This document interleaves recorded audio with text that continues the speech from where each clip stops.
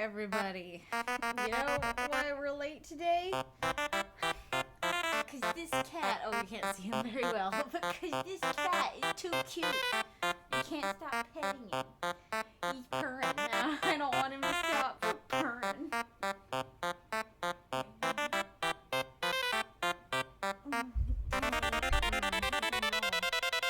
don't know if I'm going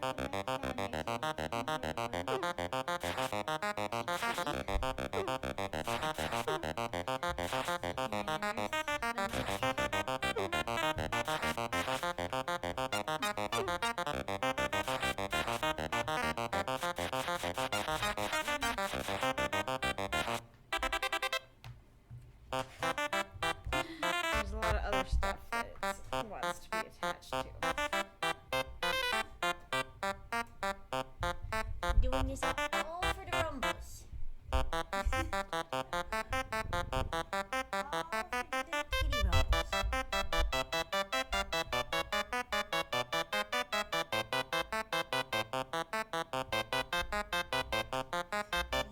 His face is turned away, so I don't know that. You can hear him.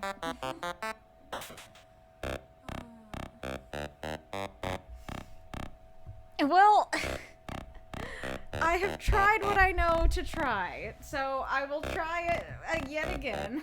Oh, is the music still going? Whoops.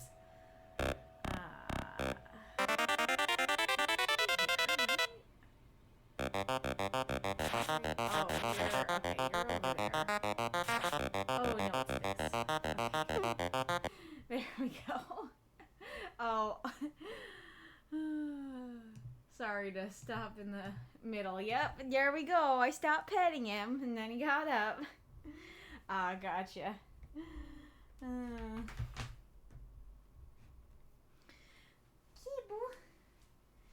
Kibu.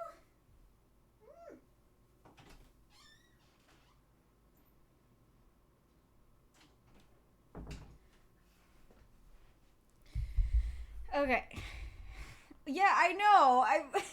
We've been over this before, that I don't know why the music is so loud. And again, I could show you how, let's see. So, like, look at where the volume, oh no, you can't see it. Look at it, don't you see? Okay. Look at where the volume is. Can you see how close it is to being muted? And on my actual computer, it is almost just as close to being muted.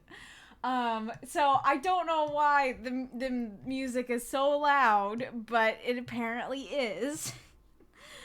And so I will go through the hootenanny again. So here's setting 1. I'm turning up the mic itself. My mic aux is all the way up on OBS. I just turned the volume a little bit up on my mic. I don't know if you want me to turn it more up. There is yellow on my little indicator. So this is setting number 1. Here is setting number 2, doodle-a-doo, is please turn it up more.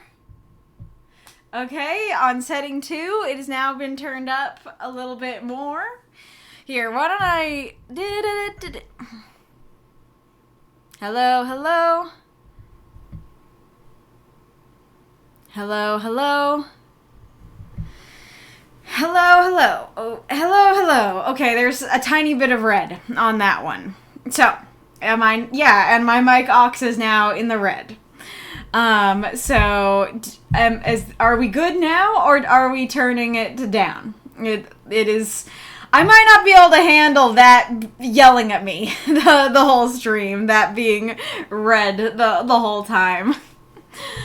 So I'm going to turn it back down a little bit. But this is all on setting 2. Okay, now this is setting 3. We're on the one that looks like... It looks like a little ghost on the back. This is setting 3. And then, all right, now we are on setting 4. So, hello, this is what it sounds like on setting 4. Okay, so setting 1, do. Setting 2, do. Setting 3, do. And setting 4, do. Vitzer likes 2 and Deathshead likes 3, so I'm gonna need a tiebreaker. It's on 2 now. Anime says 2 or 3. Doesn't change much for Mako. Yeah, it is for where the mic is getting the input from, but that changes how things sound. And you guys are saying it doesn't sound great, so I need to change the sound. 2 sounded clearest to me. Okay, we're on 2 right now. You definitely did something to make yourself louder. That's the most important thing. Okay. Yeah, I mean, like, I use the same settings every stream. I don't believe that I changed it between, whenever I got quieter, but I must have or something. Okay, but it's still getting into the red. Okay, but welcome, Magistrate Ironlung, Anime Wiccan, Makokam. Thank you for the 13 months. I love this group. Yes. Deathshead 419, Foggy Wall, Dukalese. Welcome, Dukalese. Bits okay. And I think that's everybody. Thank you for the cheer, Anime Wiccan. I must start us off a little shebang. I appreciate your little shebang. Beeper poops. Yes, but Anime, make sure that your Twitch and your Discord are connected because you are a subscriber, and you won't get the perks of being a subscriber unless they are connected. Yes, the writing prompt for last week and this stream is Misspent Youth, but you're going to get a new one at the end of the stream.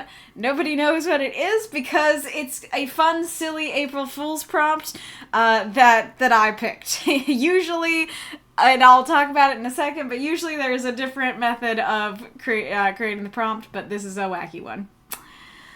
Alright.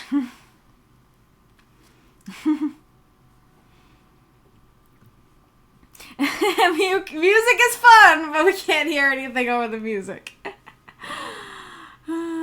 Yeah, so, I mean, okay, so, am I sounding, I'm now louder.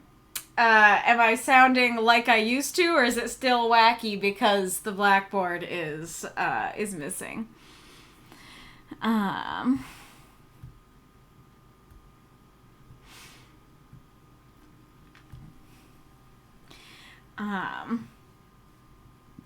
don't know what you're talking about. Oh, yeah, no, you okay, never mind. Okay. Thank you for the cheer, Marks. A nice big cheer. Hello, Nightwolf. Appreciate that, Anime Wiccan. You're very sweet. Fair. Thank you for the cheer, Deathshead. Okay, so I'm nice and clear and great and good and fine now. That's good. That's very good to hear. Well, they didn't realize the list was on the screen, but it is. So maybe we're going backwards today. But every week we have a prompt that is submitted by, why was I gonna say, like, Discord keepers or something? That's a prompt that is submitted by supporters and voted on by everyone. Then, at the end, no, I'm all messed up. Then we all write 350-word microfiction for said prompt and post it to the Discord. Then, at the end of the week, 8 stories are selected to be read here on the stream. 4 of them, it might be 5 today, but 4 of them are guaranteed. They will be read no matter what. And then the other 4 are Encores. They can be unlocked through cheering, which our lovely folks have been doing. So you can unlock... Usually you can unlock 4 stories. This time there's only 3, but usually you can unlock 4. It is greatly appreciated when you do that. The people who get their stories read appreciate it, and I appreciate it. So it's just a very nice thing to do all around. Our prompt for this week is Misspent Youth. It is a prompt that has often been the bridesmaid and not the bride, but this time it got to be the bride. I had a lot of fun with this prompt. I really enjoyed it, and I think you guys had a lot of fun with it too. So, our list for today that has been up sooner than it should have been. For our guaranteed, we have Makokam, Koryan, MasaCur, Reinkarnitor, and potentially a 5th if we have the time. And then for our generals, we have our Encores. We have Decoy, Spectre, and Steven, who is a debut. So greatly appreciate if you're able to. Okay, go away. If you're able to unlock all those. Alrighty. I just see it Reinkarnitor's on the screen. It's alright, Nightwolf. Okay. Do I want to change the background today? Do we want to do something different?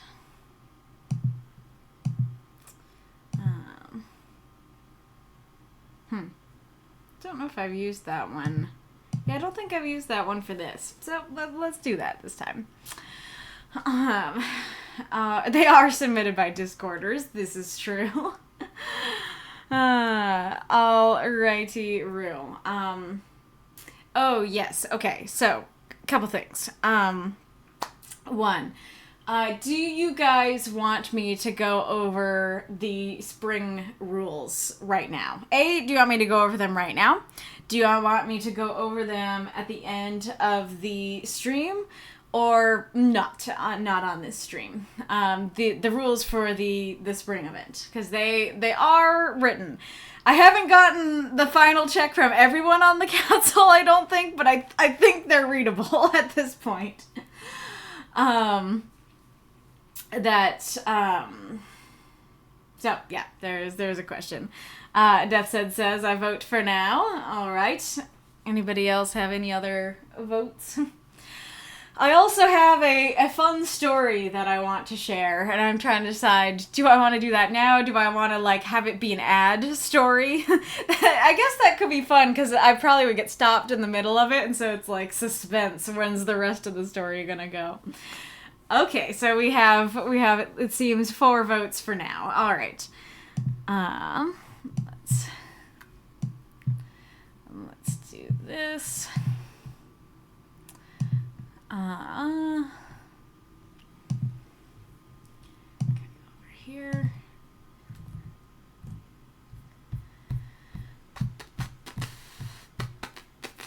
Okay. Alrighty, Roo. So. Oh, do I hear Cat? Yeah, I hear Cat. Hello. That's a cutie. Yeah, the Bella's on the throne, but you have a different throne. I know it's not preferable, but You have something. You have something to sit on. baby doll.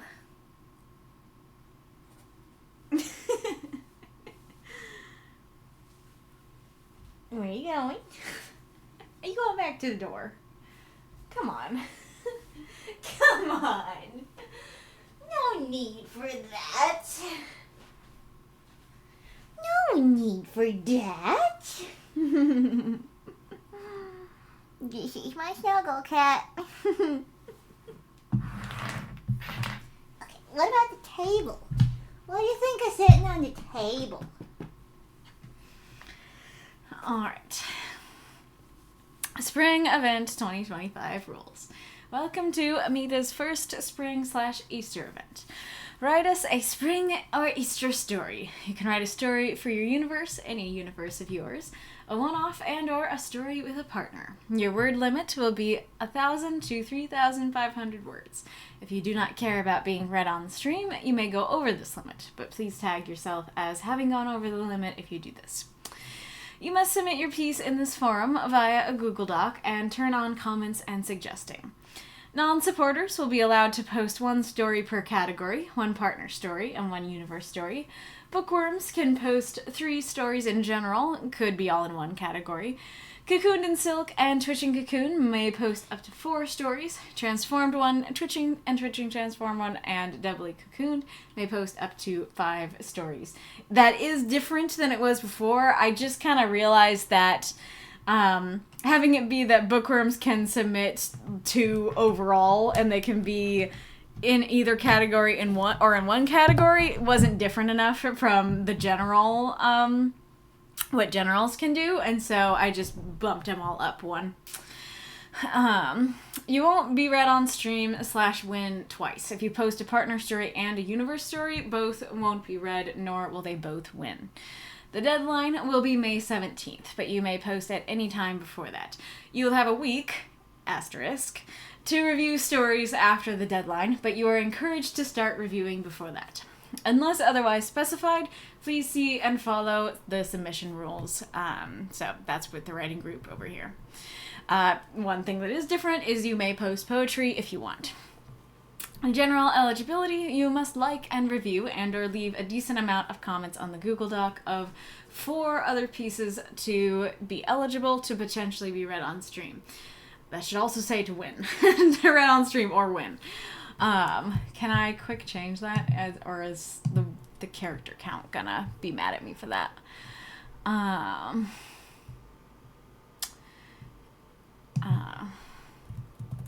Okay, it's fine. Alright.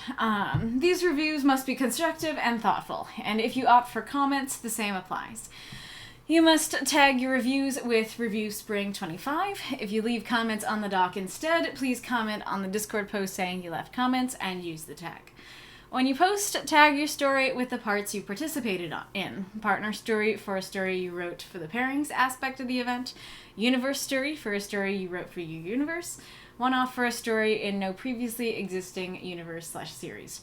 Yes, your story can have multiple tags. You may use the workshop to get opinions on your rough draft. So the workshop is up here, right there.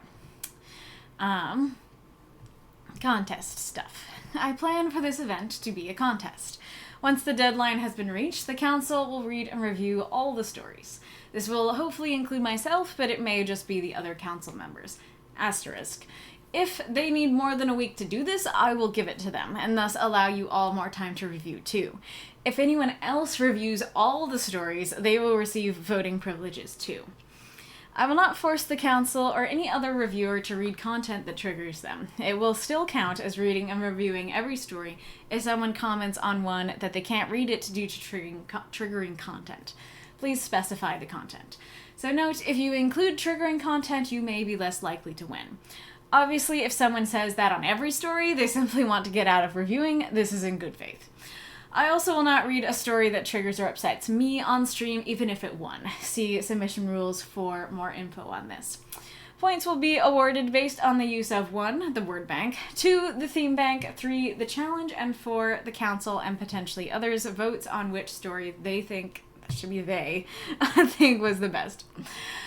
There will be 2 contests, a partner one and an individual one. Only the top winners of each category... Only the top winners of each category will get a prize. There are some complications to this that will be explained below. Provided there are no issues with the content, the top winner of each category will be read on stream, even if they didn't get a prize, plus a council's choice story that the council picks to be read. So that means on the stream, it would be top individual winner, top partner winner, and council's choice story. Your word bank. Allergy, baby. This can be any kind of baby, so chick, kitten, cub, foal, calf, etc. will fulfill this. Bee or wasp, breeze or wind, bunny or rabbit, butterfly or caterpillar. Chill, daylight, bonus point if you're able to do daylight saving or saving daylight. Dew or drop, egg or hatch, flood or flash flood, flower. Using any specific flower name except Sakura/cherry blossoms will fulfill this. Fog, fox, frog or tadpole, grow or sprout. Nest, pink, rain or shower. Rebirth, seed, shovel, snail or slug. Storm or lightning or thunder. Umbrella. These can all be singular or plural. Generally, variations will be fine, such as using allergic instead of allergy, unless they change the meaning of the word. On the ones that have slashes, using either variation will fulfill the use of it, but you will not get extra points for using both. If you use both variations, please only mark/color one of them. You must color the words from the word bank in your document. Doesn't matter what color, please just don't pick something obnoxious like neon yellow. This is to make it easier for me and the council to find them. Words that are used as a name will not be counted, so naming someone Rain or Miss Rain would not count for your use of Rain. This is because if I allow it, someone could use every word as a name, and that isn't the spirit of the challenge. Note, words used right next to each other will also not count. So if you say, I saw a bunny on the road, the rabbit was eating lettuce, or a frog, oh, that one doesn't work anymore. I should remove that one. Okay, hold on. Oh no, that it does. Never mind. Okay, I confused myself. I saw a bunny on the road, the rabbit was eating lettuce, or a frog hopped out of the pond, its long legs propelling it onto the shore. I think of what it would be like to be a tadpole and suddenly grow legs. Those would not count. If you want an exact number, words within 5 sentences of each other, as in it needs to be sentence with word, 5 sentences without words, sentence with word, or within the same paragraph won't count. You can use the word close by and use it again later, but only the later one will count. This is to try and make it more challenging to gain points from the words and to try to help people not go for cheap uses. So, like using the tadpole example, so you could say this line of, a frog hopped out of the pond, its long legs propelling it onto the shore. I think of what it would be like to be a tadpole and suddenly grow legs. As you keep going, like you can leave tadpole there, it just won't count. And then if you keep going and use tadpole again, even if it refers back to the thing you just talked about earlier, then the later one will count as long as it's in that limit. Theme bank. Okay, what would happen if I click this? Okay, it goes over here. All right, so theme bank. Here be Mothy. here be Sakura Moth. I will show you all of her angles. Make her pose for you. Okay, so that's Sakura Mothman. And then we have Goblin Core Mothman.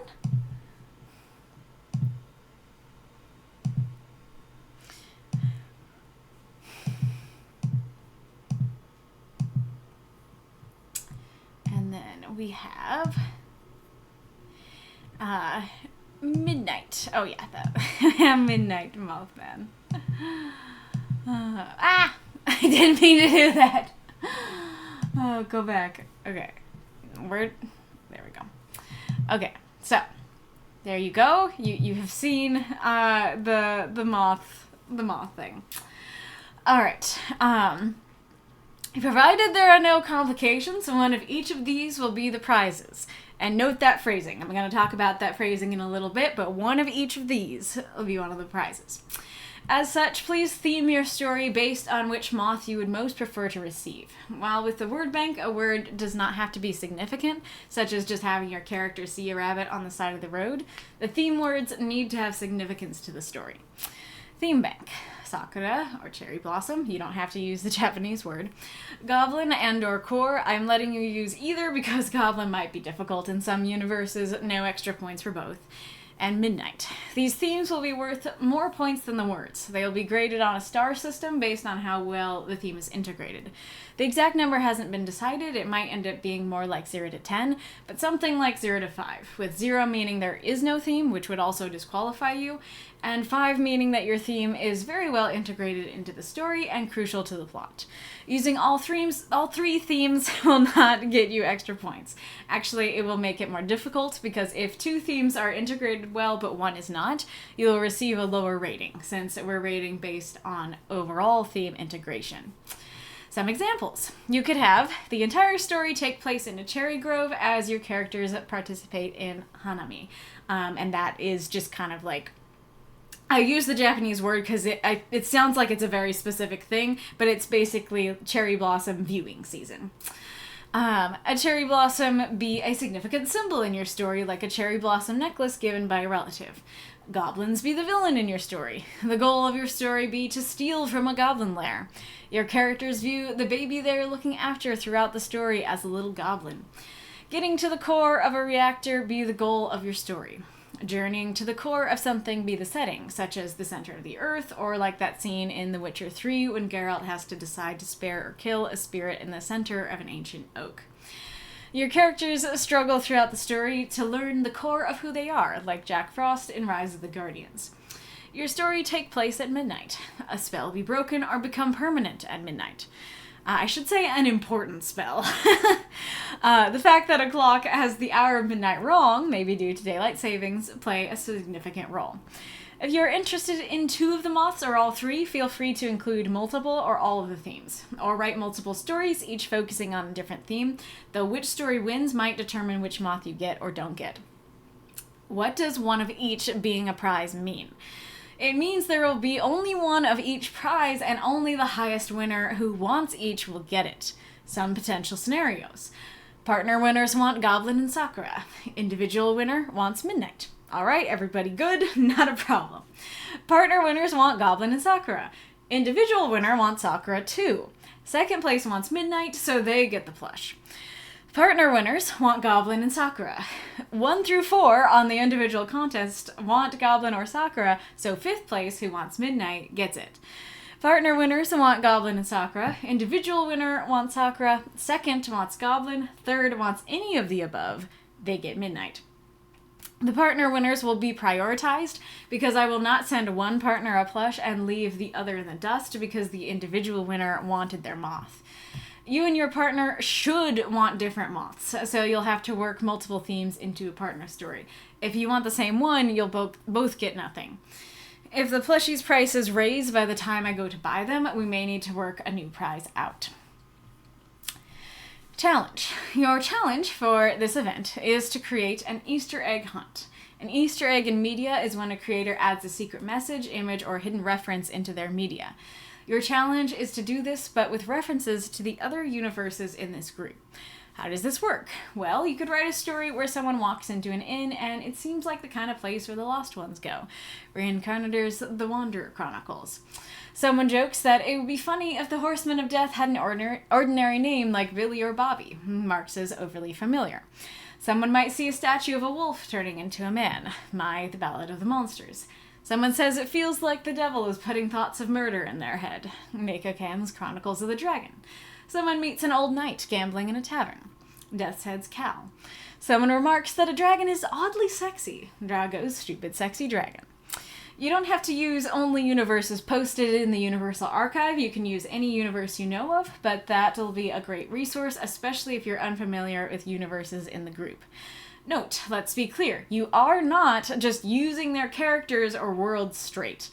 If suddenly Matt shows up in your story swinging Death's Scythe, that is not a reference or Easter egg, that is a crossover, and if done without Marx's permission, plagiarism. Make sure the story universe is still yours, just includes references to others. If I have the characters, I should clarify yours and your partners. It's okay if you combine you and your partners as a direct crossover. It's just the other people's, the Easter eggs. If you're unsure if a reference goes too far, you can always tag the universe's creator and ask them, and or tag me and check with me. In my inn example, you would need to make it clear that this inn isn't the Wanderer. It's just an ordinary inn. But because the character notes that it feels like lost things are here, it's reminiscent of the Wanderer. The Old Knight couldn't actually be Califrac, rather it would just be a character reminiscent of him. Once again, simply naming your characters based on the names of other characters in this group will not fulfill this. I know I used that as an example when I was coming up with this, but realized later that someone could easily make all their references names, and that doesn't require much creativity. Once again, these cannot be too close together. See above. You'll get at least a point for each reference. What to include in your document and notes. In the document, please put a space between each paragraph and don't indent, like so. This makes it easier to copy your story into Word when I read them on stream. So there you go. It should, oh, that's a little small. So it should look like this.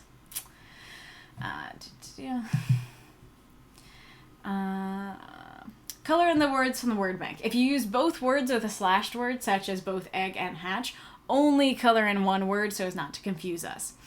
If a commenter points out a grammatical mistake, please fix it. If a commenter crosses something out and offers a fix and it is not addressed, it will end up repeated when I copy to Word, and I will have to fix it manually or I might miss it. You are not required to maintain grammatical comments on your doc. They can be accepted or denied. Just make sure you keep content comments so we see this commenter did review you by way of commenting. In the notes. When I say put it in the notes, I mean the notes on Discord. Make your forum post, make a comment underneath it for note, and make a comment underneath it for notes. List the words you used in your notes too, just to make sure we don't miss any. List the theme or themes you used, and explain why you think it was integrated well, important to the plot. The Easter eggs you included, put these in spoilers, and what page they're on. Any questions you might have for reviewers or other notes. Please read through these thoroughly. I know this is long, but if you're going to participate, you need to read and comprehend the rules. Please do not later complain about something being unclear if you rather simply didn't read the rules. If you find anything confusing or unclear, ask right away. This is a great time to ask. Once you finish reading this, please tell me in the comments below what you most enjoy about spring. So let's, actually, well, I should... let us make it visible to everybody. Let's see. I should have gone through all the permissions first. Hang on. Okay, so everyone can't do that. Yeah. Oh, there's another thing I need to do. Maybe I shouldn't be opening this up right now if that's not available yet. So you can do that though. No, yes,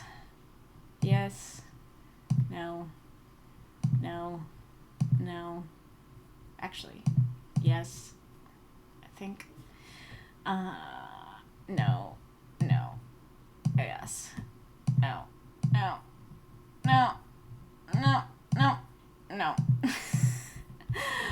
Okay. I think that's right. Okay, so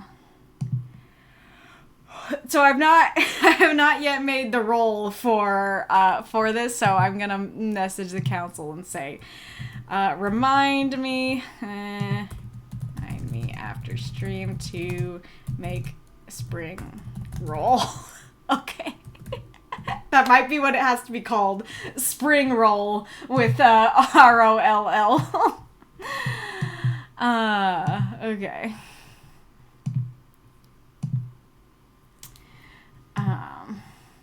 Okay. So let's go back over here so in case you have any questions. All right. So like one prize for the best of each theme. I'm not sure exactly your meaning there, but it's basically like there are only 3. There is only one of each. And so if the partner winners want 2 and the individual winner wants the other one, perfect. But if the individual winner wants one of the same ones the partner winners want, then it'll go down the line. And that is a benefit to using all 3. That is benefit to using all 3 because If the partners want these two, and then the individual's like, I want any, then they'll get the one that's left, you know? Would a character finding a comic book with a dragon on the cover count? Yeah, Mako answers, by itself, probably not. You need something a little more referential. Like, is it a sexy dragon or a city-destroying one? Exactly, yeah. Because a dragon itself isn't necessarily a reference, but it's the sexy part where it's like, that universe is literally called Stupid Sexy Dragon. And so if you're like, wow, that's a kind of a sexy dragon, then, okay, now that seems more like a cheeky little reference. And then, yeah, if you did a dragon destroying a city, then that could be a reference to Makokam's story. I don't know what you mean by Uruk or a ziggurat. Like, a ziggurat's like a specific structure, right? So, what is that? What is the difference there? Yeah, dragon is too... Spring roll! I want Chinese food, yes. Foggy. I kind of want to participate just based off of the title reward. You mean the plushies? Phrases, anyone want Chinese? Alright, so any other questions about it before I move on to the actual stories? Oh, the title reward being a little spring roll. Uruk was a city in ancient Iraq, and I believe that Jonathan destroyed much of the Middle East. Gotcha. That's interesting. I'm unsure about that one, because I can see the intention of the reference there, but also, Jonathan definitely didn't destroy a, like, ancient city, and so I'm not sure if we hadn't talked about it, if I saw that, if I would be like, I don't know what this is meant to reference, or if I would be like, obviously Jonathan. I want to run this by you because I can make very, very encoded references. That's very fair. And, like, I guess something to think about in your references could be potentially, like, try to include two aspects of the thing, if that makes sense. I think that was true in a lot of my examples, that it's like, it's an inn, and it seems like it's where the lost ones go. And granted, Reink can say if he does not think that is enough of a reference, but, like, okay, just an inn is not enough. A place where the lost things go, not enough. In where the lost things go, okay, now it's starting to seem like a reference. And then, like yours, so just seeing an old knight, I don't think it's quite enough of a reference to Califrac, but it's like, okay, here's an old knight gambling. Okay, now this is a little bit more referential, if that makes sense. So, yeah. Eep. Come on.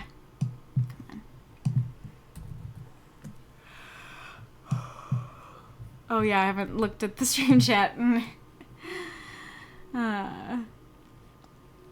Norman, speaking of plushies, I showed my friend my octopus plushie from the Halloween contest, so they decided they'd need a plushie companion, so they crocheted one. Aw, that's so cute. I love that. It's all coming together. I also had an octopus plushie mentioned in one of my stories this week.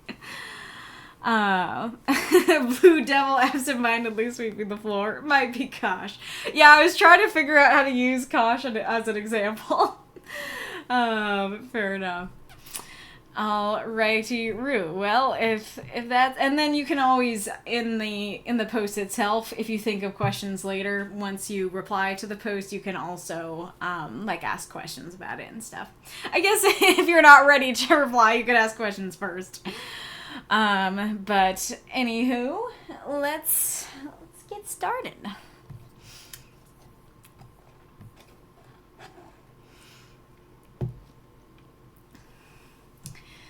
A Special Night. Chronicles of the Dragon. Jostica and Thomas by Makokam. 350 words. Jostica wore a blue dress. It fit her torso snugly, but flared out at the hips to swish nicely. Had a cutout back and made her boobs look amazing. She had a red leather half jacket on top of it, since it could still get chilly. She normally wore her hair up in a ponytail, but since this was a special occasion, she had it down. She didn't know what to do with it, but thought it looked nicer that way. Her heart raced with joy, and she couldn't keep the bounce out of her steps, which was magnified by the swishiness of the dress, and tossed her hair about, regardless of where she tried to put it. "You seem excited," her boyfriend, Thomas, said, a grin on his face. "Well, yeah," she said. "We're finally going out on a real date." She twirled once for emphasis. "And it's not just our first date, it's my first date. Ever." Thomas chuckled, but quickly stopped. "Your first date ever? You're not serious." "Of course I am," she said. "I've told you I didn't do anything in high school but study." "Yeah, you did, but, I mean," he gestured to Oliver. "I can't believe nobody asked you out." "Oh, a few did. I just didn't accept. I was busy. Full-time student. Literally." "Not once? Not even before you dedicated yourself to magic? In 7th grade? No.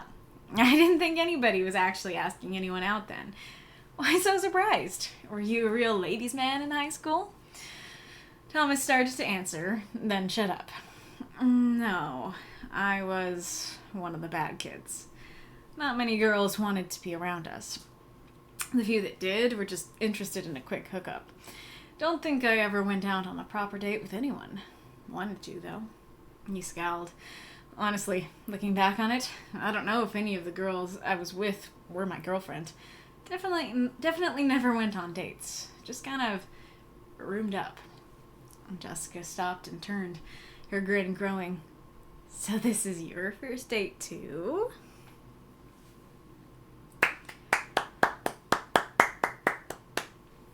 Throw out those moths and monsters. Cheer for this story if you loved it.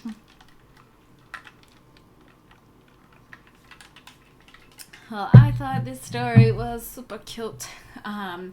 Anybody who doesn't know Mako's universe, I would be curious to hear if anything confused you. So Mako's note was, "I had a bunch of ideas for this story, didn't use even half of them. Not sweating it though, as I got to 350 and it just happened to be an okay ending point. Of the story is good enough." I love the idea that reading that, the not sweating it though, could read as genuine, like, "I'm not bothered," or like, "I'm not sweating." Had a straight iron lung. I thought it was super cute. Mako, as would I, about the, is it confusing to any newcomers? I'm also curious about the chat's reaction to the boob line. Because Mako asked me ahead of time, he was like, is this okay? Is boob mention alright? And I was like, I think so. I think it's fine. It's just her complimenting, you know, or just her being proud of her appearance and stuff. One second to say. I did not realize he was going to use it in the first line. I might have pushed back a little bit more if I knew that, but I'm super curious about you guys. When I read it in the car to my mom was like, "What the heck was that?" So I'm very curious your guys' reaction to that. If you were like, "Boob mention in my writing group story," or if you were like, if you totally just breezed past it and were like, "Yeah, she thinks she looks great. What's the problem?" Alright. But I do like the description overall. I do like that it's clear, that, she just is feeling good in her dress and stuff. I like the swishiness mentioned. I think that's cute. I like the, it could get chilly, so I need a fashionable jacket over it. I'm curious about the tone of the hair thing, because I don't know if it's like, okay, like, I'm confident, I'm good, didn't really know what to do, but I'm good, if it's like, what do I do with my hair? You know, kind of thing. I'm curious if anybody was confused why they are boyfriend and girlfriend when they haven't actually gone on a date yet. And how that could be fixed. So, I don't know if I should answer it until you guys answer, but curious about that. I really like the, which is magnified by the swishiness of the dress. I think that's great. I love the intro of the subject matter of not just our first date, but my first, like, not just our first date as a couple, but my first date in my life. I think that is a great use of the prompt and a really fun just idea and you know, focus of the story. And I like Thomas's like wait, what? You know.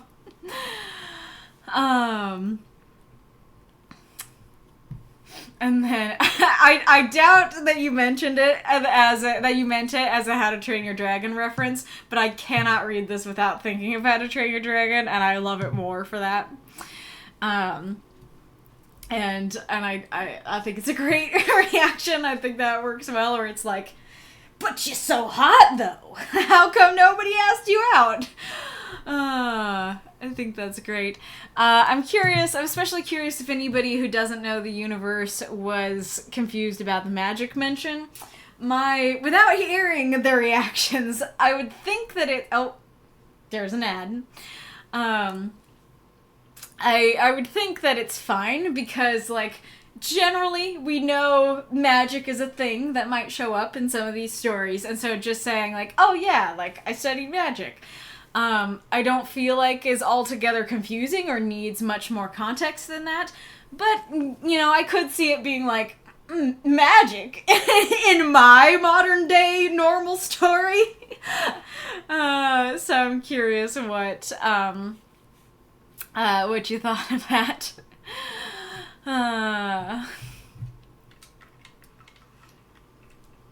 I do like the, like, like, you probably dedicated yourself to magic, like, after high school or at the end of high school, right? And she's like, I dedicated myself to magic in 7th grade.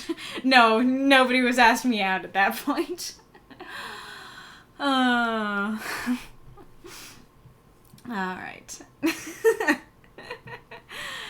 Alright, where is the ad?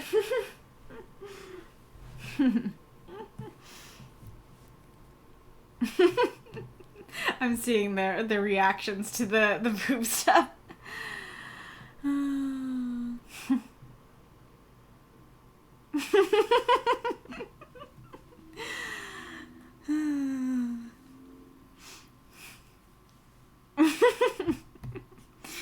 Oh, this is great. Come on, ad. I'm just gonna keep chuckling at the chat until you arrive.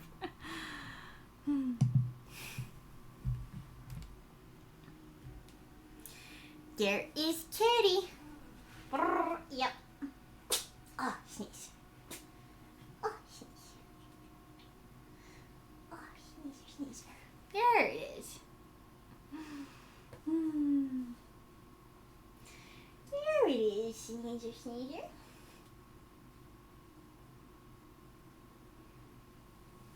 You're a cutie. You're a cute kitty. Oh. You're not the sneezy one. Why are you sneezing so much? Bo is in here. He successfully curled up on the other side of the desk. Oh! You never sneeze so much. So what's up with that? Cutie. Oh, I hear her starting to purr.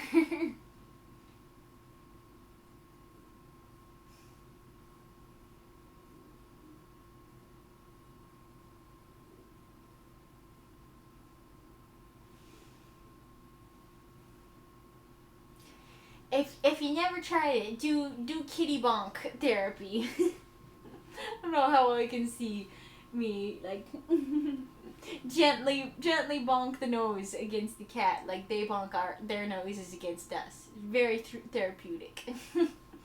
Of course, don't do this if this is a cat that will bite your nose. But if you got a nice cat, like I have, then do the bonks. Then do kitty bonk therapy. Right. Right, well.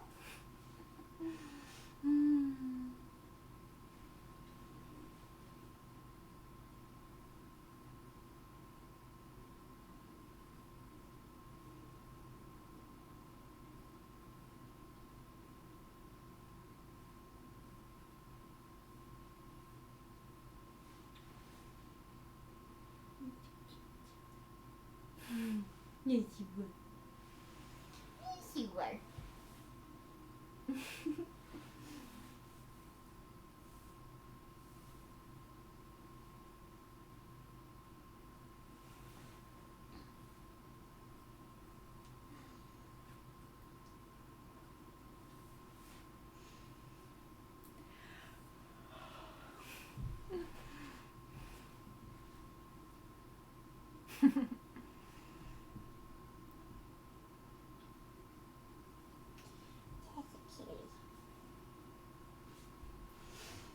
I feel like my usual early ads. I feel like my early ads are not usually this quiet.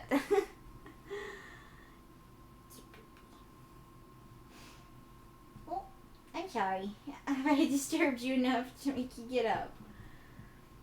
Yeah, you can curl back up. Good cat.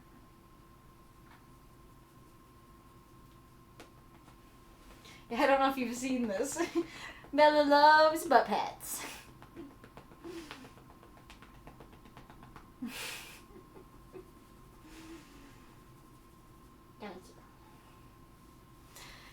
Alright.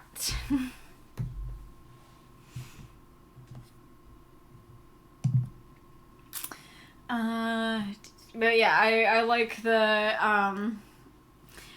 I liked the magic stuff. Personally, I like that he didn't know how early she did that, and so, like, that really shows not, like, it's not like she was, I mean, I guess I don't know for sure, but I was gonna say, it's not like she was dedicated student and then dedicated magic student, it's just, like, all magic all the time. All magic full throttle. Could that be a prompt? Full throttle magic.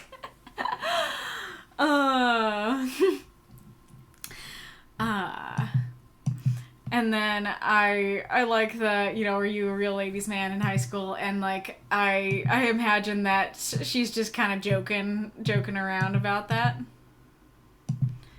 And I like that he like starts to answer maybe more casually, and then he's like, "Oh, the answer's kind of sad or dark.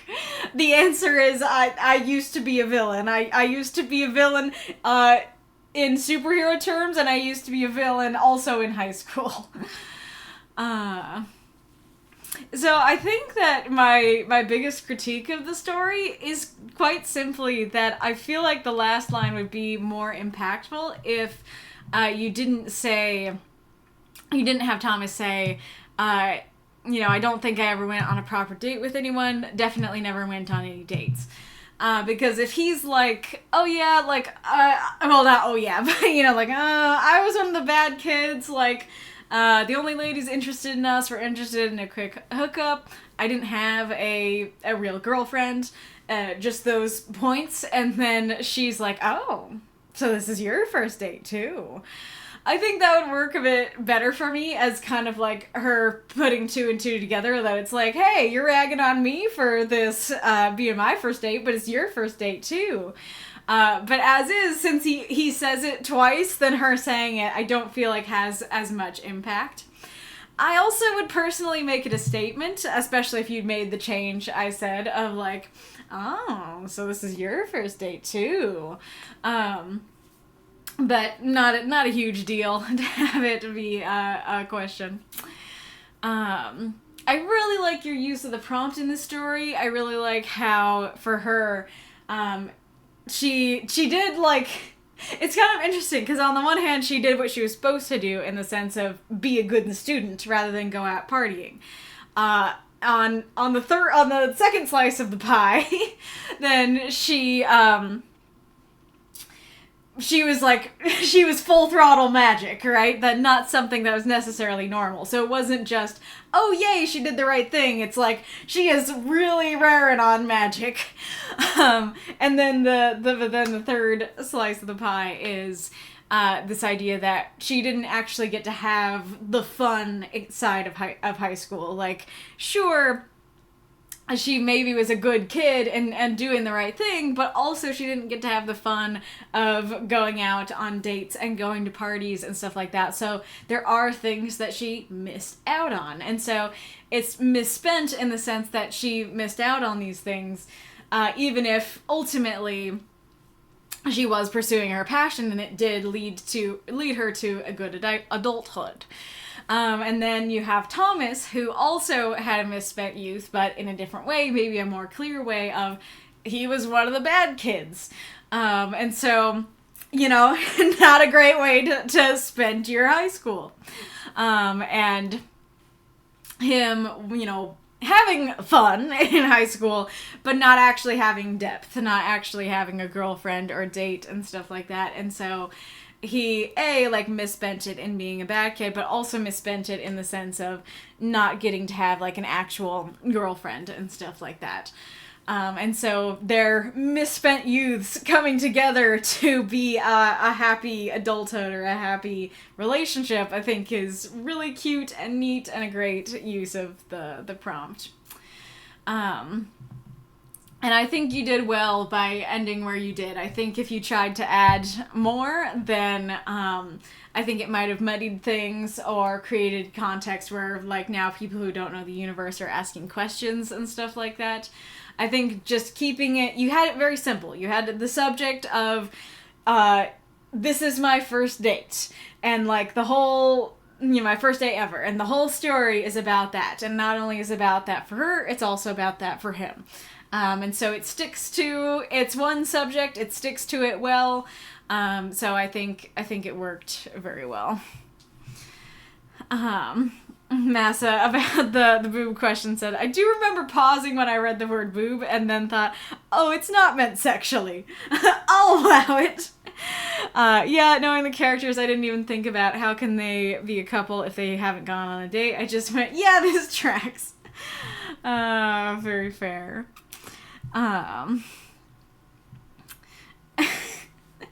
Vitzer, well, we mentioned everything else.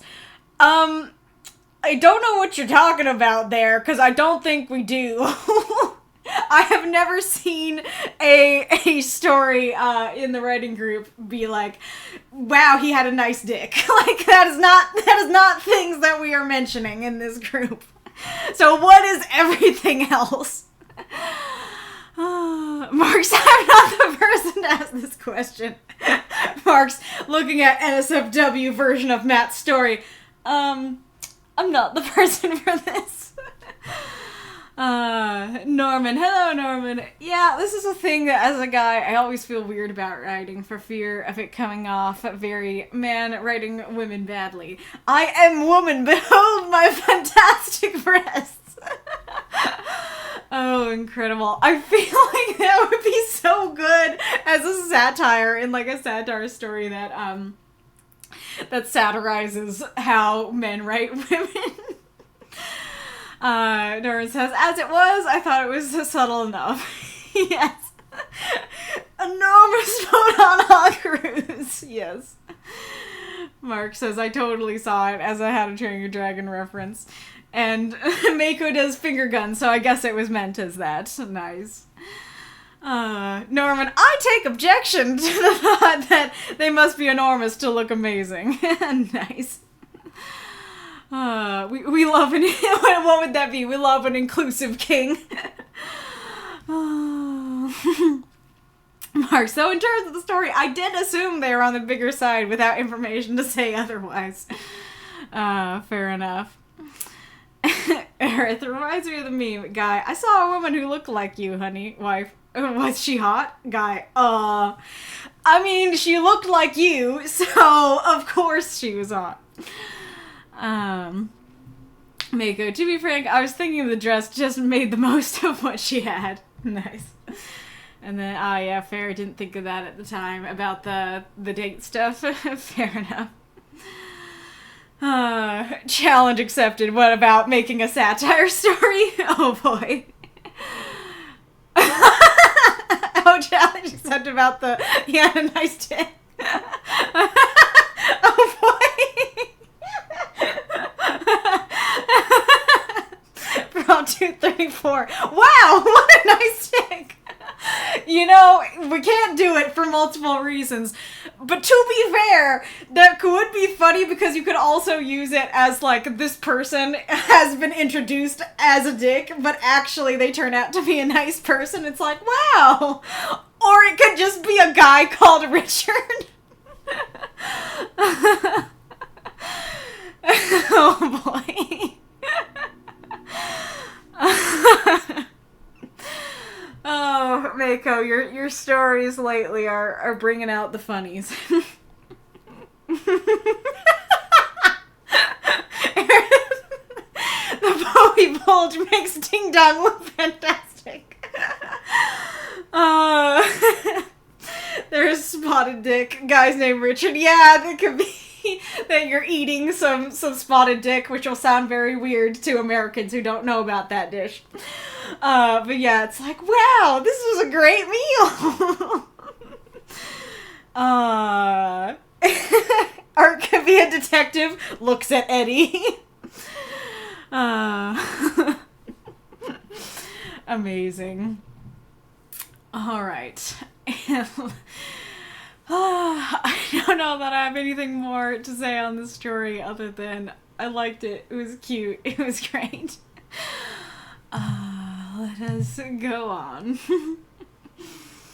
Gotcha.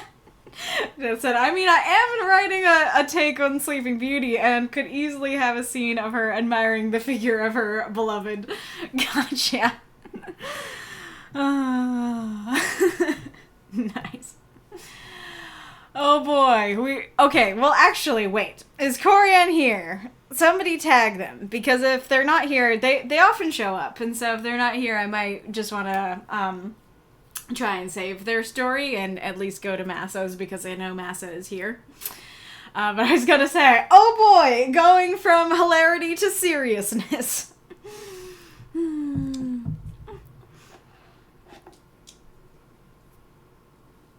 Oh, Koryan is here. All right. So, yes, the statement stands.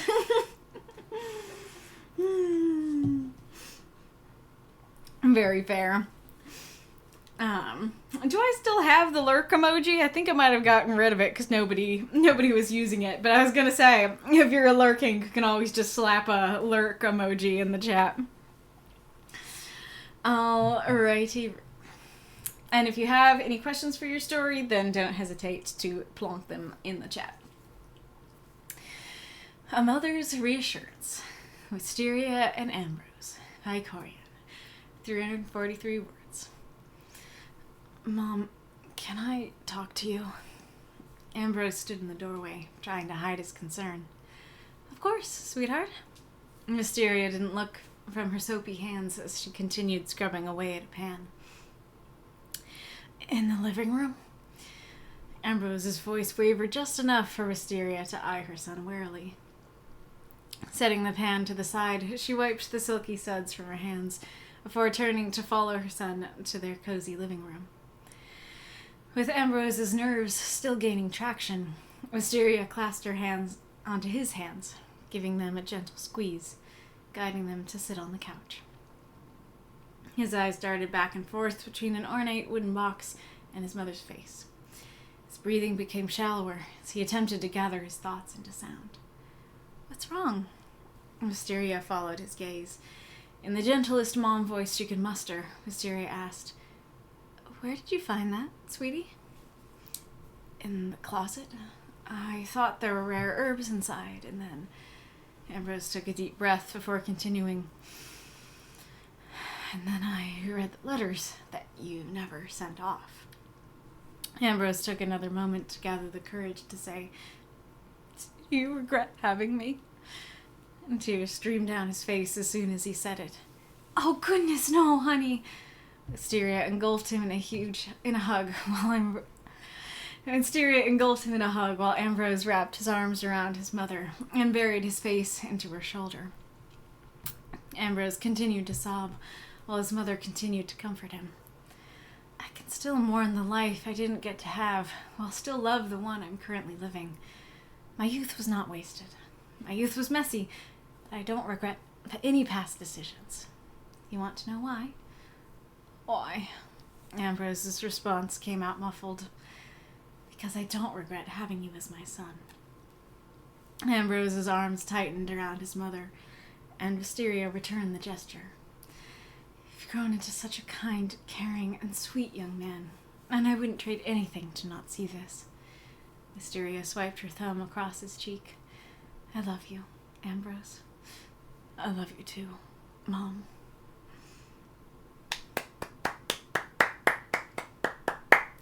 Throw up those moths and monsters. Cheer for this story if you loved it.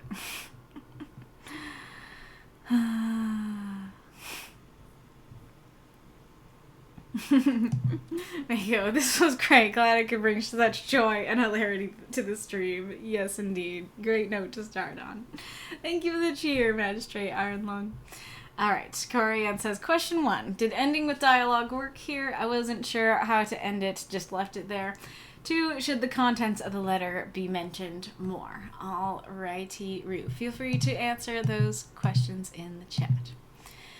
Well, I love this story as well. I really liked, well, let's see. Do I want to go over specifics or go over general? Yeah, I guess I'll go over general. I really liked your use of the prompt a lot, because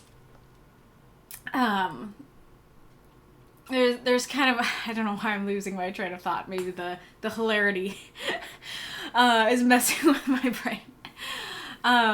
But I like this idea of, like, my youth, there are things in my youth that, well, let's see, did she say, like, she regrets but doesn't regret, or did she say she flat out doesn't regret? Apparently I'm too scatterbrained, so let's go over specifics.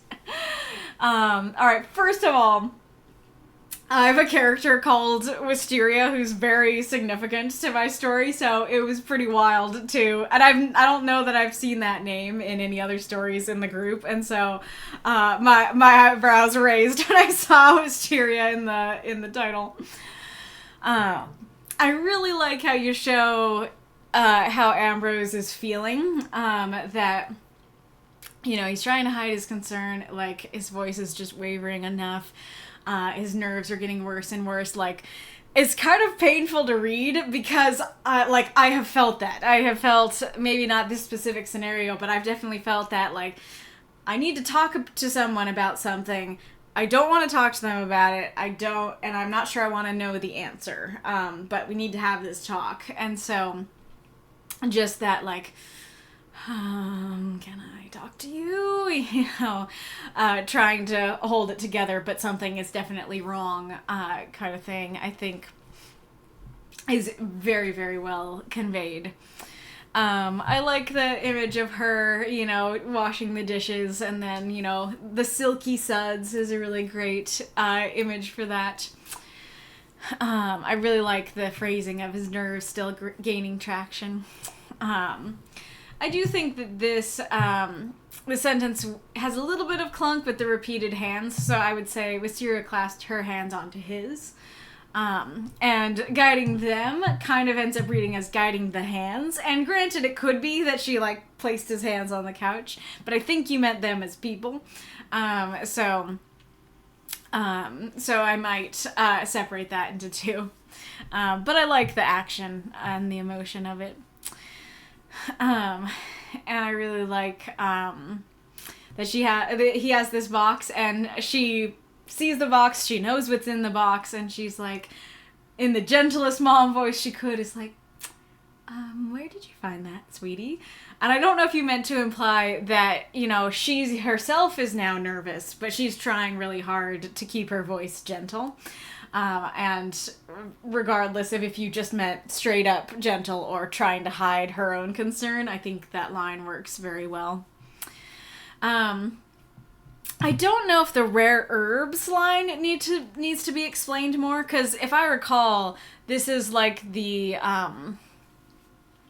like witch wizard people that I remember there was a story of her giving him like the grimoire of their family or something like that. And so I was like, oh yeah, like this is basically a witch's cottage and they make potions and stuff, so it makes sense that he's looking for rare herbs. But I feel like anybody who doesn't know the universe would probably be like, why would he think there were rare herbs in the closet? Why would he think that there are rare herbs in this box? And so I don't know exactly how you could fix it. I don't know. I don't know if it needs to be mentioned what he thought was in there. Like, you know, people be finding secret boxes in the house. So I don't know that it's that, you know, strange just for him to find it. I don't know if you could have a line. How many words did you have? You had 7. I don't know if you could have a line of, you know, maybe instead of washing the dishes, she could have been like making a potion or something. And so then the rare herbs thing might make a little bit more sense. And then we'll come back to the letters, I think. And then I really like the bomb drop of the question that, like, I can really feel the emotion of what he's feeling before we hit, the question. And so then when we hit the question, it's like, oh yeah, that makes sense. that makes sense as to why he is having, this level of concern and nervousness. And it's very much a, gut punch of a question just on its own. And so I think that's a very, like, powerful and real and to many people very relatable question and struggle. And so I think this story has a lot of transcendence and a lot of potential to really reach readers in this world. And of course it's beautiful that she, you know, responds with not just no, but like an immediate, like, oh my goodness, no, like, I feel so bad that you think that, you know. And I like how he was holding it together, but definitely concerned. And then he breaks down in tears as he says it and, you know, sobs into her, even though he's like, his fear has been, you know, does she really love me? Does she really want me? But he can't help but hold on to her and sob into her. And that's very beautiful. And then I really love, you know, so this was the prompt thing I was trying to talk about and couldn't find the words. But I really love that phrasing of, I can still mourn the life I didn't get to have while still love the one I'm currently living. I think that's another thing that a lot of real people, real readers could very much relate to. That idea of that both can be true. It can both be, I wish that there was more I had gotten to do, you know, before I had you, but that also doesn't make me ungrateful for you. That doesn't mean I don't wish I had you, you know, like, this is great too. This is great, but I like this, you know, I would have liked to have this, but I love you, you know. And so I think that's really, that's really beautiful and a really beautiful way to phrase it. And I like how she's saying, my youth wasn't wasted. It was messy. You know, it is sounding as though she had him young. She had him younger than she intended to. And so, like, there was messy, you know, relationships and stuff like that, potentially. But just because it was messy and there were things that she might be really nervous about, things that were very difficult to go through, things that she just was never able to do because she had him, none of that means that it was wasted. And I think that's a really beautiful thing and a really healthy mentality, because somebody in her position who does view their youth as wasted, then they actually might, like, take it out on the kid and be like, you took this away from me, right? You took my life away from me. And so being able to go, hey, it was messy, there were difficult parts of it, there are things I didn't get to have, but it was not a waste because I love you and I want to have you, you know? I think that's very beautiful. And then I do really like how, she does kind of a mom thing of like, hey, you want to know why? Because I don't regret having you as my son. That's very beautiful. And it's interesting because, like, I was critiquing the previous story for being repetitive, but I'm going to praise this story for being repetitive because she does directly say immediately, oh, goodness, no, honey. And then she is ultimately repeating herself when she says, I don't regret having you as my son. But in this case, I think it actually works because even though, yeah, it's repetitive, it might feel like something the reader has heard before. Like, this is what Ambrose needs to hear. Like, Ambrose needs to hear complete, full, no, I don't regret you, and then here's my explanation. Let me repeat that. I don't regret having you. Like, absolutely, that is what he would need. And so I think that's very beautiful that she says it and repeats it and stuff like that. So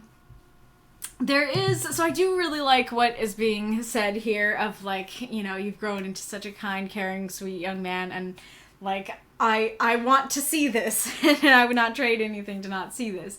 There is some clunk in this line because of the double negative. I think saying something like, I wouldn't trade anything for this, or I wouldn't trade anything for you, I think would work better. Because even something like, I wouldn't trade anything to not see you grow up, or I wouldn't trade anything, so switching the line around and going, I wouldn't trade anything to not see the sweet, kind, caring young man you've grown into. Like, those could work, but the double negative, no matter how you rearrange it, does make it clunky, so I think that to take out the clunk, it would just need to be for you or for this. And then, the contents of the letter. It rather worked for me personally that we did not get to see what was in the letter because, whatever it was, clearly it gave him some indication that she regrets having him. Whether that be something that was directly stated or something that's kind of implied or something he took out of it. But, I did, talk about the story with others, and it seemed like the consensus from the more people I talked to were that something more should be there. That what you have is good, but just a little bit more of a clue to what exactly was in there would be good. Especially because she is very quick to be like, no, I don't regret having you. We, as the reader, haven't been given any indication that she regrets having him, besides the vague implication of the letters. And so, I can definitely understand a kid finding an old letter and, regardless if it says that directly, getting that impression and stuff like that. But it might not hold as much emotional impact as it could have if we knew what exactly was in there, if we had, the same doubt as Ambrose. Before we get our answer. And I don't think it would be too difficult to add that in there. I think you could just have him quote the letter directly. Now, again, I don't know if she directly said it, but if she did, you could have him, like, hold the letter and go, like, if I didn't have Ambrose, I could, and then, like, whatever she wanted to do, and then him saying, like, you regret having me, and her being like, oh goodness, no, granted, that might cause, if it was that direct, that might cause you to need to have her explain things a little more and just be like, there are things, if I didn't have you, there are a lot of things that I could do, and, but also I want to have you, sure, but yeah, so, having a little bit more, I think, could be good. And I don't know, like, there's kind of an element of, okay, who are they to and why did she never send them? I don't know if that would need to be said or not. Because I guess there's kind of an element of, that I guess, come to think of it, I did think that they were pretty intense because when me trying to put together, they were never sent off and he got the conclusion that she regrets having him. I don't know how exactly this works in, like, a magical world like this, presuming that this is a magical world, but I did kind of think that it was a letter saying something like, I'd like to have an abortion, that she never ended up sending. And granted, as I think about this, I'm like, yeah, actually, I think her reaction might need to be more intense and even more comforting than it already is, if that's what it was. But yeah, so, like, it could be that. It could be, oh, if I didn't have him, then, like, I could do this. It could be something much gentler than either of those things, you know? It could... I'm trying to think what it would be exactly, but maybe it could just be describing, like, all the things she'd like to do, without ever even directly saying, like, oh, if I didn't have him, then I'd get to do these things, but rather, like, just like, oh, I wish I could do X, and I wish I could do Y, I wish I could do Z, you know, that kind of thing. So, you know, that's definitely something to think about, that not knowing what's in the letters could make readers go to drastically different places, in what could be in there, and those drastically different places might require different responses. But, you know, her response is a great response, and is a great overall addressing of the issue, even though we don't know exactly what was in there. And, like, if you haven't answered already, I'm very curious about you guys in the chat if you guys were like, I really needed more info on what was in the letters, or if you were like, nah, I was totally good without any more direct answers. And then you asked about the ending. The ending worked for me. It's also a little bit repetitive, but that also kind of works. I think this repetition doesn't work nearly as well as this one does. But again, this is what he needs right now. He needs to be told that he is loved. And so I think that works. And it's a cute ending, and it's ending in a good place of showing I love you, you know? Yeah, so I think it works. Alright, let's see what folks have been saying.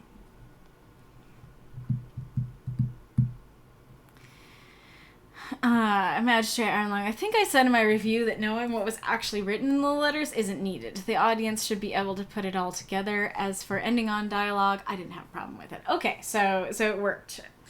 Oh, really? Yes, it says, I've seen Hellenic use Wisteria often in his stories, though I don't remember if he has a character named that. Oh, like the flower, you mean? Gotcha. I do appreciate the feedback from everyone, says Koryan. Good to hear. This says, sometimes people dig for the stuff in the closet, though there have been times when herbs were drying in various places in my house, including closets. Gotcha. He's the mother and son of witches, yes. That was the first line I wrote to and worked around it. Which, I'm curious which line you mean. Agreed with all of that, Kaylee, Mega said. I think about the, like, prompt use, about the regret and everything. That's what I was thinking, says Koryan, about the closet drawing. I'd imagine she said it directly in the letter as a catharsis to process past relationship and pregnancy and such, but would need to work on those details.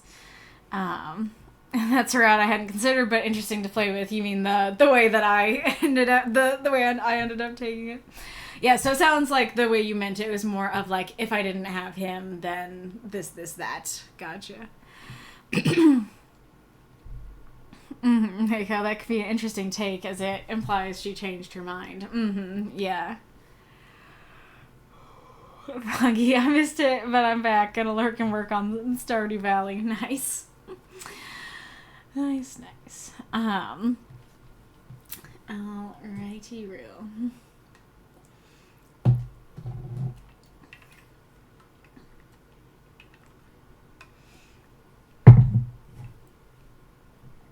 Yeah, the way I interpreted it, gotcha.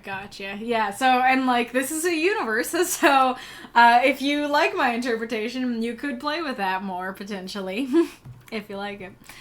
But anywho, great story. I think this is really heartfelt and had a lot of depth and meaning. I thought this is great. Let us go on to MasaCur's story. Oh yeah, and I'm sorry I messed up on that line. I don't know why I ended up reading it. I thought it was gonna be a huge hug, but then I realized it was just hug, and then it messed me up. I should have just said huge hug. That would have worked.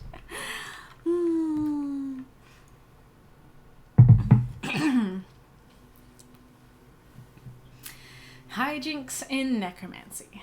My life with an idiot Lich. A MasaCur. 350 words. Miguel placed the grimoire back on the shelf. Master, I have a question. Why is it that you don't teach me from your earlier books? Ibrahim stroked his bony jaw. Yes, well, Miguel, I don't want to share my youthful bad habits. Miguel raised his eyebrow. What sort of bad habits could I learn from a magical text, Master? Would it surprise you to know that I, Ibrahim Gonzalo Esperaguera, was not always a student of necromancy? Miguel shrugged. Well, clearly at some point you started learning, and for that... No, I have also dabbled in other schools of magic. I once fancied myself a summoner at one point. Miguel stopped and nodded. So your old books contain your summoning spells? Oh, not just summoning. Some elemental spells. I used to get up to all sorts of shenanigans when I was younger. Younger than you, Miguel. Miguel sat down and leaned back. You go on, Master. I'm quite interested to hear this. I originally learned necromancy from my father. Once I showed promise, my parents apprenticed me off to a Lich Lord to learn the craft, just as you have become my apprentice. I remember the days of my early apprenticeship, Ibrahim continued, summoning sheep and shearing them and letting them loose in my master's keep. He would be livid, demanding to know where the sheep came from and insisting they be let out to return to their homes. He would forget that the sheep were sheared and not ask about the wool. And then, for the next feast day, I would have knit new shirts for my master's undead minions, dyed in the brightest of colors. This is so enlightening, Miguel said thoughtfully. How so, Miguel? I hope that you do not follow in my footsteps. If you were to prank me by releasing a flock of sheep in the apartment, I dare say I would lose the lease. Miguel shook his head. No, Master. I was just thinking all this time that immortality had made you insane. Now I see that you've been this way even before that.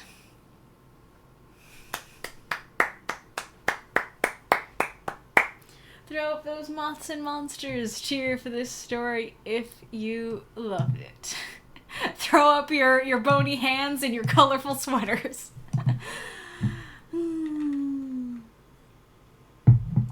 I love it, says Bitzer. Yes, you know I love Ibrahim. You know I'm always gonna love a new installment of his story. How many stories off are you from being able to post about him in the Universal Archive? Though granted, is he a part of Genre Break? Because you write almost all your stories in Genre Break, right? So you can totally do a Genre Break one with a subset of Ibrahim. 3, I believe. Oh, gotcha. I thought it was more than that. Oh, you were always bonkers. Makes sense. Exactly. Alrighty, room. Okay, so going through it. I think the setup works quite well. We just, he's just like putting a book back, looking at the older books and asking why, we never use them. That works very well. I like the image of him stroking his bony jaw as if he were stroking his beard. I think that's great. I do think it's cute that he thinks, that these are his youthful bad habits. We'll come back to that, but the initial introduction is very cute.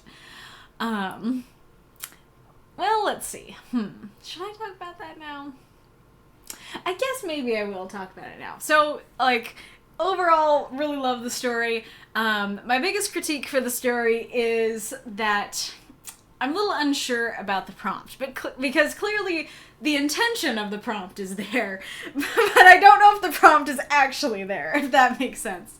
Because the thing is, like, he says, I don't want to share my youthful bad habits. Okay, like, that sounds like a misspent youth. But then in the end,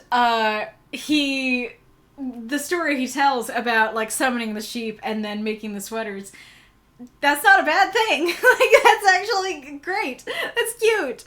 And he doesn't present it as a bad thing. Like, if he was saying, like, oh, like, how, you know, if he was treating it like, how dare I do that? Like, oh, I was such an idiot back then. Then it might work better. But the fact that he's kind of bragging about it and being like, he didn't know they were sheared, kind of makes it seem like it's a good thing. And I don't see anything wrong with this picture. It's a delightful picture. Another thing you could have done is you could have described how his master was, well, did you say, let's see, okay, you did say that his master was livid, but, like, not necessarily that, his master, like, punished him, just that he's like, oh no, like, where is some poor shepherd missing his sheep? Ibrahim, give him back! And so, like, again, that's not really, like, it's not really a sense of, like, oh, I totally regret it because he punished me harshly. It's just, like, it was great all around. Like, it was great because, he made cute sweaters. It was great because some local shepherd probably got some extra sheep. So it was just, like, a good time for everybody. And, like, Ibrahim does tell Miguel not to do it, but it is more in the sense of, like, it's fine to do it, just not here. Like, it's fine to summon sheep and create sweaters out of them. Just, if you do it in this apartment, I'm gonna lose the lease. And so, again, like, all of it is kind of adding up to that not being a misspending. All of that is ending up to, all the numbers are adding up to equal a very well spent youth. And so that's my biggest critique. And I think, like, in addition to, like, maybe having the master punish him, I think something that really would have worked that could have fixed this problem entirely is, if you've ever seen The Big Bang Theory, I don't know that I'm gonna remember any specific lines, but Sheldon gets all snooty and is like, physics is the best, you know, science, and so he'll be like, oh, those geologists, you know, he'll look down on geologists, even though everybody, including the audience, hopefully knows geology is a perfectly worthy science and is, like, not, like, less valuable or valid than physics. But Sheldon thinks it is. And so I could totally see Ibrahim doing this with summoning and being like, oh, don't make me talk about it. I was one of those summoners. You know, it's like, what's wrong with summoning, master? Like, oh, don't make me talk about it. I was such an idiot. Such a crass field for me to you know, try to go into. I think that would work super well if he just hilariously looks down on it, even though it's a perfectly valid field of magic, and thinks he was an idiot, yeah, and is like, necromancy is the best. But anywho, so yeah, so going back up here. And then what sort of bad habits could I learn from a magical text master? That worked well when I first started reading it, but when I reread it, the habits that he's talking about aren't the ones he would learn from the text. It would teach him how to summon the sheep, but not everything else. And so that could definitely be another thing, another check in the box of making it so Ibrahim looks down on summoning would totally be answer that question of, like, yeah, the bad habits he would pick up would just be a different field. And then there's kind of some confusion here of, so I was not always a student of necromancy. And then he says that, let's see, where is it?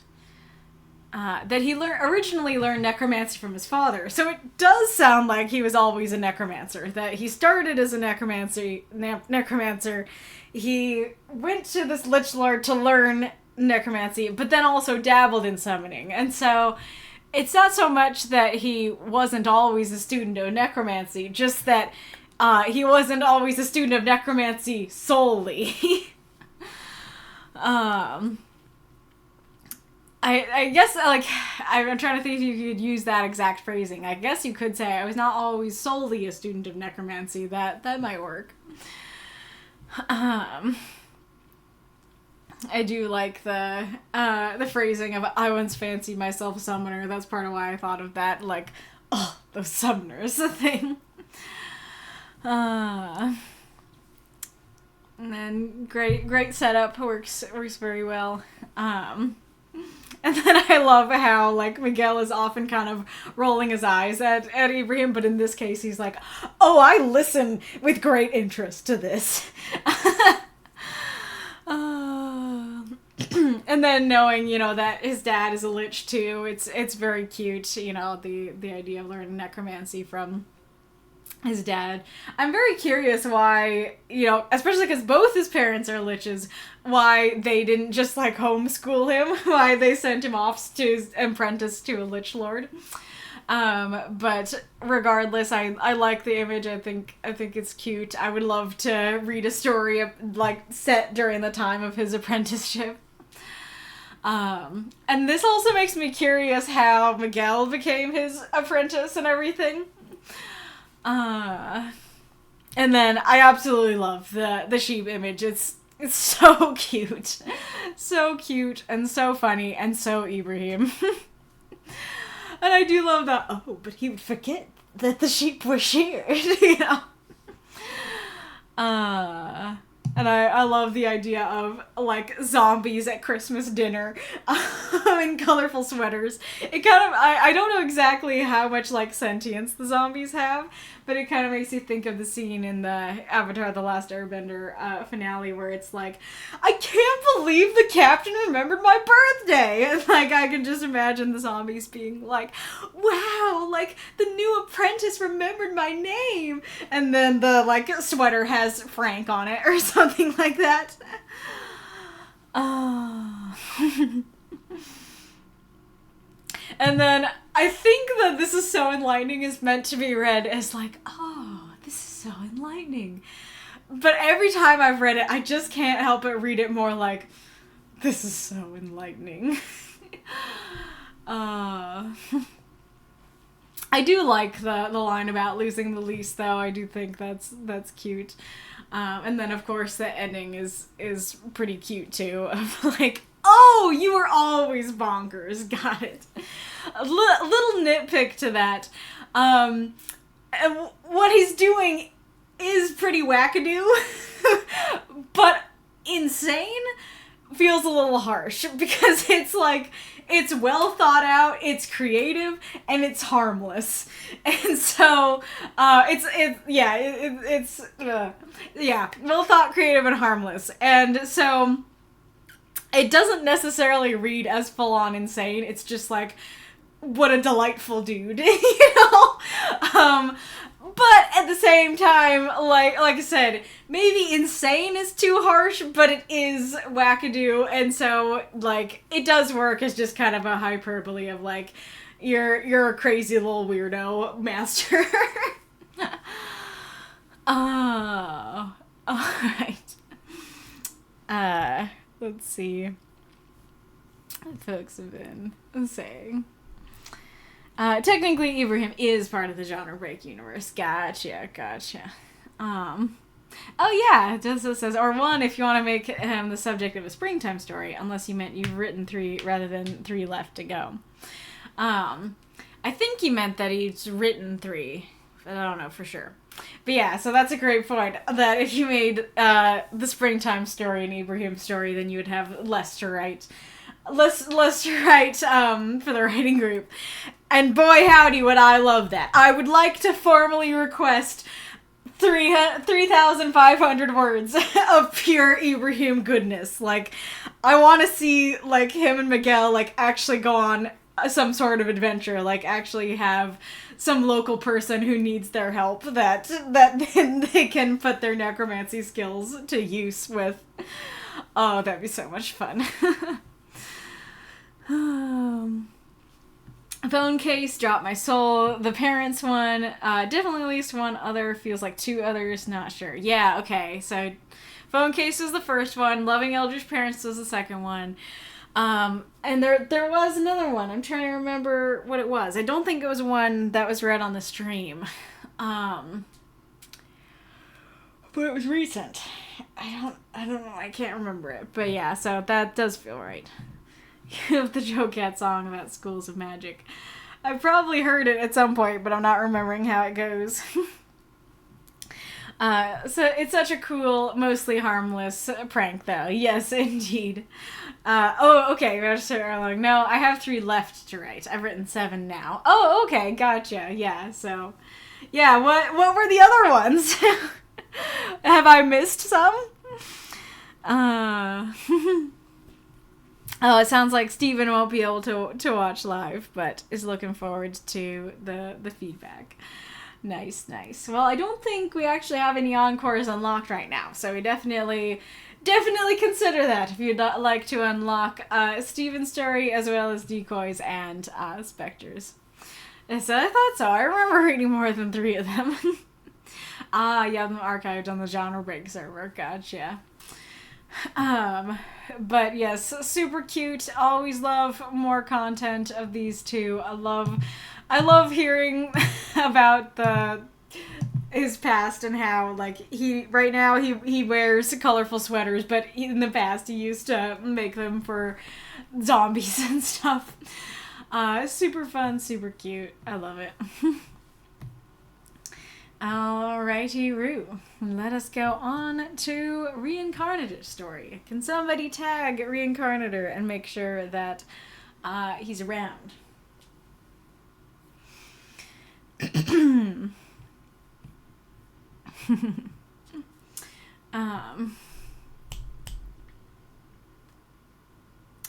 What was I gonna say? Oh yeah, I very much think we're gonna have time for the 5th, so potentially I could do the 5th and then Reinc after if he's not here right now.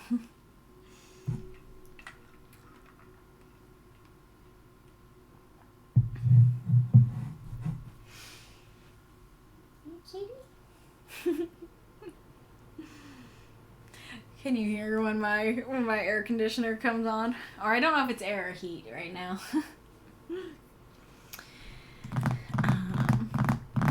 Well, I'll wait another minute, and if he doesn't show up, I'll do the 5th and then Reincs. I saw him screaming before the stream, so he should be around close by.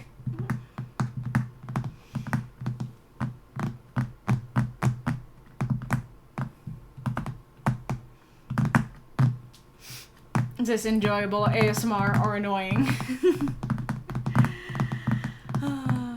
I feel like I do this a lot more since I started watching ASMR. Says he's online according to the Discord dot. Why does it sound so official? The Discord dot.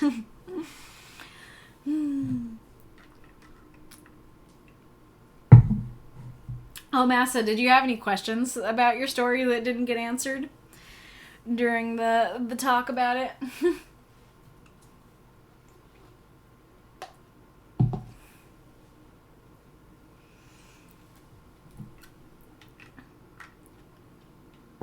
Well, the clock has changed number, so I think I'll go on to bonus and then go back to Reinks, because I'm pretty sure that Norman is here.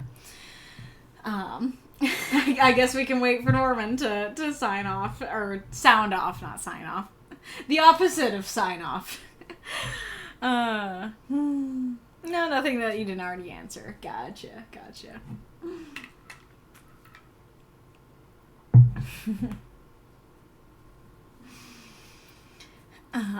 Oh no. Is Norman gone too now? Oh my, says Norman. Okay, Norman's here. Wonderful. Okie dokie. The Deadline by Norman Gray. 350 words. Some people would give anything to hear their parents' voices again. Those lucky few who grew up with a decent, loving mom and dad. Mom had been there for us, at least. But she wasn't the one who kept calling. I barged into Neil's apartment, hammer in hand, still feeling unnerved from the last time I was here. Blood everywhere, phone off the hook, Neil's voice emanating through the receiver. But that wasn't why I was so angry. I was stewing over that first call when this whole nightmare started, and I heard his voice on the other end. Even with Dad gone, we were still dealing with his bullshit. I didn't care if Christ himself called, announcing his return. I was getting rid of that fucking phone for good. Neil was standing over it, arms outstretched, receiver in one hand. Jenna, stop! Let's talk about this! I brandished the hammer. Step aside, Neil! I heard Dad's voice crackling through. It's okay, Neil. It's her choice. I never wanted this. He was sobbing. You made me proud. I love you both so much. You don't have to keep doing this. Now he wants to talk. Couldn't make time for us before, and now he thinks he can just keep interrupting our lives? Dad heard me, evidently. I'm sorry, Jenna. I was furious. I wished he was alive so I could kill him. You were all we had left, and you neglected us when we needed you most. I wasn't okay after your mother died. I didn't know how to be a dad. You shouldn't have waited till you were dead to apologize. I raised the hammer. Neil stood back. I swung. The rotary exploded into a dozen pieces, plastic shrapnel flinging itself across the room. I exhaled.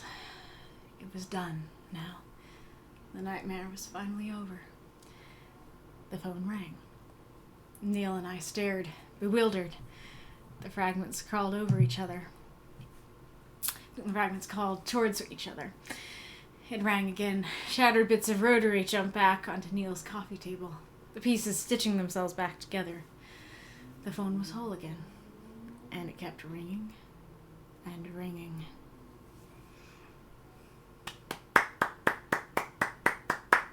Oh, those moths and monsters, cheer for this story if you loved it. That one is not my fault. That one was the ad's fault. I had to snooze the ad, and so then I missed what the word was. Did you gift somebody a sub? You have gifted a sub to NW Country Girl 17. Thank you so much. NW Country, or Northwest Country Girl 17. Make sure that your Twitch and your Discord are connected so that you can get the perks. A lurker has been ground, yes. Alrighty. Yes, that's an encore. Wonderful. Wonderful. Time to move the phone to the caldera of Mount Doom. Why is that? Oh, you mean so that it can be destroyed for good? Very fair. For a second there, I thought you were talking about your own phone, and I was like, why are you mad at your own phone? No, this phone. Alrighty. Does gifting a sub gift to people currently in the chat, or is it just like any followers? Alrighty. Well, lovely to see another installment in this universe. So how many do you have? How many stories in this universe have you written? / how many stories do you have left to post about it in the archive, and specify which number you're answering. I'm also curious what you'll inevitably call this universe, because I'm sure there's gotta be a cool pun about death and phones. You could call it The Deadline as the universe title, though there might be a better one. Alright. I like the intro here of, most people give anything to hear their parents' voices again. those lucky few who grew up with a decent, loving mom and dad. I think that's very powerful and transcendent and sets up well what her emotions are for the story as a whole. And I do like the cadence of, Mom had been there for us at least, but she wasn't the one who kept calling. I am curious, it's not important to this story, but I am curious for this universe why the mom doesn't call. Because if she is dead too, then yeah, why doesn't she call, / why isn't she, beside the dad when the dad calls? Why don't both their voices come through? Let's see. So this paragraph here is my single biggest critique for the story, and there's a couple of critiques within it. The first very simple one is that I think this should say, I barged into my brother's apartment. I know this is a thing that's easy to forget because you know your characters and you might just say their names, but definitely when you can, try to remember that that's a good thing to do, is to always say the relationship first and then the name, so that newcomers will know, this is the brother. And then, but it really is this part here that I have my biggest critique for, which is, I, as somebody who read your Halloween story, I know what you're talking about there. But any newcomer will not know what you're talking about there. And that brings up questions that newcomers should not be asking, and explanations that are not actually explanations. Because first of all, if a newcomer reads that and is just like, what's that about? Then, then it's not going to be answered in the story, and thus, probably shouldn't be brought up. But the more grievous potential of this bit is that you might think that there's blood everywhere because she killed Neil. And you might think that Neil is the one who's dead, and Neil is the one who's calling right now. Especially because you say his voice, as you were just talking about Neil, and so this very much could read as that rather than as dad. And there's definitely much more important context that you need than this, because this, the situation is very wacky of, Neil being, I don't know if it's a spoiler, I don't know if I should say it, but the reason she's hearing Neil's voice in and of itself takes a lot of explaining, and so it definitely isn't something that should be introduced. And so I think that, talking about the dad, talking about how the dad built the phone, making it more clear that the phone allows you to talk to the dead. Maybe talking about how it started out. I forget if Jenna liked it at first or if she was always creeped out. But if at first she was grateful to talk to her dad again, then kind of talking about that and going at first, I was overjoyed that I could talk to him again, but now, it's just he's constantly calling, kind of thing. Then I think that would be much more helpful and necessary information than the information that we have. Thank you for the subscription, Reinkarnitor. Where are you at? I don't want to go on to the next topic. I see Kitty. Well, let me show you to the people before I let you out. I can show you full screen to the people. Let's do it. Let's do it. Full screen Kitty Bow.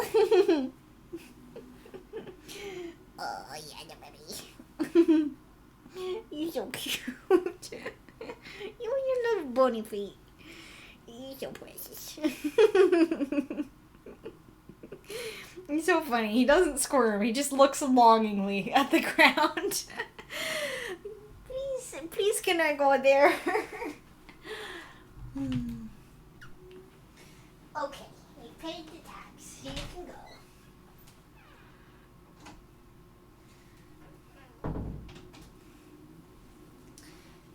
And here is Fluffy Bella Kitty.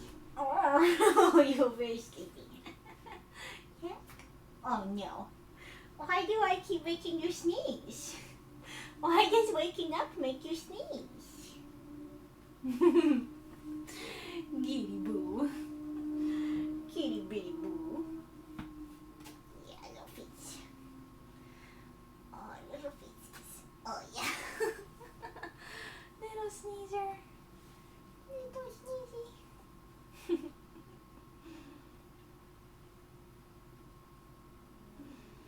Oh, yeah.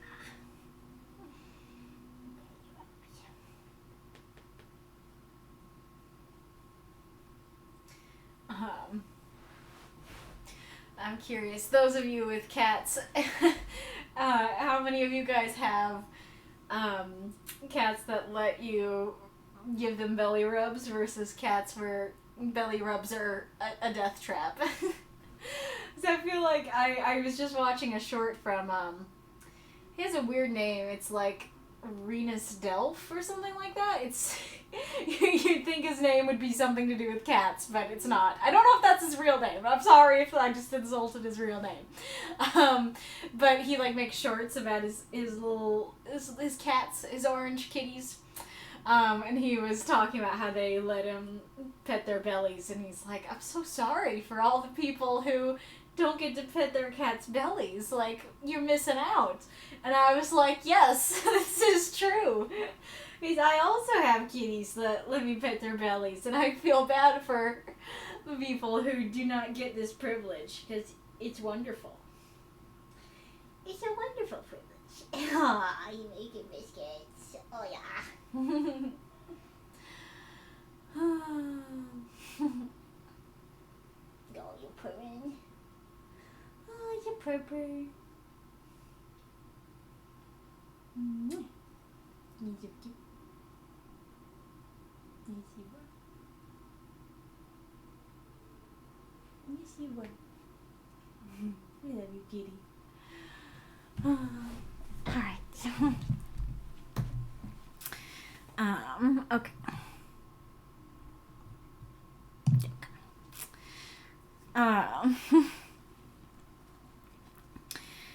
Alright. Did you do?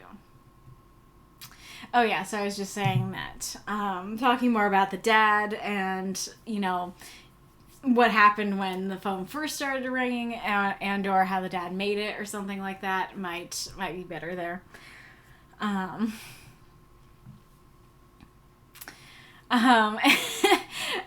as much as I don't like, you know, swearing and stuff, I do think this paragraph works very well and conveys like just how frustrated and upset she is. And I do like, you know, the intensity and like high stakes of her walking in with a hammer and stuff like that. And I like that it's like, we are past talking time, Neil. It is smashing time. I do like the dad, you know, being okay with it and stuff, and I think it's cool because it makes it sadder that instead of, well, it would be sadder if he was protesting, wouldn't it?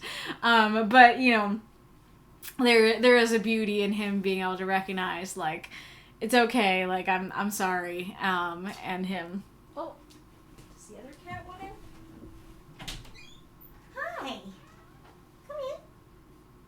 Yo. Come in, baby. I like him, you know, telling them he's proud of them and loves them and everything, that he loves them enough to let them go, basically. And I do really like a generous response of, well, now he wants to talk, that it's always on his terms, that now that he's dead, he wants to talk, but while he was alive, then, you know, he wasn't a good parent to us.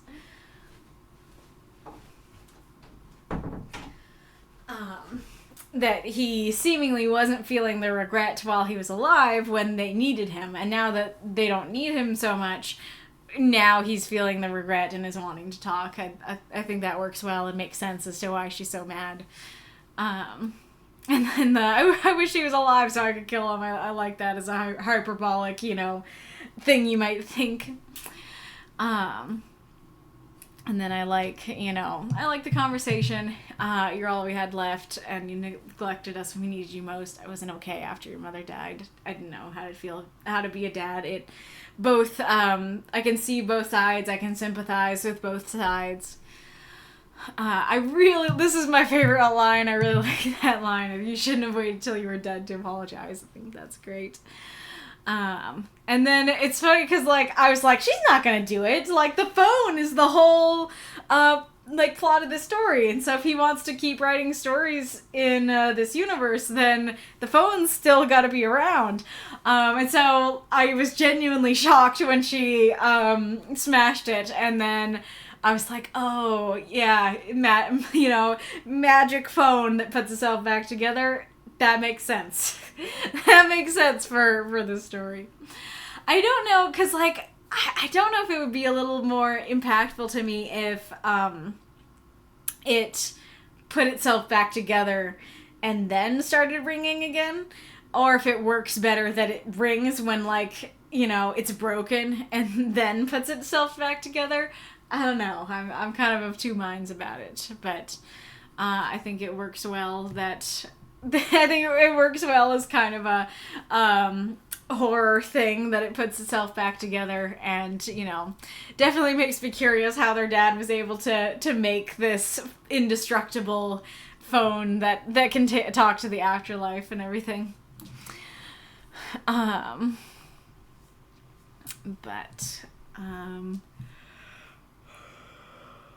Yeah.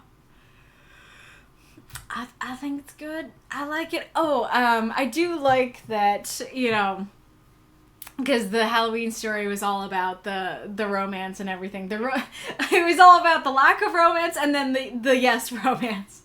And I like that Jenna is not an afterthought in this universe, that she also is an important character in these stories and stuff like that.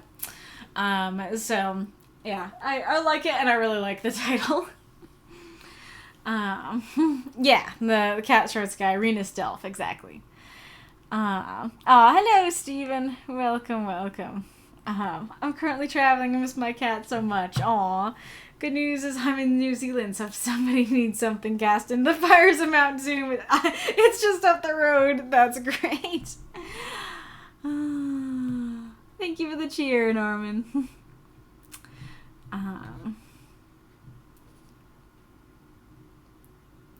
Reinkarnitor, I'm here! Good. Your story will be next. It'll give people to the chat first, then followers. Gotcha. I said, I don't know, I once got a gift sub to a channel I've never heard of and promptly wished I hadn't once I checked on it. Oh gosh. Oh no. I've gotten a lot of gift subs lately without being there at the time. Coffee Quills, DB Geek, Honey Goblin. I love Honey. Nice. Cute Goblin. Emotes. Bitzer. I have two cats. One lets me belly rub and the other doesn't like being picked up. Gotcha. Just right. I think Seafood is okay with belly rubs, but most of our cats will attack you. Seafood is a hilarious name for a cat. Yes, he's the one who always finishes his shorts with "Follow me if you like cats," I guess. Yep, totally. Both our cats don't like it. Panda will bring a paw to kick you away or walk away. Pistachio is the death trap one. That's great. That's funny. One of them's a bunny kicker.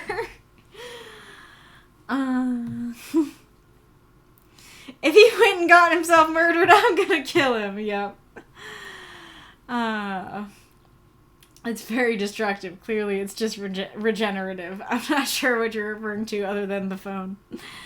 Norman, I still have to write the follow-up. Ghost Neil and Kelly, go to Ghost Couples Therapy. Yes! I love that. That's great.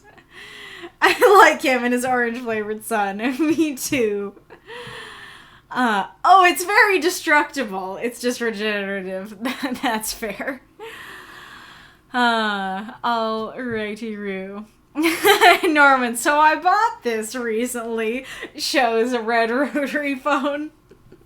I don't know if I should congratulate you or say, oh no. Alright. A great story, Norman.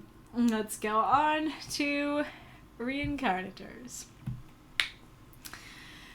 Letting Go of the Past by Reinkarnitor. 350 words. Fiona walked around the empty mansion.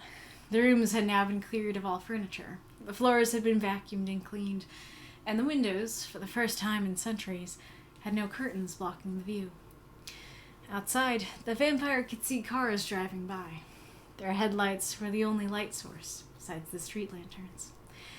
The electricity in the mansion had already been turned off.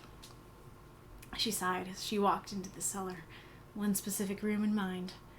Once she arrived there, she got on all fours and started inspecting every inch of the chamber. Not only the floor, but also the walls and ceiling, which she effortlessly scuttled along. After 15 minutes, she was finally satisfied. Good, no blood left, she thought to herself, and left the chamber, along with all the bad memories it bared behind. Next, she walked back upstairs and into a room that used to be the study. No books or shelves were left, though. The giant oaken desk he always used to sit behind was also gone. Master, she whispered, I hope you are burning in hell right now. She raised a middle finger towards the empty room. Fucker! She walked out of the building, where a well-dressed older man waited. He held a briefcase in one hand and leaned on a black umbrella with the other. Well, Miss Chauve-Souris, are you done with the final inspection? He asked her politely. I am. He nodded and pulled out a contract from his briefcase, using the case itself to provide a stable base for writing.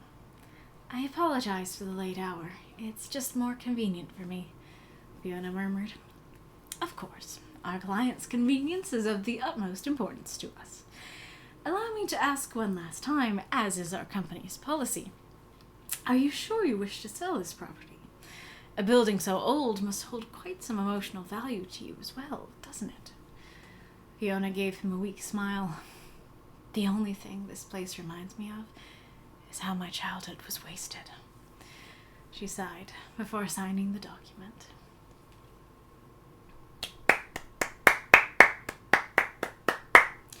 Throw up those moths and monsters. Cheer for the story if you loved it. Rorik's note is, for anyone new to this character, yes, Fiona is a vampire. The mansion she is selling here holds some very dark memories of her master, who was an overall dick. She killed him. The chamber in the cellar is where he himself drank from humans, as well as first forced her to drink from a human.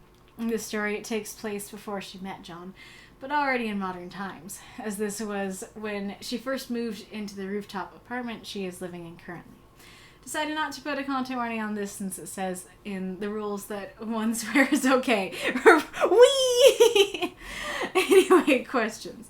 I'm not so sure if I didn't make any mistakes when it comes to the tenses, past tense, etc. Any English speakers, please feel free to correct any mistakes you may find. 2, I mentioned it before, there is a swear word and a hand sign in the story, something I normally never use, but felt right here. Thoughts on that? 3, dived into Fiona's past a bit. Please let me know what you think of it, and as always, overall thoughts are also welcome. I didn't know that your first language is not English. What is your first language then? Or if I knew that, I forgot. Thank you for the cheer, Magistrate Iron Lung. Alrighty, room.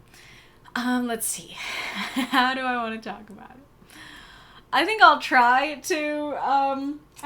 and go through it individually, but I have like overall love for the story and an overall critique for it is mostly it to talk about. I'll let you guess. I think you're somewhere in Europe. I thought you were in the UK, but my guesses would be either German or French. Though I guess I can just click on your name and see where you're from. Europe is true. Okay, so it sounds like I didn't get what it was. Sadly, both wrong. Oh boy. Now I'm like, there's so many countries in Europe. Now I'm like, Russian, Romanian, Dutch, Norwegian, Swedish. You're in the center, in the heart of Europe. Do I know what the center of Europe is? Because like a lot of Europe is like, yeah, it's all like over here. Yeah, and then you have like, is Russia? I thought Russia was considered a part of Europe, but now I'm second guessing myself. And it's over here, but it like covers over Asia over here. I would probably guess if I hadn't already said German, I would probably guess that like Germany is in the heart of Europe. Switzerland, yeah, that's a good guess. That is like in the middle of a lot of different things. Liechtenstein, of course, joking. Russia is its own category. That is fair. Is it not on the list? It's not his profile. Oh, interesting. Sounds like you'll have to tell us, unless you want to give us more clues first. Aerith grins. Austria. Why is that grin worthy? Is it because you know the answer? 90% of Russia's population is in Europe. Interesting. Yep. Okay. So Aerith knows that it's Austria. Gotcha. I also know the answer since Magistrate Ironlung. Gotcha. That's very neat. That's very cool. Alrighty, room. I like so a lot of the story is setting, and I like the setting. I think you give me a good picture of the place, and I can imagine, this big mansion that is now empty, and everything. Empty and dark. I like the mention of, for the first time in centuries, that no curtains are blocking the view. Like, that does sound pretty bad. It does sound pretty bad if he never opened the curtains in actual centuries. Though granted, come to think of it, maybe it's quite simply, we do not want to risk dying. If we wake up in the middle of the night, which is the day for us vampires, and then we want to get a glass of water, if the curtains are open, then we're gonna die. So you know what? Now that I think of it, maybe it's not evil. Maybe it's just fair. Oh. And then that's fair that she wants to check out the cellar specifically. And then it makes sense about like her being very specific about getting on all fours and checking every nook and cranny. I'm a little torn on the line of which he effortlessly scuttled along, because at first it sounded weird to me. And the more I read it, the less weird it sounds. Because I think that what you're trying to go for is that she is, like, on the ceiling. That she is, Dracula, lizard person, on the ceiling, looking for blood. And stuff like that. And so, in that sense, it kind of makes sense to mention that.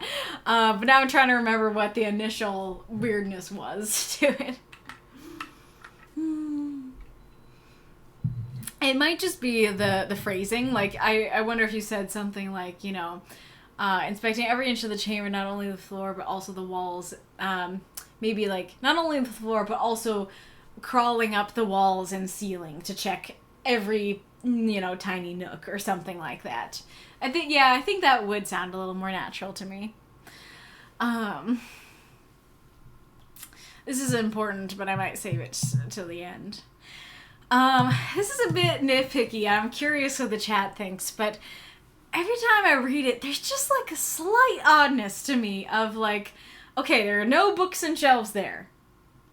Also no desk. Like, I get that the desk is particularly important, but it does feel like you took a whole sentence to mention the desk when it could have been mentioned in the list, and so there's a slight oddness to it. So I think the books and shelves were gone, as was the giant oaken desk that he always used to sit behind. I think that might sound a little more natural to me. I think the swear works. I also think it would have worked without it. I guess, like, I don't know if I read it right, because it could have been like, I hope you're burning in hell right now, fucker. You know, it could have been, like, whispered, and so, but I took it more as, like, I hope you're burning in hell, like, a ramping up of, like, Master, I hope you're burning in hell right now.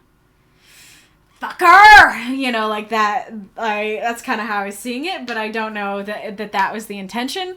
So I think it's less about, like, whether the swear worked, and more about I didn't know what the tone was meant to be, and so I think adding more about that could have been helpful.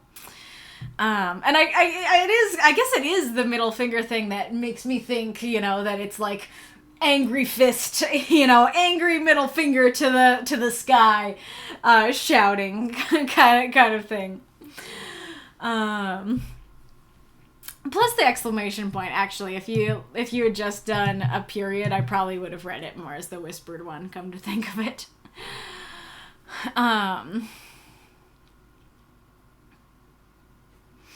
I like how you describe the guy and his umbrella and stuff. He seems very dapper. I had to look this up to look up how to pronounce it. I don't think I necessarily pronounced it well, but it is a type of bat. that's very cute and on brand. I'm curious if it's a last name she chose, or if it's her master's last name, and, like, it was, like, on the document or something, and if she's like, nope, not keeping that.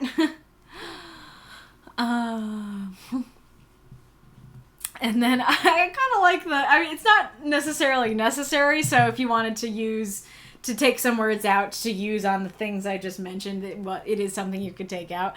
But I do kind of like him using the briefcase for her to write on. That's kind of a neat little detail.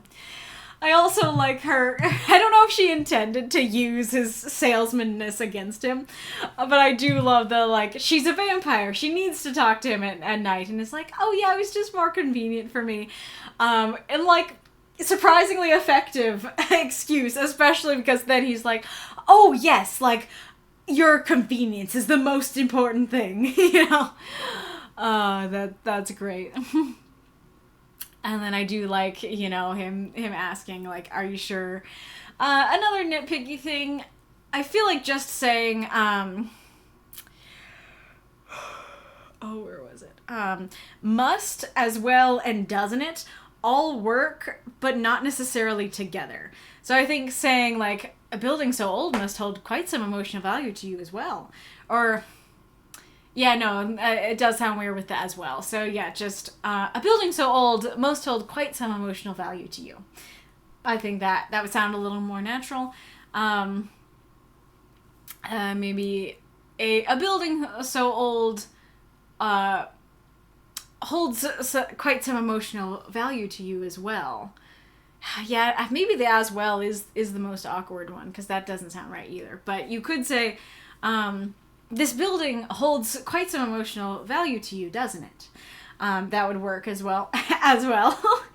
But as is, there's a slight clunk to including all three. But I do like the question, and I do like her answer as well.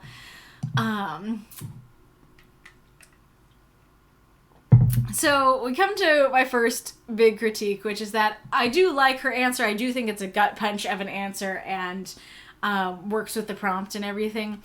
But childhood feels like an odd word to me, because it kind of implies that she was turned as a child. And I don't think she was. So the thing is that I said, like, in my prompt intro, that immortal creatures might view their first 100 years as their childhood. Well, I don't know that I used childhood. I think I just said youth in there anyways, but... Oh, kitty. But, like, if you use, like, an elf or dwarf or something for that, that works because, this is a creature who is that their entire lives. Like, you are born an elf, and you have your whole life as an elf, and then you die as an elf. And so, like, you think in elf terms. So if in elf terms, your first 100 years is your childhood, then that's how you're going to think of it. But the thing that's different about a vampire is that, yes, a vampire is an immortal creature. However, they start human. And so, presumably, they start by, like, yes, having a human childhood and viewing, okay, what amount of time is childhood, the same way that any normal human would. And so it feels a little weird, like, sure, there is a possibility that a vampire might switch and go, oh, I thought that was my childhood, but actually 100 years is. But it does feel more like that would be your youth, that childhood just feels like something so specific that if you are a vampire who had their human childhood and was turned, like, in their 20s, it feels weird to then start switching and go, wait, no, my childhood was actually 100 years, you know? And so instead of reading like, oh, this is an immortal creature, their childhood is 100 years, instead it reads as, oh, she's a child vampire. And I don't think that she is. I don't think that was the intention. You want out? Yeah. Is she cute? Go. Now, granted, I get why you wanted to go for childhood rather than youth, because saying of how my youth was wasted does feel like kind of weird, and so I get why you didn't want to use that, but I think you could have said how my younger years were wasted, or just it reminds me of how many of my years were wasted. Don't even have to say younger. You could say how much of my life was wasted, or how much of my young life was wasted. I think any of those things would work and wouldn't have the weirdness of youth, but also wouldn't have the questions of childhood. So going back up here, so my biggest critique for this story is that, well, yes, it does fulfill the prompt, and yes, there was clear intention to fulfill the prompt here. The prompt use doesn't completely work for me personally, because the thing is, we are told that she has bad memories. We are told that her childhood was wasted. Yet we don't actually get to see or hear about any of that. And so instead of reading like it's a story about a misspent youth, it reads like it's a story about selling a house. And there's a couple of mentions that a youth was misspent, if that makes sense.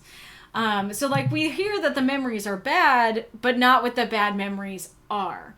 And so, like, I think, and granted, like, you would have to rework the story as a whole to do this, because you are at 350 words, but I think if she were walking through the house, and as she walks through the house, she sees memories, you know, that she starts walking into the study and then she sees her master behind the desk and then she blinks and he's gone. Or she, I guess, you know, to really show the misspentness, I guess you'd have to have him, like, about to yell at her or something, and then she blinks and he's gone.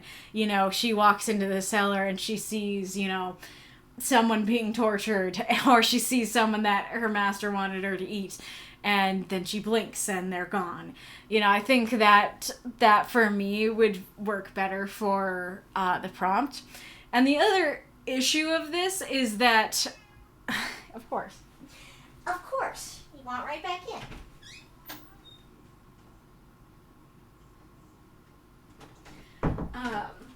Is that anybody who doesn't know Fiona might not know that she's the good guy. Because all we hear is, hey, I want to go to the cellar.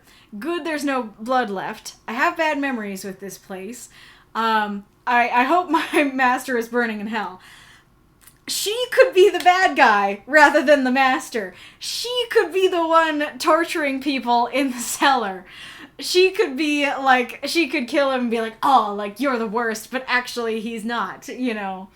And I feel like that's not an impression that I should be getting in a story about misspent youth, you know, in a story that's supposed to be all about how her youth was wasted. And so I think that at least giving us some more like details about the memories, even, you know, something so simple as that detail of like, this was the first place that I had to drink from a human, that kind of thing, I think it would be very, very helpful for this story and for its prompt use. Now, that's not to say that it's written badly. I want to make it clear.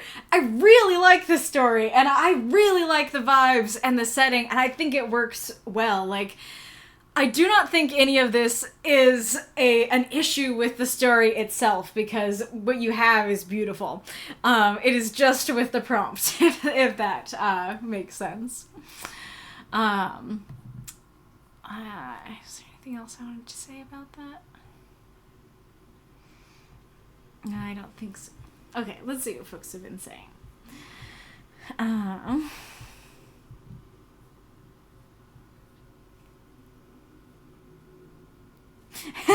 Correct, you remembered well, my apprentice. Nice.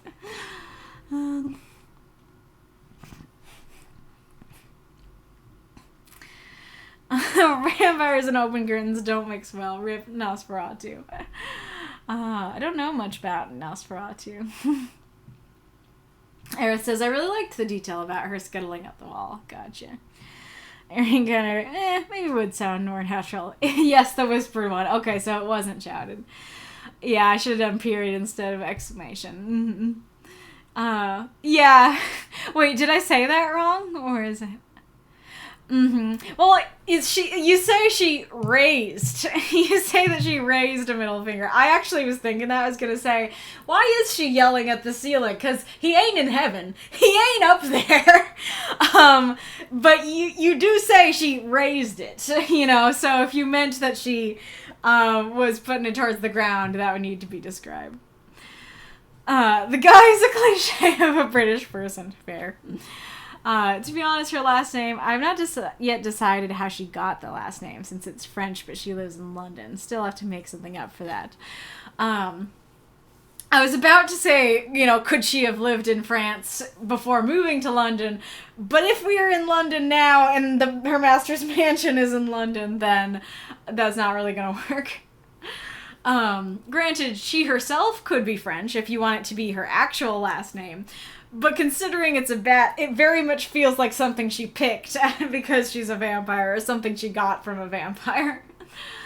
And it could be, like, if it was her master's last name, then he could be French and have moved to London. But again, she probably wouldn't want to keep it if it's her master's. So, if you don't want it to be her actual human last name, you don't want it to be her master's last name, that is a bit of a predicament. Okay, I'll remember that. Does and must not mix. Yeah, is that what it is? That might be what it is.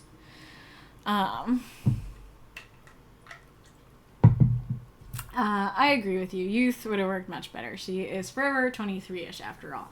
Gotcha. She could well have killed her master, given the vibes. Oh, she did! she was in the right, but she did. But that is kind of the question of, like, if somebody doesn't know her, they might think that she killed him and she's the bad guy.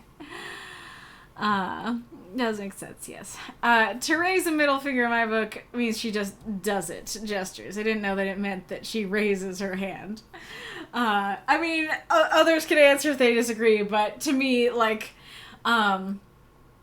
even though you might mean just raise as in just, like, raise the finger itself, I don't really want to do it, but just raise the finger itself. To me, it definitely read as, like, the whole arm is raising rather than just the middle finger is raising. People can have last names from wherever. You know, that's a good point. That like somebody can have a French last name and not be French themselves. That's true. That's true. Yeah, totally. Oh, that's so good. I want to share it. But Kaylee's mom downstairs at the random pucker. Possibly. Massa did some searching. Here's the list of my idiot Lich stories. 143, I dropped my soul, calling you from my soul. A Taste of Eternity, The Immortals, Paella. I don't think I've read that one. Dead Men Do Tell Tales, Nobody Expects the Spanish Inquisition. That sounds familiar, other than Monty Python. So I feel like I might have read that one, but no, I don't remember. And then Do Prompt Your Mist, Loving Eldritch Parents, Not Your Papa's Lich. Definitely read that one. Do Prompt Your Mist, and I'm going back to 195. Redo a past prompt, which I then picked 163, The Power of a Name. A Sense of Drama, questionable for this one because it got written after the deadline. Gotcha. Yeah, definitely didn't read that one. Past prompt, Palooza, Monsters Have Feelings Too, Found Family. That's the other one I read, isn't it? That it was. Oh yeah, it was something about Miguel and Ibrahim being like, you know, we're each other's family, sort of thing. And then this one, noted. Well, yeah, doesn't matter if they were in that week, let alone by the deadline. Just that they're there. Yes, exactly. Yeah, my Hallowed Things stories, some of them I wrote after the deadline, just so that I had enough to make an example. So, stands to reason that for you guys, it can also stand that if you wrote it after the deadline, it still counts. I did read Nobody Expects the Spanish Inquisition. There's one that ends on, you can call me Poppy. No. It must be that one, but I don't remember what the subject of it was. Reinkarnitor, thanks for reading. Have some candy. Thank you. Appreciate it. I remember vaguely all those stories now that you mention them. Nice. Yeah, you could use flipped her finger. Maybe in English we use the phrase flip the bird to mean that action. Yes, if you did flip, that would work, because that's more like flipping a switch, just the finger, like a light switch, rather than raising. I guess raising has like more momentum to it. Illustrate. No, raise the middle finger is just the middle finger. She's flipping the bird. Also, there's a surprising amount of French names in England due to previous occupation. Okay, so it worked for magistrate. Alrighty, Roo. Great story, Rink. Very atmospheric and good. Alrighty, Roo. Well, it's midstream question time. So if you have ideas for a midstream question, don't hesitate to say them. Fiona to the room, yes.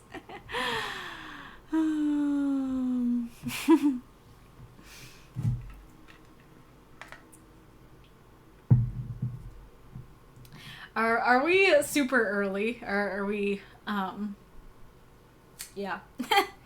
Also, well, let me check.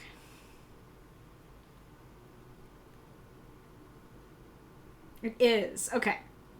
So it's the last Saturday in March. So, wherever we finish, I will unlock the next one. Considering we're so early, I don't think that should be a problem. So, hey, it would be great if we could unlock everybody. So, if we could unlock Spectres and then I can unlock Stevens. Or if you all want to just naturally unlock all three anyways, that would be great. Yeah, amazingly early considering that the spring contest rules were gone over. Very true.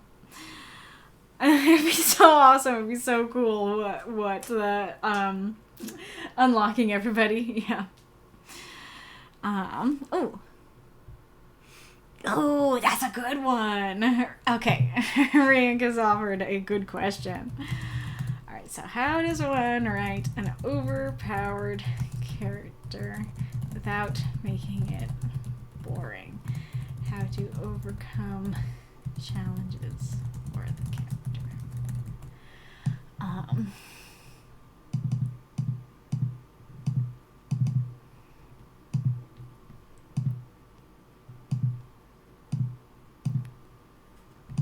Okay, I need to check. Oh. Oh, I forgot to put it back. Okay, that's too small. Ah! That's too big! Okay, I think that should be good. Um,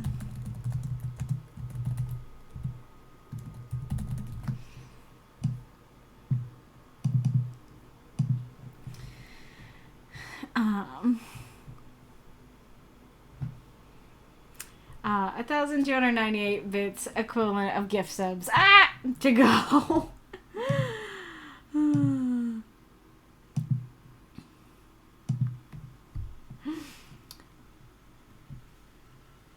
Ooh, that's a good question too. There's also a silly question that actually is kind of a good question though.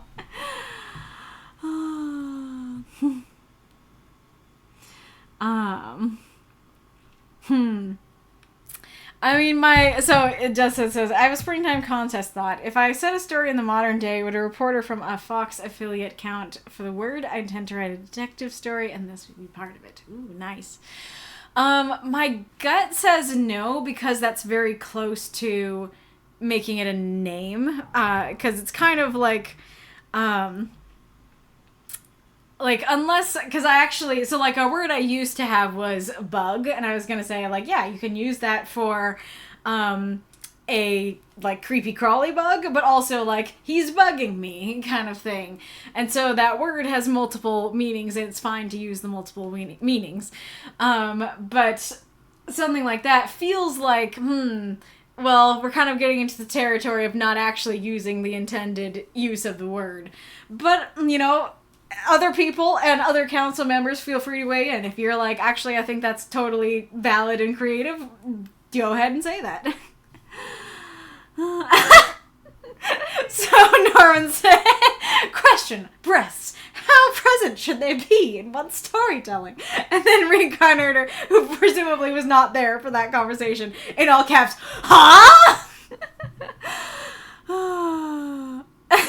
Mako, Norman, surprisingly easy question in my mind. Well, now I'm curious if it's like, yes, always present all the time, or if it's like, no, never present none of the time. I like Mako's. Hi, where are you? Oh, you're at the door. Okay, I'll be out in a sec. But Mako also had a good question of, did the creation of the Universal Archive make you more interested in having a continued universe if you didn't have one already, or if you do more interested in writing for them? So, I think, like, I could have them both, but I think they're juicy enough that I should save that one for another time. So I will, put that over here. Submitted. Mako. And pin. Just hear my stomach rumble. It is snack time. And like, maybe not that phrasing, but I do feel like questions of like how to write about things like breasts well could be a good question. Though granted, maybe we should do that one for this week, because that would be a weird question for any other week. So do you guys want to create like a genuine question out of Norman's question, or do you want to do this one?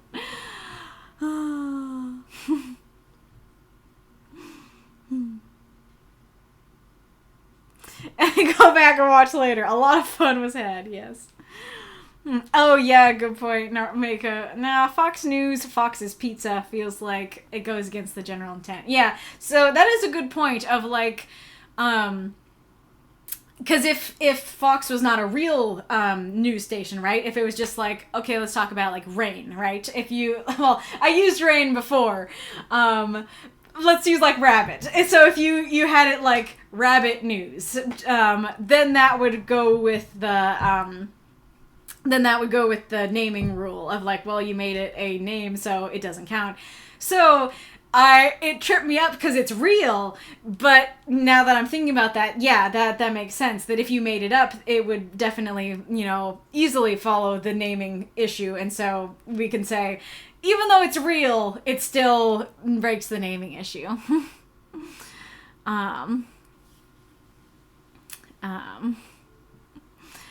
Yeah, and so, I mean, this is saying it's real, but I think I just answered that. Norman, I mean, I wrote the deadline in part because I'm only a couple stories short of being able to submit to the archive. Very fair. Well, we already have people answering Hijinks' question, so it seems like we are going with that one. I guess I can make Norman's like a bonus, maybe, because this is the only week that we can use it. Let's see. How do I make it a real question? I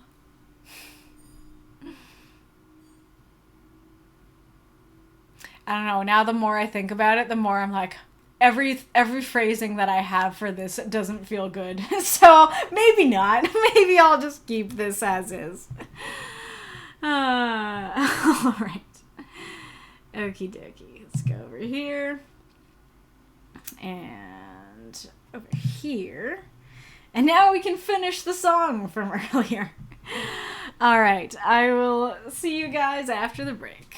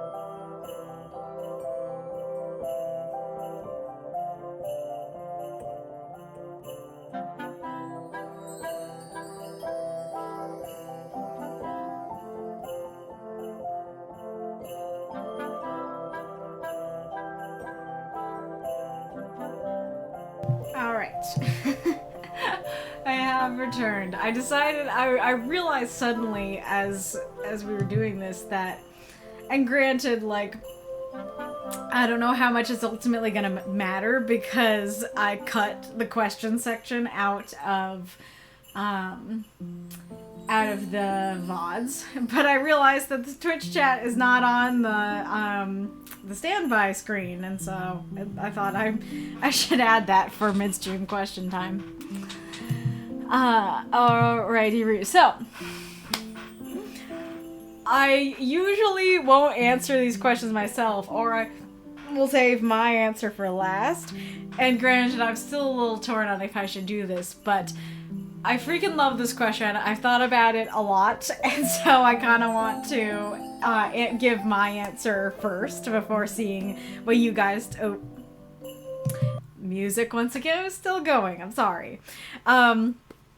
I was trying to... So, first thing I said is I just added the Twitch chat to the standby screen. I don't know, because I thought that would be good. I thought I should. But I was trying to say, usually I don't answer the questions or I save them for last. But I love this question. I've thought about this question a lot, and so I feel like I'm wanting to answer my answer first and then see how your answers line up or don't line up. So I saw, like Death said at the beginning, saying that he can't answer because he writes exclusively underpowered characters. I guess I'm the opposite, because I almost write exclusively overpowered characters. So I've thought about it a lot. So there are multiple ways to go about this, because this is absolutely a problem that can happen. I was trying to think, because I kind of wanted to add Hijinks' question, but I can't figure out how to phrase it, and maybe I will as I talk about it and read your answers, but I should move it down. So one answer is to make all your characters overpowered, and that kind of is something I do. Or to make, a lot of them overpowered, or the ones who will be fighting each other overpowered. Because that basically means if everybody's overpowered, nobody is. That if everybody has the same powers, then it's not this one guy who can destroy the world. Well, 10 guys can destroy the world, and they're all fighting each other. So it's a fair fight, Now that can have the problem of, I think that some shows have issues of, like, power scaling, where it's like, I have this character, and maybe they start, like, a little more powerful than others. But then as the show continues on, or the story continues on, then they get more powerful. And so at first, like, you've got more average fights and power sets, but then it's like, okay, he's more powerful now. Okay, then the enemies are more powerful now.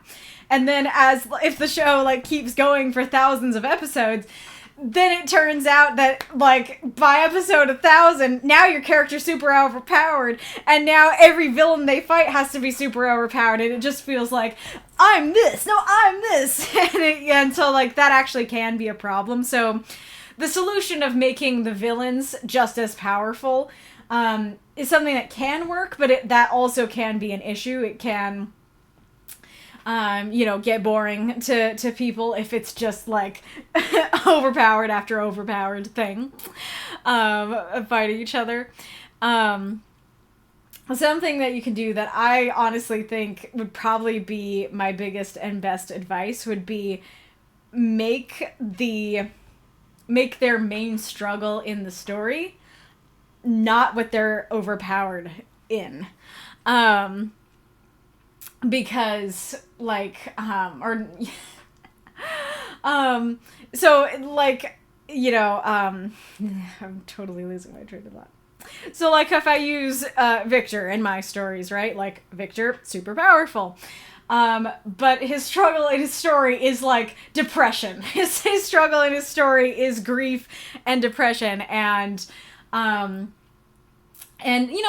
guess there is kind of a sense of, okay, there's two elements to that example. So, like, one is you can have all the power in the world, but that can't fix if you're depressed, or if you're grieving or whatever. That can't fix an emotional problem that you're having, and that ends up being the bigger problem. But there's also kind of another element there where in my story, you know, he's grieving his mom's death, and he decides that he wants to fix death, that he wants death to stop happening. And that's not something he can do. So I guess I wasn't thinking of this when I was thinking about my answer, but that is a potentially another valid answer of your characters are overpowered, but a way to make them not boring, make them have a challenge, is to have them have a goal or thing to fight that either they, period, can never accomplish, never defeat, or just something that is like even very difficult for them. That despite how powerful they are, it is still really difficult to fight this villain, or it is impossible to attain this goal. That could be a valid method as well. And, you know, like, so I've only watched one episode of One Punch Man, because it was one of the first animes that was recommended to me ever. And I tried to watch the first episode, and I wasn't ready for crab people. I wasn't ready for crab people at the time. So I watched Death Note instead. So I should go back and actually watch One Punch Man. So I say that to say I'm saying this without any real knowledge. It is just with a vague summary. But as far as I know, like, the thing that makes One Punch Man work is that, like, he's super overpowered. He can defeat villains with a single punch. That's exactly how it works. But there is no challenge to his life. And that's the challenge. Because he can defeat all villains with one punch, his life isn't exciting, it isn't challenging. And so it's kind of similar to, like, his greatest enemy is depression. You know, that there's no excitement to his life. And that one's especially cool because it's directly tied to the overpoweredness. And so it's not just, oh, he's super powerful but can't defeat his depression. It's like, the fact that he's super powerful caused his depression. And so I think that's great. And granted, like, I don't know how that issue gets addressed. I don't know if they ultimately are like, no, we just had the villains that he can't defeat in one punch show up after all, which annoys me if that's true. But yeah, so, like, that's definitely a worthy avenue. That's also why, like, in Savion's story, that, like, when the revenge happens, it's not a big fight. It's not a big, like, throwing magic at each other battle. It is an emotional crime. I mean, of course, that's more than an emotional crime, but, you know, it is something that hurts the soul, you know, and stuff like that. And so, like, that's kind of the point, is that, like, if they were to fight, you know, physically, that would be, well, not physically, but, you know, magically, that would be no contest at all. And that's exactly why, that's one of the reasons why that's not the problem. That's not where we go with it. There was a third thing that I thought of before I came up here. I'm trying to think. I'm trying to remember what it was now. So it was, have your other characters be just as powerful. Have their problems be, like, emotional or something that isn't, you know, what their powers are about. But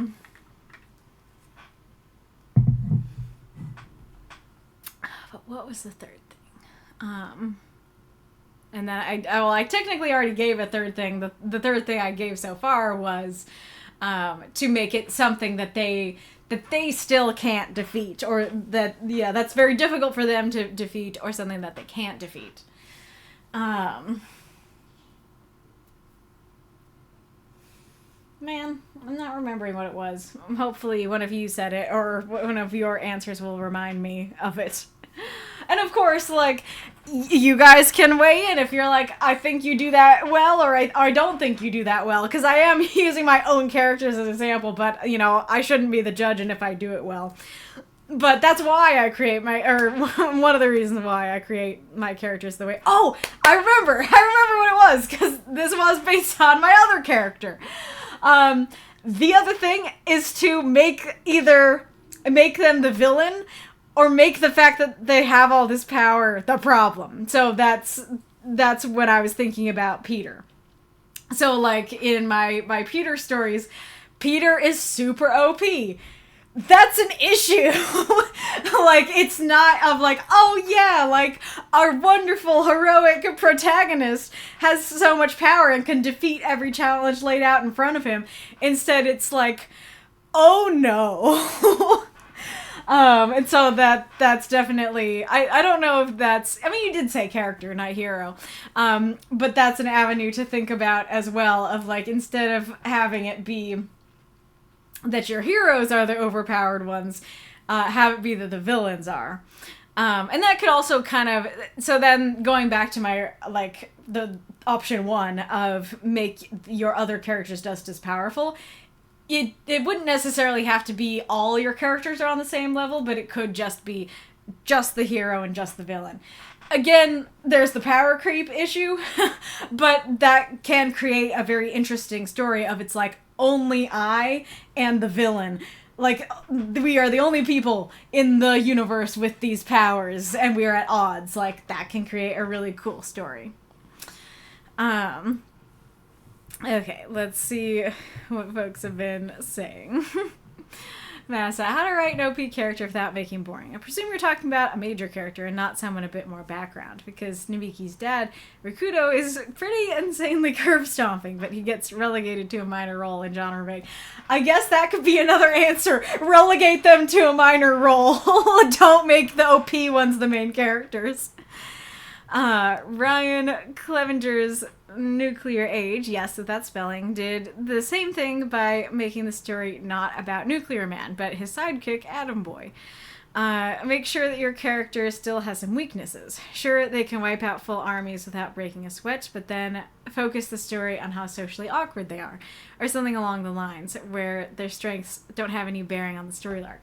That reminded me of another thing I want to talk about, but I'm going to answer... Oh, no, that's a different question. Okay. Yeah, I'll talk about that then. Yeah, that reminds me. I'd be surprised if I haven't said this before, but there's, like, this quote from a...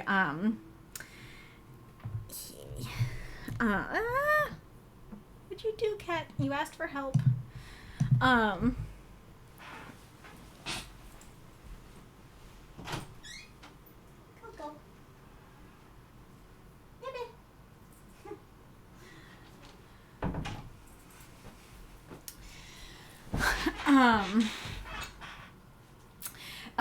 I took a... I don't know if other schools have it, but at my school there's this thing called Jan Term, where in January there was a couple of... Oh, she wrote a 1. There were a couple of weeks where we had fun classes, basically, where it's just like... The teachers would just, like, pick a skill that they have that's unrelated to what this class that they teach, and then they would create fun classes. It could be... like learning Greek, or reading Kierkegaard, or learning how to cook, or watching movies. I forget how that one was veiled, but there was like some educational bent to it, but we did just watch movies. But yeah, so lots of different fun things. And so there was a writing, you know, of course, whenever there was a writing Jan Term class, I would take it. And in one of them, she had some, like, authors come and do, like, guest lectures in some of the classes. And there's one I never forgot where she said something along the lines of, make your characters larger than life, but make their weaknesses larger than life, too.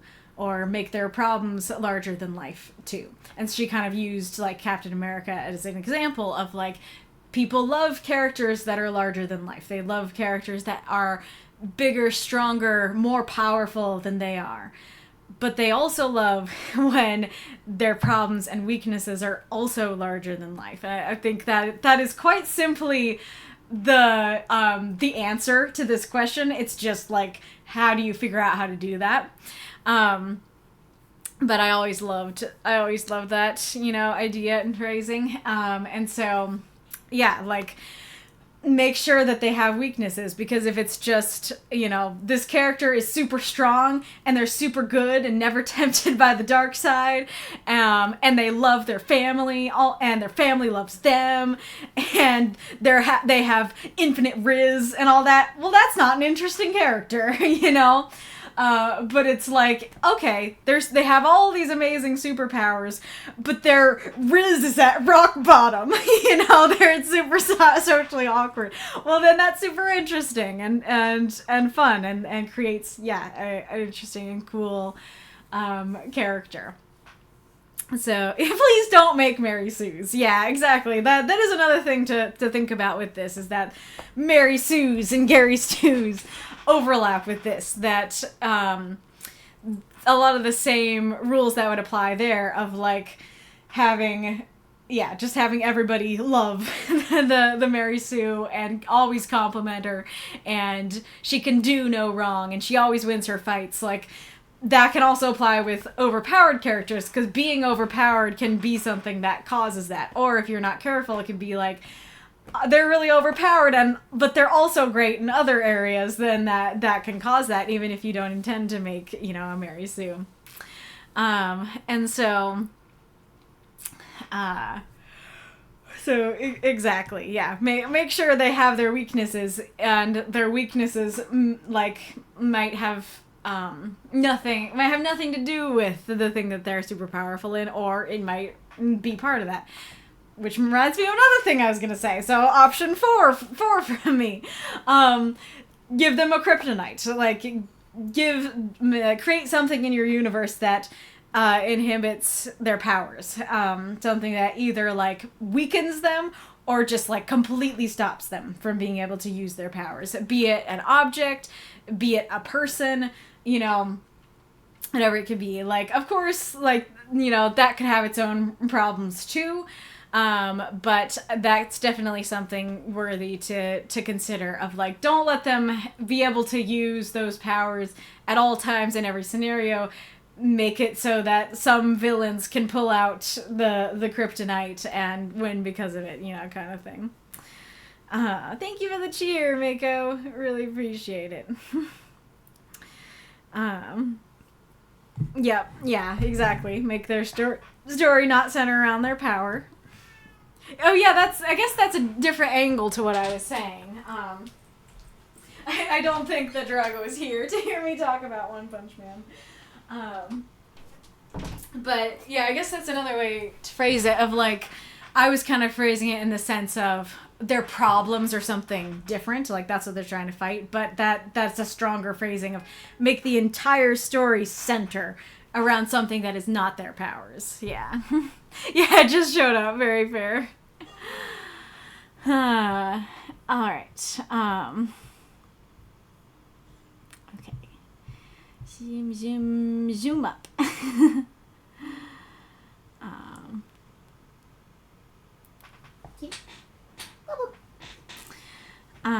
Aerith says, I often note the example of Superman. Despite all his powers, he often faces things like social situations or hostage situations where his powers can't apply as easily, allowing space for the creation of drama. Limits either of the hero or others, or creates a space for drama. Yeah, and that's a good point about like the hostage situation and stuff like that, where it's like it's create scenarios where, okay, I could use my laser eyes to blast him into smithereens, but the hostages would die.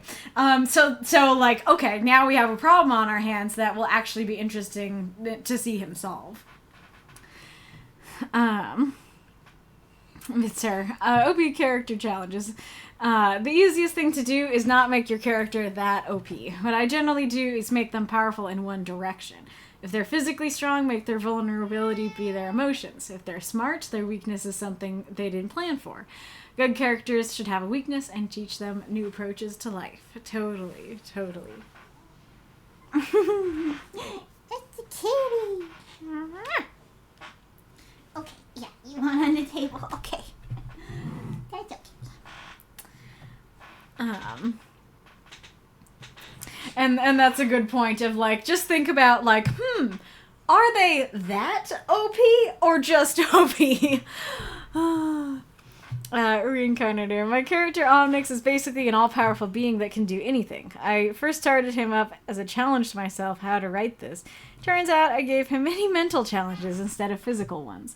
He had to learn to be empathetic, not lose his humanity, and accept his sadness that all else will end sooner or later.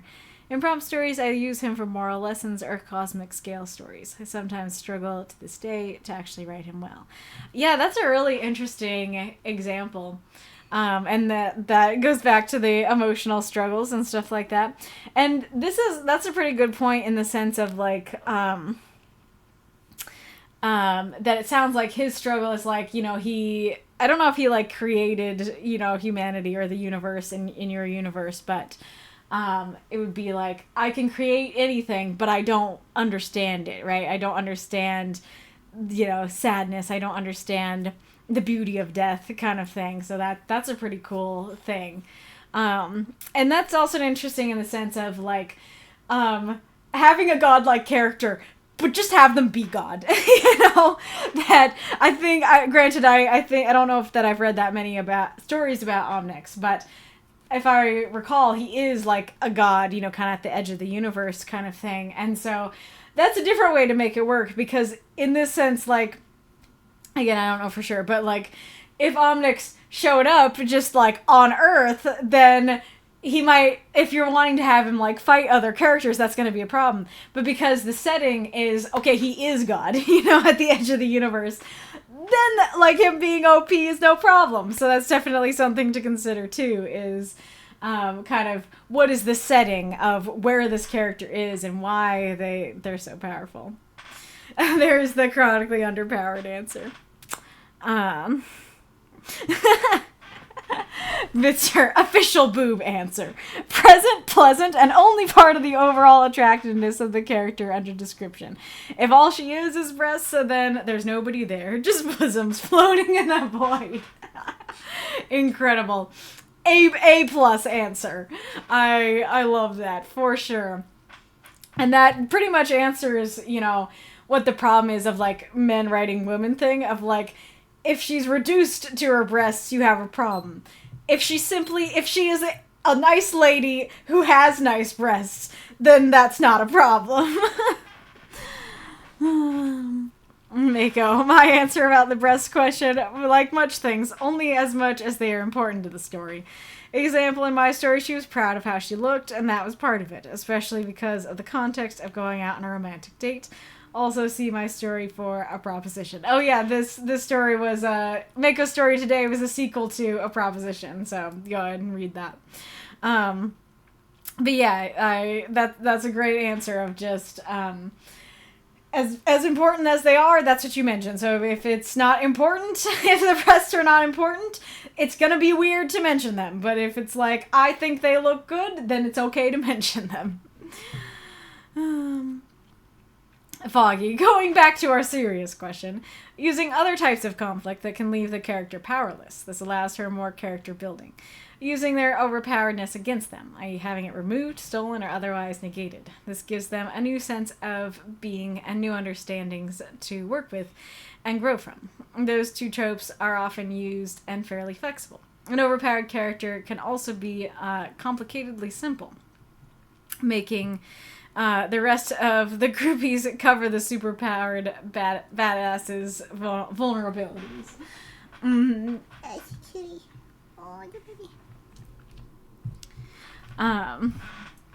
But yep, great points. What was I gonna talk about? Oh yeah, I was just thinking about like the growth thing, that the growth can definitely be a question. And it made me think of Midoriya from Boku no Hero Academia, that I mean, I haven't, like, I'm not current on it, but as far as I know, he is or will be pretty OP.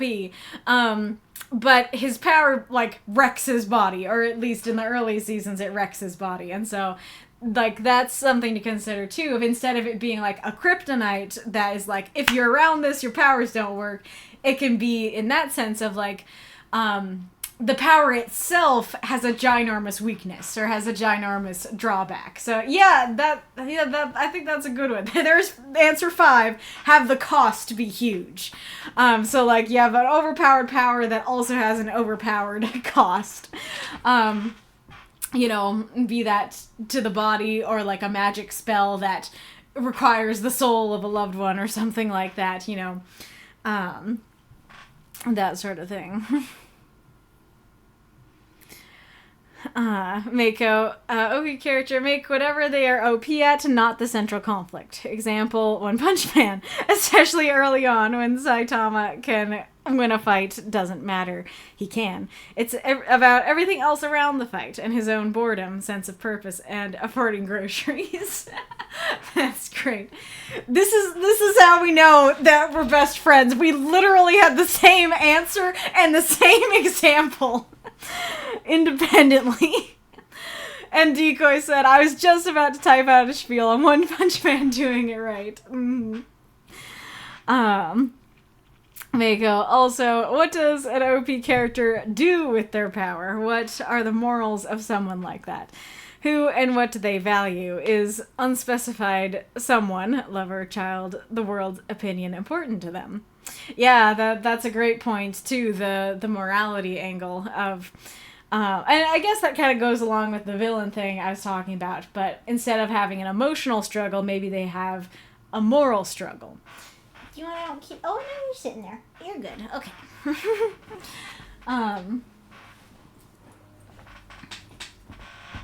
And you could even, like, thinking about, like, Superman, right? That, you know, if people think that Superman is crazy or they think that he's going to hurt them, like, he has the ability but not the desire.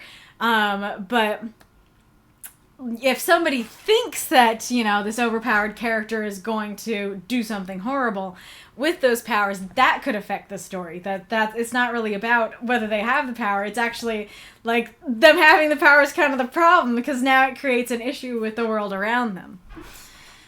And yeah, just thinking about what do they value kind of opens it up to be broader, that it could be an emotional struggle, it could be a moral struggle, it could be how do I get groceries? What do they value? What are their needs? Marius, I tend to do this with making it clear the conflict is different from whatever they're OP at. The three of us. In my story, my main character is almost, if not God level, but the core thing he wants to accomplish, stopping the apocalypse, can't be solved with brute force. He's also ignorant of a lot of how the world works. So there are weaknesses in his armor. Yeah, that's a really good point, that like the weakness doesn't always necessarily have to be an actual literal weakness, like physical weakness or something. It can just be, oh, you can do that, but you don't know that you can do that. You can do that, but it's a weakness right now because you don't know that you can do that. And yes, great point about the conflict not being about that. Mako, also answer the boob question, cowards. It's more important than you might think, especially if you have any sort of romance in your story or want to express any character's attractiveness. I saw that answer when I came, but I thought I read it as like your answer. Like your answer was just like, it's important if you want to show how your characters are attractive. I did not realize you were going, you're not answering the question, cowards. That G was not supposed to be capitalized. I know. Yeah, I know what I meant. Autocorrect.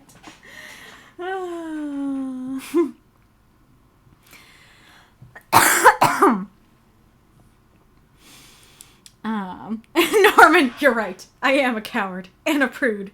I even had a mermaid bare her chest in a story and didn't even describe if she was topless or not. I can't condone gratuity. I feel like you get a pass on not answering the question because it was your question. But I do love the answer though. You're right. I am a coward and a prude. Mako. Also, regarding the word bank and something like Fox's Pizza, I think a fox mascot would count. Yeah, that is a good point, that, like, if your character, like, walks by a pizza store and is like, Oh yeah, their mascot, their dancing fox mascot was outside. Well, then that still is in line with, the intention of the word. Because it's still a fox. It's just a mascot of a fox. The same with, like, a fox engraving on something or something like that.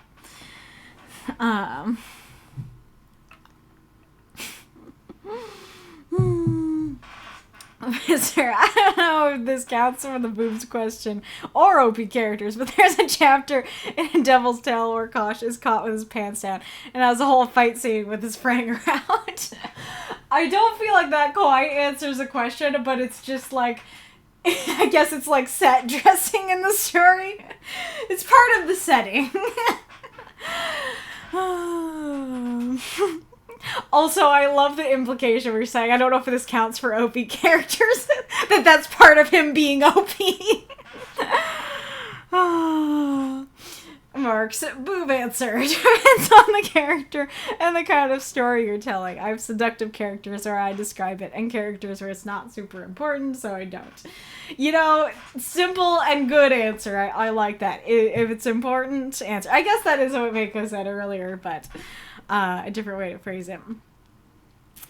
Norman, as for the first question, I feel like we talked about this before, but I brought up Invincible and how he's basically invulnerable, but can still be physically and emotionally harmed. He almost can't be killed, but it still takes a terrible toll on him.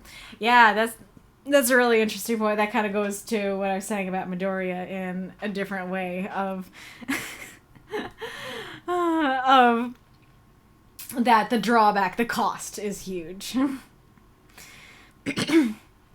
Then there's the Tick, who's nigh invulnerable and is played for comedy. I think I watched the Tick, but it was a long time ago, so I don't quite remember how it works. Amiko, that's actually a really good example. I think in that situation, a character's reaction to... I thought you were talking about the Tick. I think in that situation, a character's reaction to a topless mermaid can say things about the character.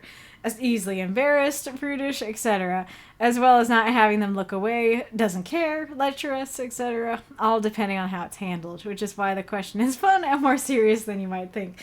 That's a great point. Like, even if you don't describe, is she boobs out or not, then the character's reaction might tell you. Once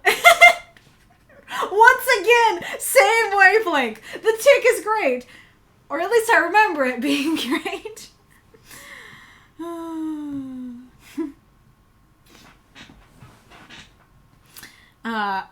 Mark says I always meant to watch the live action Tick.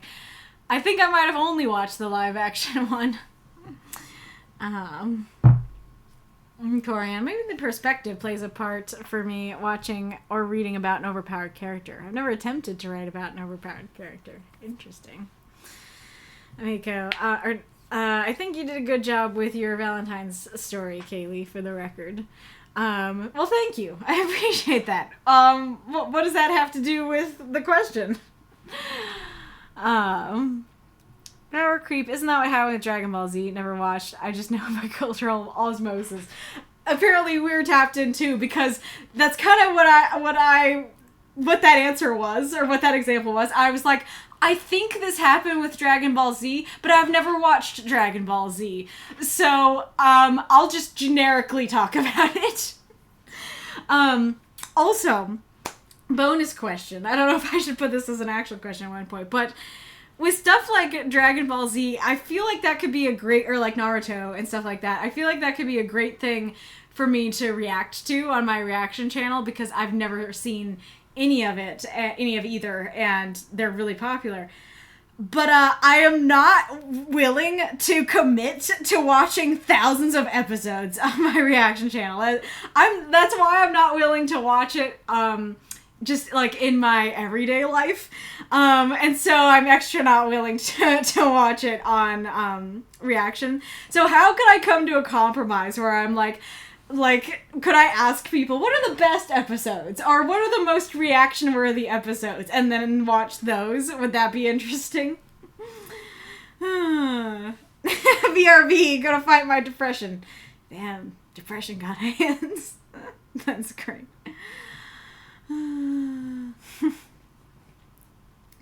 when you're death, so you have to kill people, but it depresses you and you can't stop doing it. Uh-huh. I feel like that's like a little bit of Matt and Victor, but not quite either of them also. Nightwolf.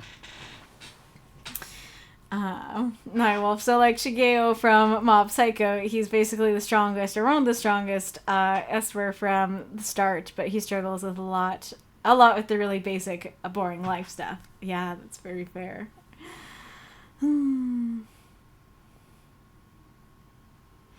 Okay, I think you do it well, since nothing that can be solved with violence is the conflict of the story. Mm-hmm. Marks, what I always find funny is that Alex was my most OP character, and he was so OP that it became a problem, so I made Matt, who was super, super OP. Wait, what? Alex came before Matt?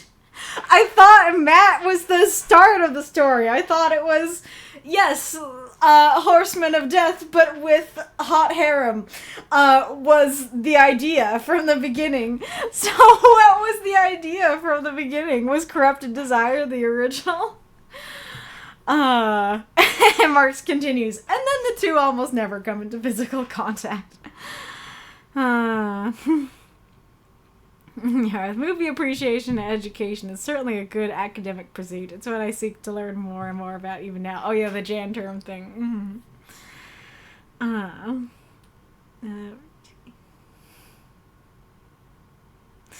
Marks, I really want to write a Mary Gary Sue character that's great at everything, and people just find them insufferable. It's like, this guy.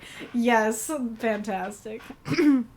Excalibur? What's Excalibur about? Infinite Riz. Weakness? Boobs. I'm so sorry, I fell asleep. Ah! Are you yelling about the boobs, or are you yelling about falling asleep? Oh, you've been asleep 4 hours. Oh dear, you missed everything. Gosh. Oh, what does that sound like? It feels like trying to be like proper and polite in your response, but then like ultimately saying something devastating.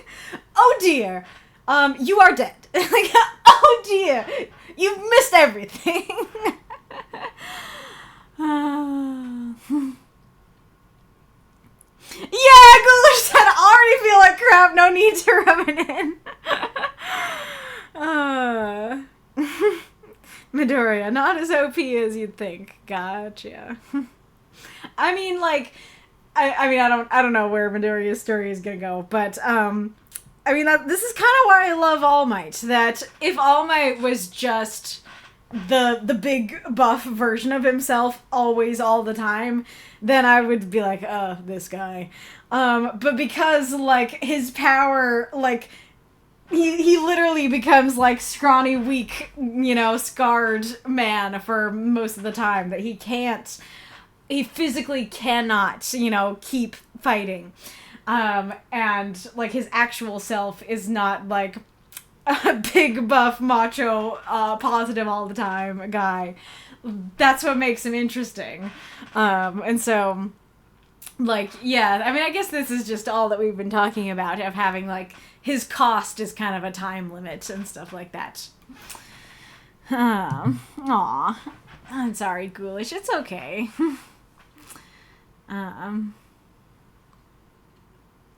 Marks, The Covenant isn't a great movie or even a passable one, but I love that there were these super OP powers, but using them took your life force, so you're basically taking years off your life each time you use it. Interesting. That totally makes me think of the Game Grumps, like, that took years off your life. Shoke from Tears of the Kingdom. Of course, I can't remember now what the examples were, but they were, like, really simple things. Cardboard world problem. What's that?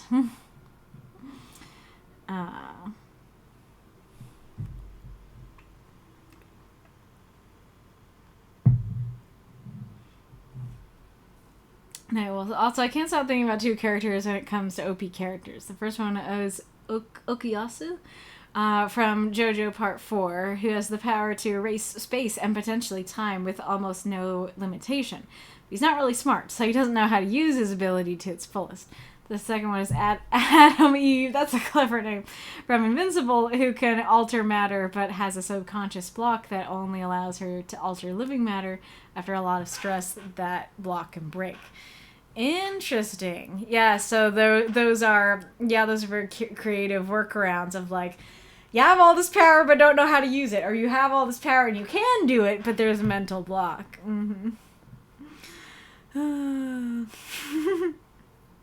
Mako Invincible is possibly the most ironically named character ever.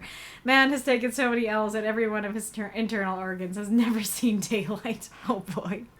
I mean, wait a second. You don't want your internal organs to see daylight. I think it's a problem if your internal organs are seeing the daylight. Oh, thank you for the cheer, Ghoulish. Nice big cheer. Has that unlocked our second one? Well, that's all 3 unlocked then. Is it all 3 unlocked by natural means, or all 3 unlocked by 2 have been unlocked and now monthly powers, 3rd is unlocked? Oh, gotcha, Mako. I thought you handled, how do you appropriately describe boobs in a story well in your Valentine's story? Gotcha. I'm glad to hear that. And others, feel free to weigh in if you agree or disagree on that. That one's kind of an interesting example because we're kind of landing on the answer of like, is it important, or like, is your character, it has to do with like attractiveness, right? Like if your character is feeling like they're attractive, or like somebody else is attracted to them, well, they're gonna mention that. But in mine, it was like the opposite. It was all just like, boobs. so and it wasn't that important to mention, so kind of interesting that you're ultimately complimenting it. Dragon Ball Z Kai or Dragon Ball Z Abridged. What is Dragon Ball Z Kai? I mean, like, I could watch the abridged parody series, but what I've heard of it sounds really funny.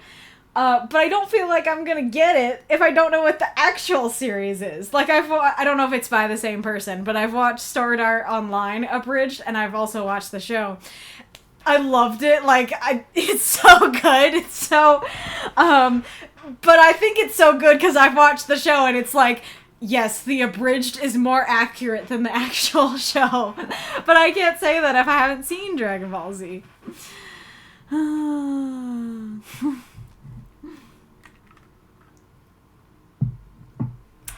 Justice says, the problem with Naruto and other shows like it is that sometimes episodes have like 2 to 5 minutes of actual story advancement and the rest is stretching the material like taffy. Fair. No, well, to be honest, I won't mind seeing you react to Bleach. Yeah, that's another example. Just fall asleep after a certain point.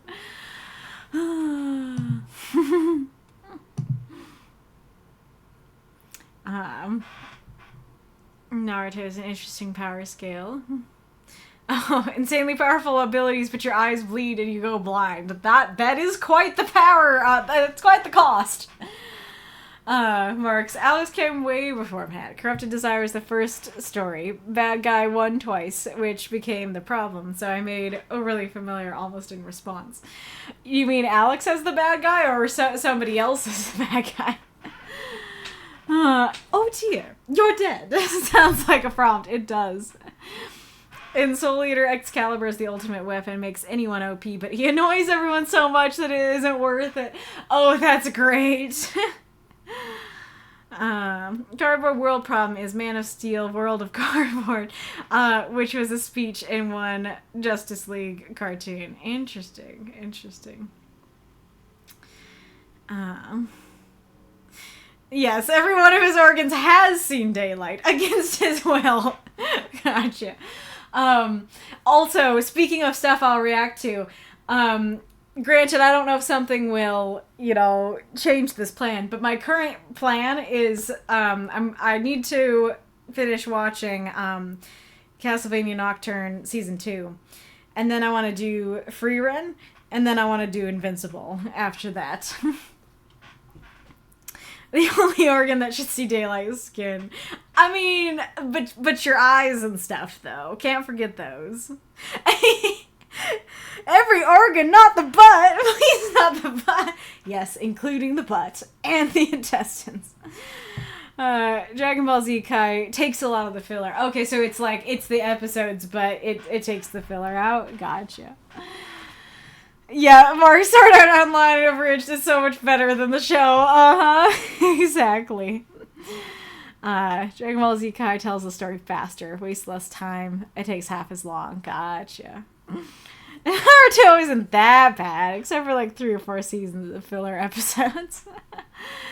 Pre-read is so good, Decoy says. Yes. I've read the first volume, but not watched any, and then, you know, once I decided I wanted to react to it, I let the rest of the manga remain dormant on my shelf. I can recommend Dungeon Mishi. Is that the English title, Delicious in Dungeon? I have been wanting to. I was thinking I would read it, but that is something I could react to.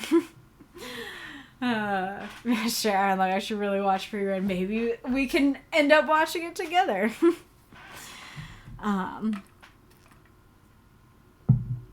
Interesting. Eris says, I've heard that there's an article, I think, called Man of Steel, Woman of Kleenex. It used feminist interpretation exploring the power differential between Superman and Lois Lane and the issues this creates. Interesting. A Paranoia Agent is like one of the best anime ever made. I've never heard of that.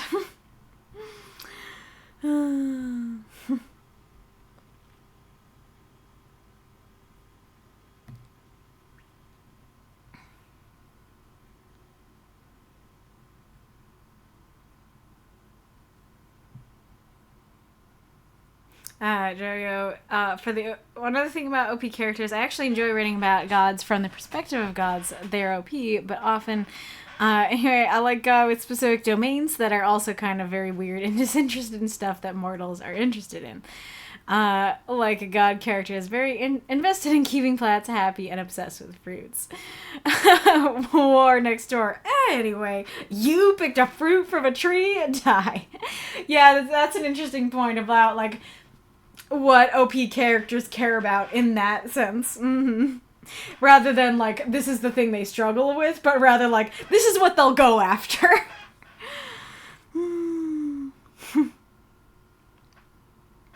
Hi, kitty. What boob question? Where is a question? Well, boob question what? Yeah, it was kind of a joke question that we made real, that it was like, how and when to talk about boobs in your story, because Mako talked about boobs in his story, and we talked about talking about boobs in your story. Yeah, Masa said, Mako wrote the word boobs in his story in an offhand way, and Norman offered the joke question, boobs, how prominent should they be in your narrative? I don't think that's how he phrased it, but that's really funny. Also, half asleep Wolfie. Anyway, boobs should be mentioned as often as elbows, meaning that elbows aren't often mentioned.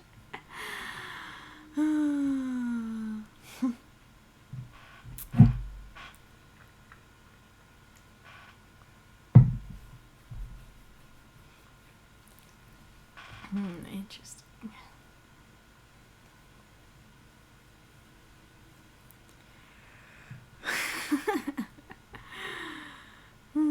Drago says, I guess the mentions of boobies depend on if you're writing from the boob wearer person perspective. I love how it's not boob haver, it's boob wearer. The external versus internal descriptions. But general, what were the boobs hurt, touched? Are there sexy times? Woo! Dazzle going on. Were they exposed? And if going in the slice of life is bra too tight and annoying and that one wire poking you, but you are too lazy to buy a new one. Or maybe they randomly hurt because of hormone cycle, yay. Well, that other bra is too loose because it's also old.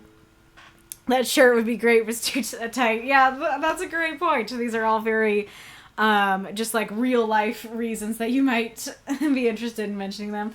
I mean, it's kind of the thing of like, you don't mention going to the bathroom in most fiction. So do you mention bra hurdy in fiction? Mention boobs if they're central to the conflict. I mean, I'm sure if like, you know, some of the conflict has to do with sexual attraction, that would make sense. But just out of context of just like, but the boobs, they're the reason we're fighting. If there's a scene with some non-sexual nudity, yeah, sure, mention them. They're not taboo. Just don't make it weird. Yeah. You wouldn't randomly talk about elbow, something were happening to this elbow, right? Yeah, that's true. If you're elbow hurty, you would talk about it.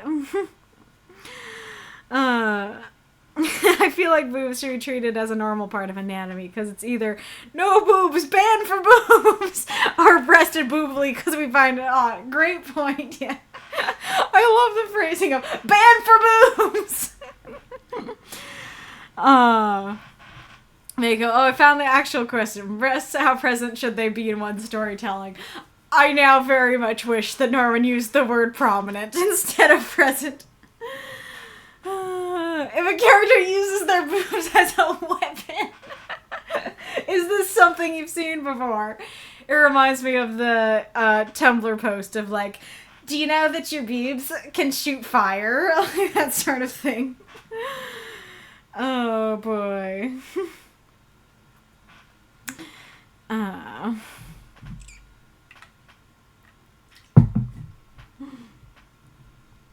Dragon Ball Z Abridged is just funny and relatively on point with the real series. Interesting. Ghoulish has to go to dinner.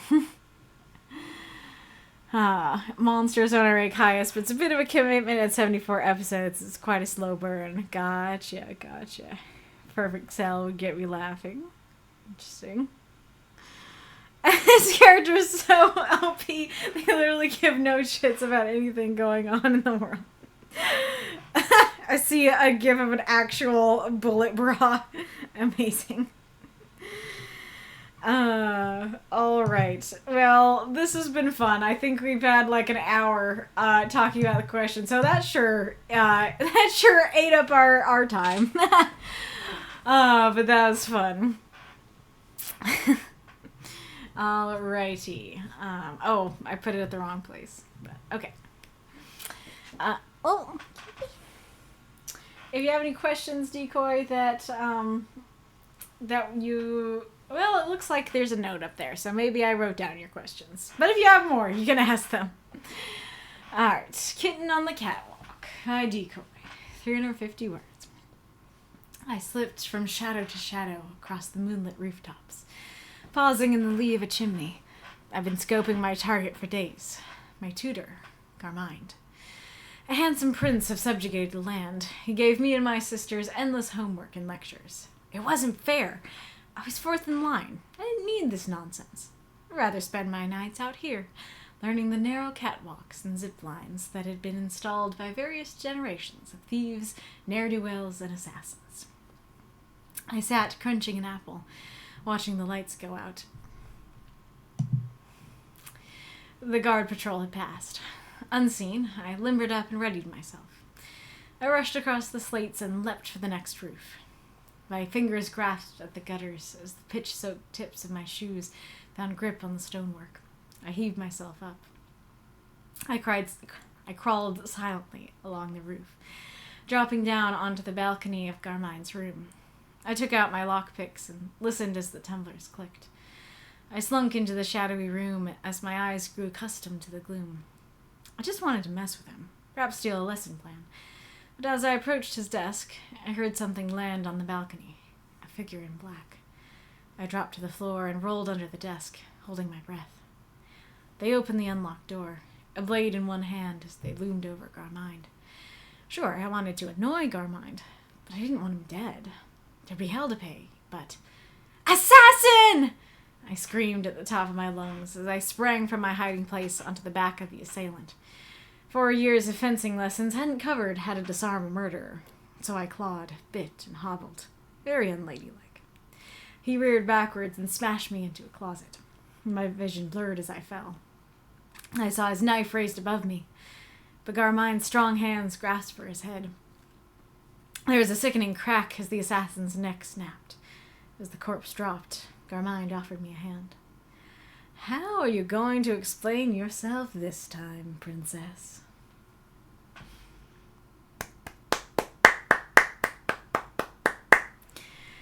Those moths and monsters cheer for this story if you loved it.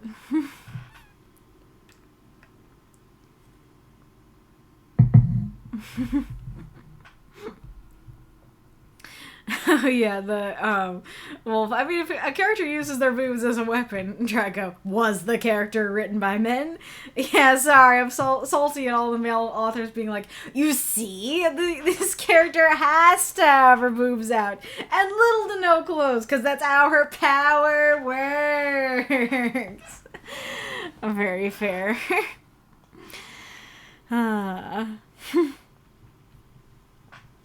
Decoy, thanks for the lovely reading. I'm glad to hear you thought it was lovely. Great little stories, as Dad said. Nice. I greatly enjoyed this one as well. Decoy said, hello readers. This one went through a few iterations, all inspired by a book I'm currently reading, Gardens of the Moon, which I highly recommend if you like epic fantasy. Originally, this was a war between assassins, but it morphed when I put pen to paper. We ended up cutting a lot of description to fit the word count, but honestly, it was mostly variations of describing how shadowy everything was and the murder of a guard by the assassin. Hopefully it all still flows and makes sense. No questions on this one, just happy to hear what worked and what didn't. Finally, the title comes from a metric song, Lost Kitten. I like the line for evoking the idea of an adolescent finding themselves caught in a world of adult struggles. Thanks for reading. So I was right. That's how I interpreted the title when I first saw it. I was like, oh, this conjures to mind the idea of somebody who's like, thinks that they're all that, thinks that they're ready to be on the catwalk, but then it's like, oh no, kitten, you ain't ready.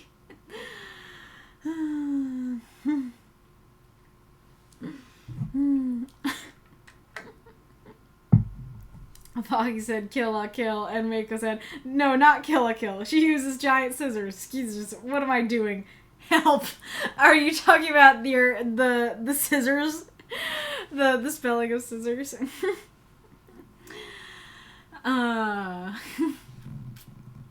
Alrighty, Rue. I like the setting. I liked what you had for that. I think, yeah, let's just get into it. First question, why did she need to scope him out for days if he was her tutor? Now, granted, if she's a princess, it does stand to reason that he probably came to her castle, so maybe that's all. But especially because it's not said for sure whether or not she goes to his house. That is a question I ended up having.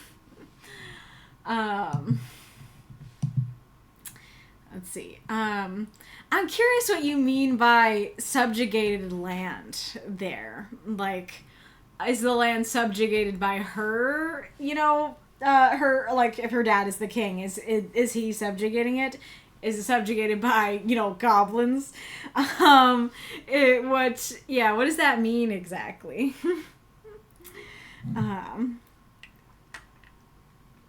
Decoy, that's for working out patrols and such. And yes, he's in a separate residence. Gotcha. I guess that is something that taking the guard out might have taken away from you, because I was just kind of reading it as like, yeah, he's just like a tutor. I mean, he is a prince, but just that she's able to get to the balcony and there's no guards there. Decoy says, yep, that's one of the parts on the cutting room floor. Her dad annexed Garmine's country. Gotcha. Well, that answers another question that I had, but the ad is coming, so I'm not sure if I should say it yet.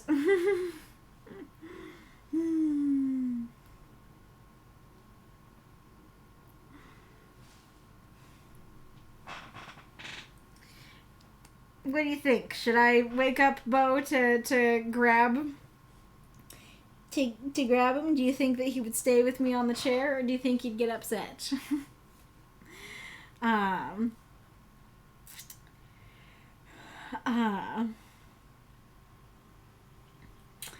See. He's something of a political hostage. Gotcha. Don't wake the kitty, says Vitzer.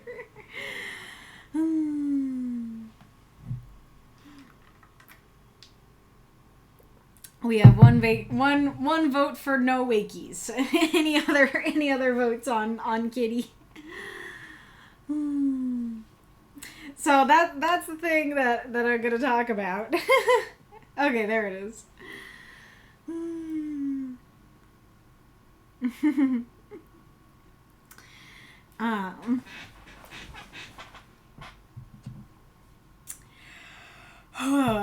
What to do during the break?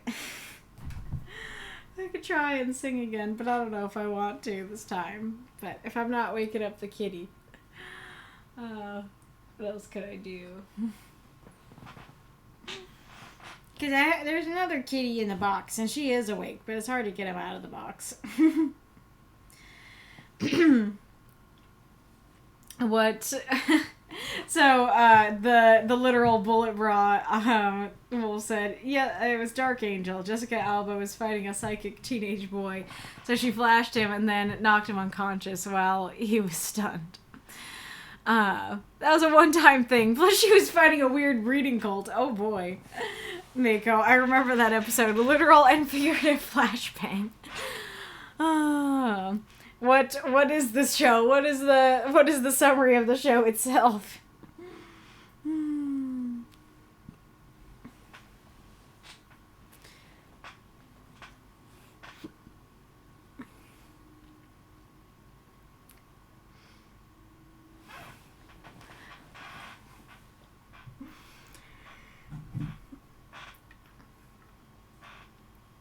Oh yeah, I was gonna tell my story. Now I don't know if I don't know. I was gonna say I don't know if there are enough ads left to tell the story with.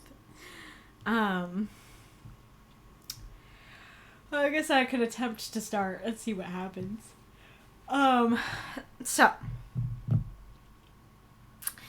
My family and I used to go to Maui, I don't know if it was every year or if it was like every other year. We went to it regularly.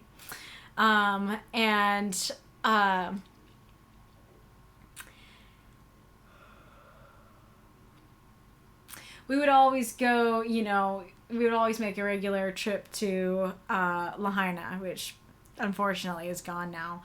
But I'm trying to think. See, this is the problem with starting the story late. Now I'm trying to figure out how to tell it.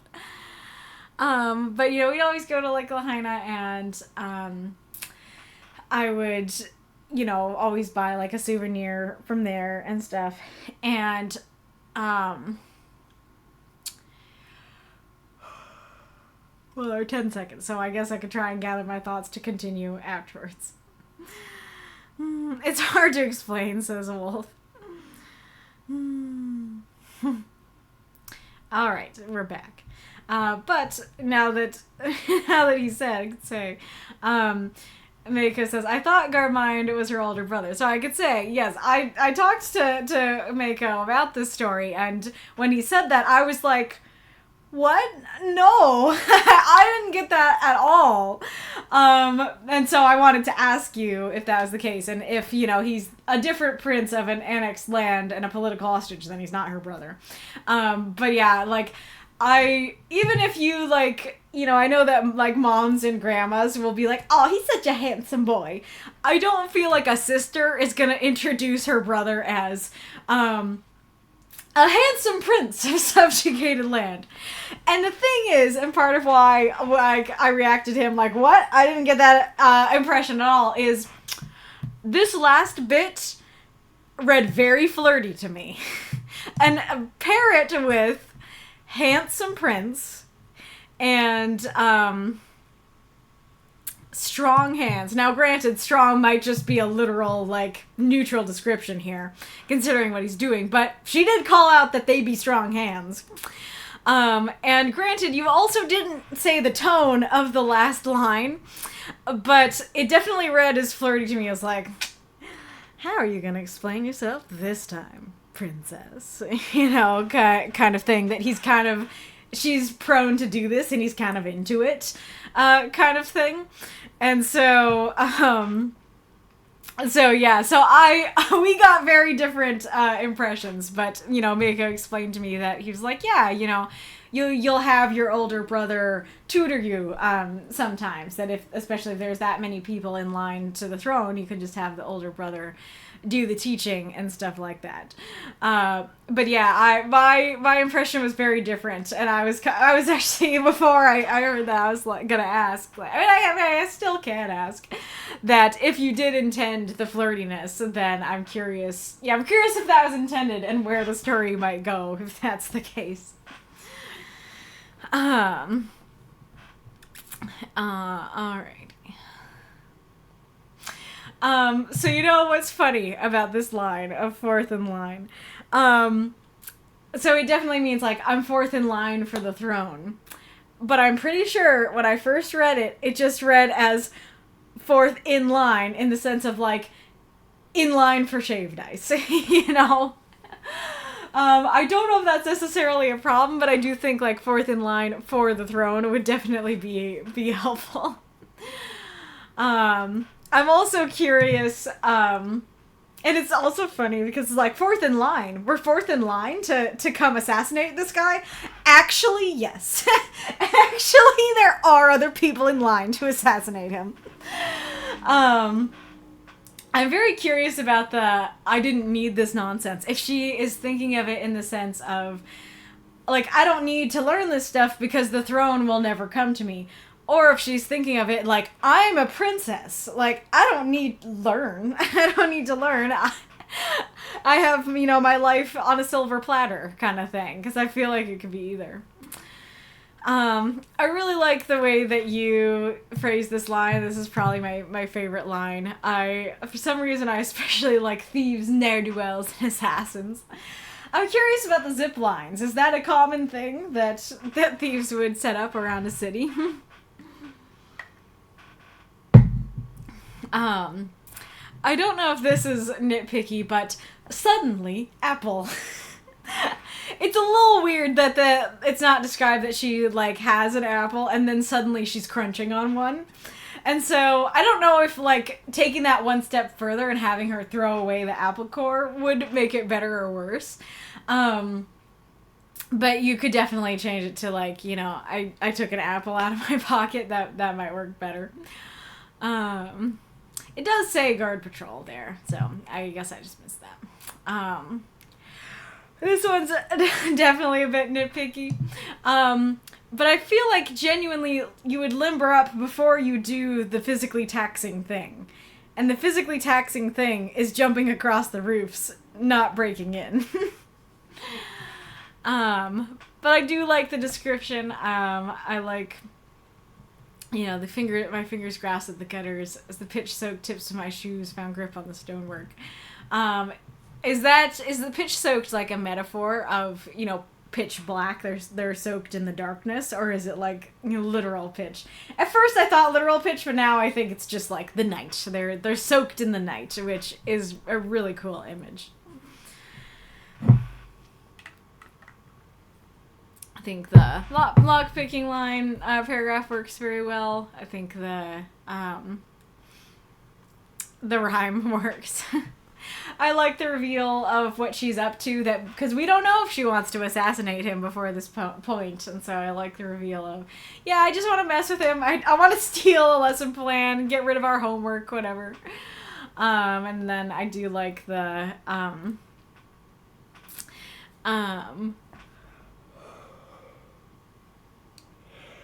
I do like the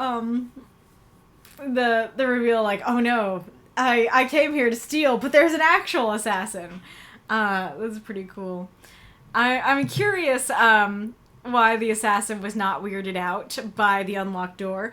But then again, I'm reminded of the scene in the first episode of Arcane where Milo's like, who locks their balcony? So maybe that's what, that's all that the assassin thought.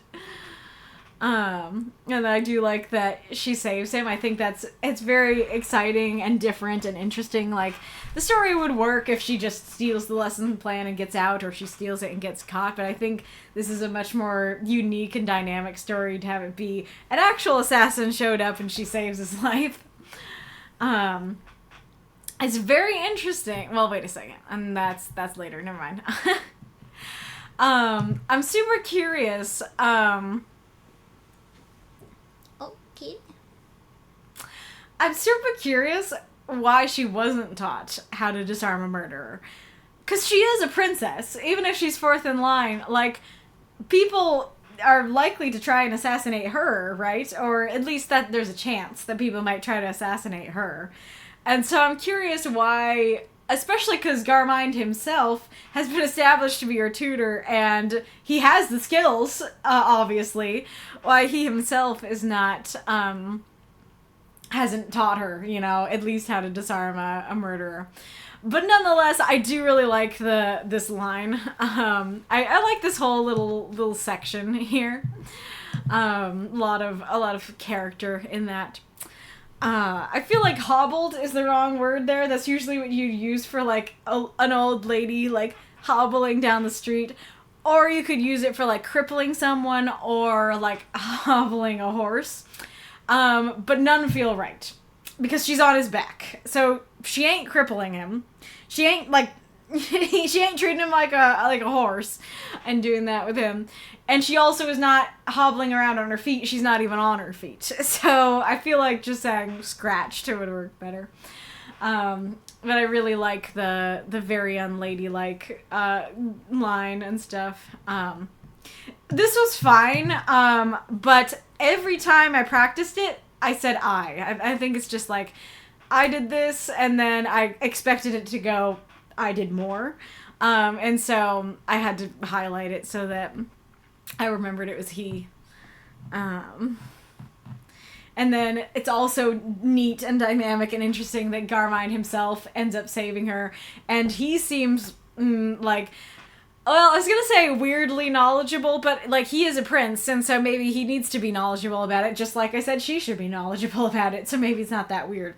But I guess, like, the title of Kitten on the Catwalk thing, it could be she's just, coming to steal, but actually, like, an actual cat, an actual, like, adult person, established ne'er-do-well is coming to kill him. But there's maybe a chance it could also be like, Garmind also knows what he's doing and she doesn't, kind of thing. And then, as I said, I'm very curious what the intended tone of this was meant to be. If he genuinely was annoyed, if he was just like, how are you going to explain yourself this time, princess? Instead... and I am very curious if you wrote a sequel how she would explain herself, if she would tell the truth or try to lie. But all in all, really good story, really dynamic, really interesting, very curious about these characters. And it makes me curious about the book you're reading. And I feel like that's pretty high praise if, like, you say that a story was inspired by a book, and then I read your story, and it makes me interested in the book. It means you wrote the story good and interestingly. And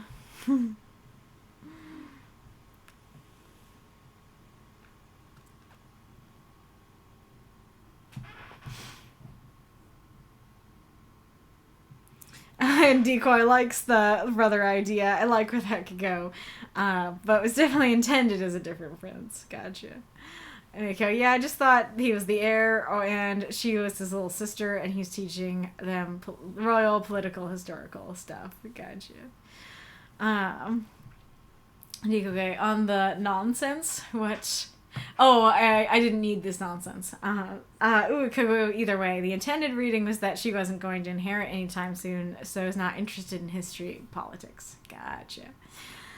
I was being literal, having sticky tar-like stuff on your tiptoes to help climbing, but I do like the double meaning of the shade. That's cool then. I like the line even more then. Maybe how to disarm assassins will be included in the curriculum going forward. Oh, amazing. On hobbled, I was aiming for a restrict movement, but restrained seemed too strong. I do think restrained would have worked better for me. I think it's just like hobbled, and I could be wrong, but like hobbled sounds like I am actively crippling you rather than like I am on your back fighting. You know, like how do I describe that? I mean, I guess like if we replace it with like, so I clawed, bit, and crippled is like, whoa, like one of these is not like the others. Like the other one's really strong. Like I don't feel like we can make that judgment right now. I think that's kind of the thing.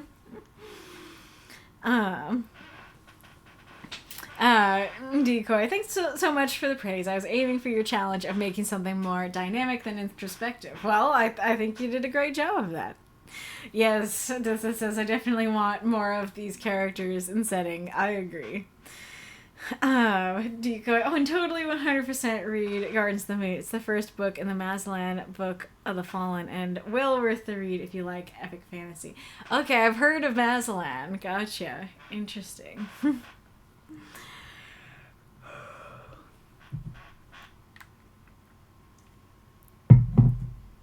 Mako, Dark Angel is the story of a genetically engineered super soldier who is technically a chimera. Genes from different animals, cat genes for night vision, balance, etc. A whole military complex full of them, one generation of which managed to escape. Our main character, Max, played by Jessica Alba, works as a bike messenger in a post-apocalypse light northwest Seattle as a bike messenger, and making ends meet as a cat burglar. She gets involved in all sorts of shenanigans and other stuff, including a millennia-old cult trying to breed super soldiers, which is where the psychic powers came from. They were very upset when Max survived their traditional cult of weak poison. Interesting. The storylines are intense. Gotcha. I'm suddenly reminded of CinemaSins. A character eats an apple to prove they're an asshole. Ding! Interesting. As to the tone of the last line, up to the reader. Fair enough. Great story, Decoy. Let us go on to Spectre's story.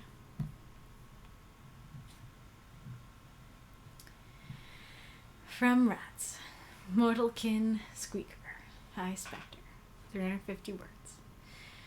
Didn't think I'd be back here. Squeaker stood on the streets of Mahareen, the Martree capital, realizing that nothing had changed. Granted, it had only been 2 years, but he'd still hoped that something would be different. Instead, he could see the gang graffiti lining the walls. A bull's head down one alley, a wasp on another, and so on, making the territories of the city's unofficial war. "You right there, Squeaker?" He heard Timber's voice from behind him. "Just remembering," he muttered, pulling up his scarf. He didn't want anyone recognizing his face. His departure hadn't been on the best of terms with the gang he used to work for. It hadn't been on any terms at all, to be honest. When he'd gotten sick of building bombs and corrosives, he'd hidden in a haystack and ridden out of the city on the back of some oblivious farmers. At the time, he hadn't been able to believe how easy it had been. "I wasted so much time here," Squeaker continued. Then again, what choice does a Martree orphan have in a city that hates its own people? Squeaker waited for Timber to ask him what he'd done during his time with his gang. She didn't. She simply stood by him, waiting for him to talk. "I should have gotten out sooner," he said, his whispering voice drowning in the sea of people around them. "I spent my entire life working for the black-blooded, thinking they were my family. A horrible, vicious family, but family nonetheless." "It's not like you had much of a choice," Timber said, putting a hand on his shoulder. "Still, I wish I'd done a lot of things differently." "Been there," Timber smiled at him. "Well, not entirely, but..." Squeaker tried to smile back, even though the lower half of his face was hidden by a scarf. "We can leave if you need to," Timber said, after a pause. "We have a job to do. It's Squeaker shook his head. If he had to be someone's sapper, he'd much rather be Fenn's than one of the black-blooded. Those moths and monsters cheer for this story if you loved it. Why are we saying rats in all caps? Spectre's questions. 1, due to the word limit, I wasn't able to get into the details of what Squeaker had done for the black-blooded and why he's even called Squeaker. Do you think the story could have benefited from details like that? 2, was anything confusing? I went back and forth on whether the story should be a flashback or not, but I ultimately opted for narration. Was there enough information for you to follow? 3, what, if any, impression were you left with of Marahine and the Martree as a whole? 4, what do you think of Timber and how she tries to comfort Squeaker? So feel free to answer those in the chat. Alright, well, I enjoyed this story as well. I think you did a good job of, like, mixing a reminiscent tale with, you know, a little bit of action, or at least, you know, some dialogue to spice it up a little bit and make it maybe more interesting than it would be if it was just him sitting and thinking about it.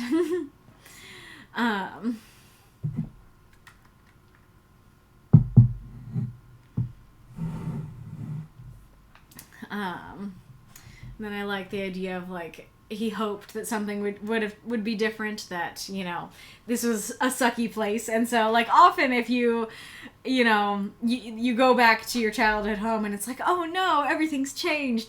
This is kind of a twist on that, where it's like, my childhood home sucked. I wish it was different, you know? I think that's great.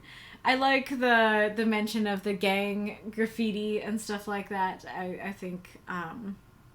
I think that's interesting and works well. I'm curious if, like, that means that their territories are very small, if, like, one alley has a bull and the next one has a wasp. But, you know, it works, and I like it. Yeah.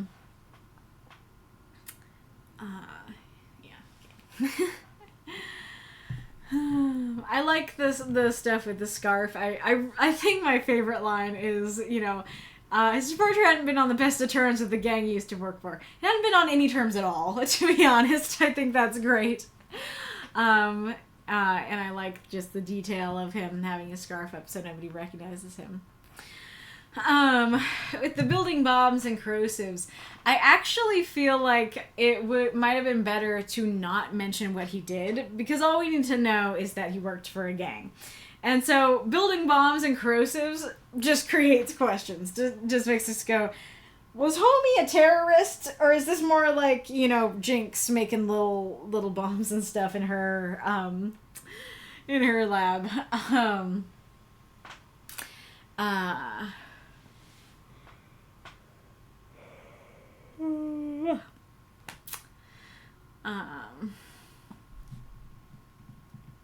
I do like the mention of, you know, how he got out and stuff. I am curious, you know, how long he had to hide in there, and if it would have been difficult to get out at night or something.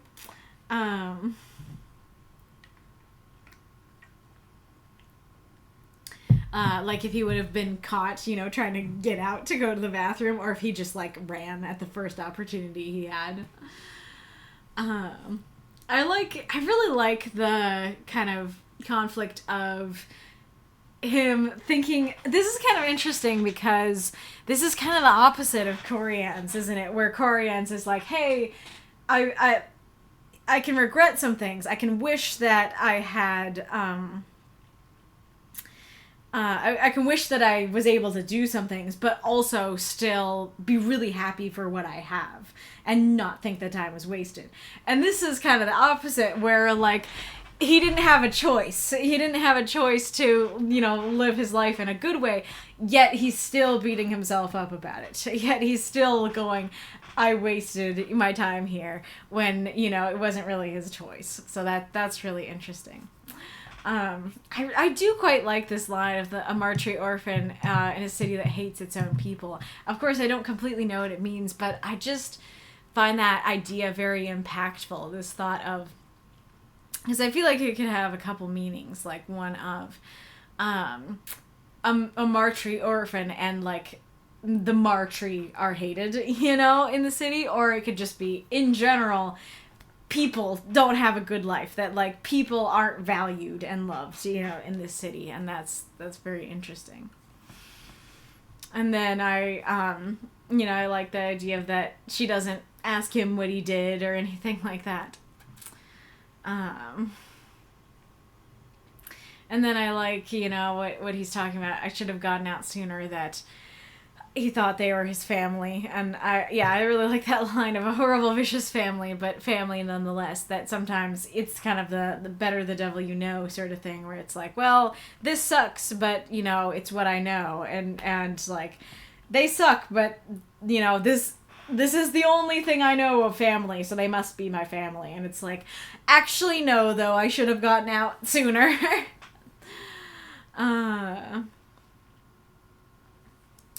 It's kind of cute that Timber's like, yeah, I've been there. I've wished I've done things differently. Though, you know, I can't totally relate. I really like this little detail about the scarf. Like, that's such a simple little detail that's so easy to forget or not mention. But I love that you, like, remembered that his scarf is covering his face. And so, like, I totally remember, you know, when we were wearing masks all the time, that I would want to smile, and then it'd be like, oh no, nobody can actually see me smiling. And then I like, you know, that she's like, hey, if this is too much, you can go, you have an out. And he's like, I still want to do the job.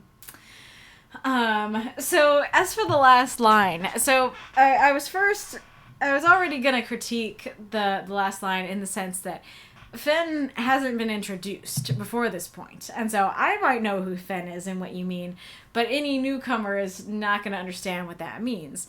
But reading it to my dad revealed that line is more of an issue than I thought. It's more of an issue than just like, oh, you know, we don't know that person. It's an issue of you don't know if Fenn is a group or a person, and you don't know if Fenn is another gang. And so you definitely don't want to think that he just doesn't get out, that he's still in it, just with a different gang. And so this is kind of interesting, because I've said before, the name of their group of mercenaries is called the Mortals. And I've critiqued Spectre a few times and said, well, calling them the Mortals is easily confusing, because it then makes people think, you know, the wrong thing. It makes people think too much about the name and not realize it's a name, and think that you're actually talking about mortals versus immortals. In this case, I do wonder if saying he'd rather be the Mortals, you know, capital, than the Black-Blooded, if that would have been clear, this group versus this group.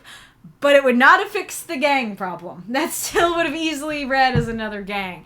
So I'm not sure how you could make it clear he is not part of another gang, while, you know, not adding too many words. But that's definitely something to think about. Also, my dad said that a sapper is a bomb diffuser, but I wanna see if dictionary agrees with him. The thesaurus says prospector. Sapper, a soldier employed in the construction of fortifications, trenches, or tunnels that approach or undermine enemy positions. Okay, yeah.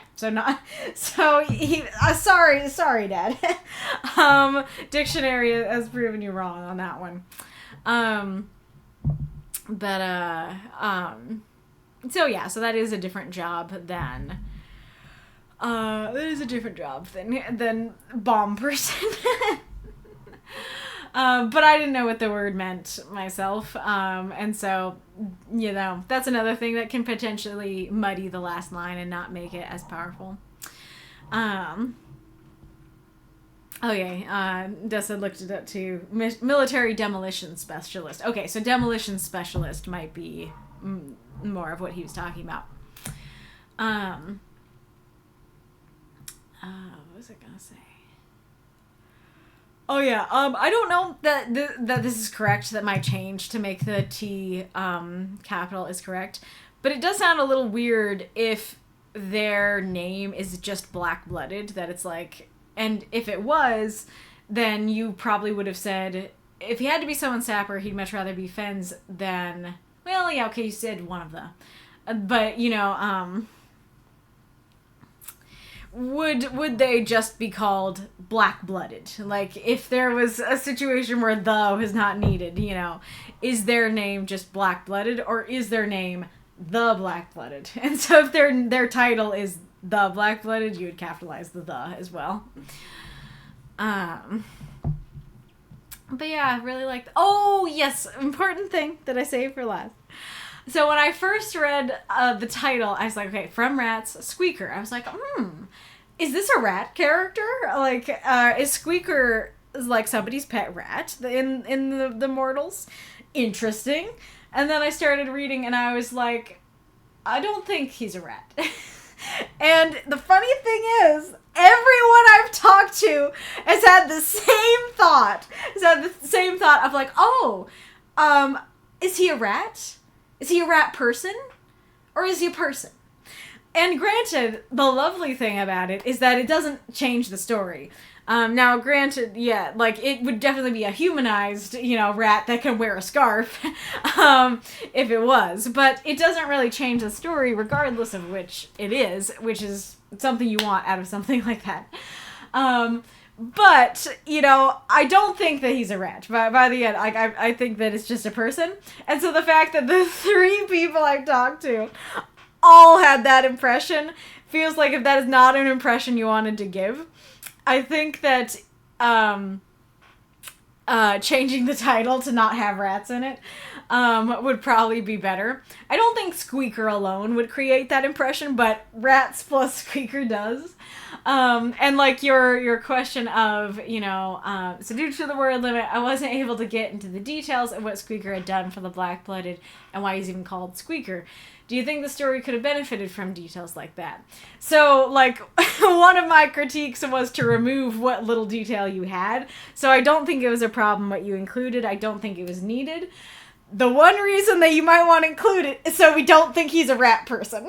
That's the only reason to include it, is so we're not wondering if he's a rat guy. Was anything confusing? I don't think so, unless I've said it already. Went back and forth on whether this story should be a flashback or not, but I ultimately opted for narration. I'm curious about your phrasing there, because narration is not the opposite of a flashback. Narration is just, like, telling the story, you know, like, this is all just narration, storytelling. So, a flashback can have narration. But I thought what you did worked. A flashback could have worked as well, but, you know, I only have this, and this worked for me. What, if any, impression are you left with Marahine and the Matree as a whole? Well, Marahine seems like not a great place, or at least parts of it seem like not a great place, that it's just like, yeah, that, like he said, it's a city that hates its own people, and so it's not a place where kindness and love are abundant or valued. I don't know that I have much of an impression of Martree as a whole, because, like, the only impression I've gotten is just this city. But I'm definitely interested in, you know, this place. What do you think of Timber and how she tries to comfort Squeaker? She seems lovely, and no objections. I think, you know, she seems like a nice lady, and I like how she comforts him. I like that she's like, hey, you don't need to beat yourself up, you didn't have a choice.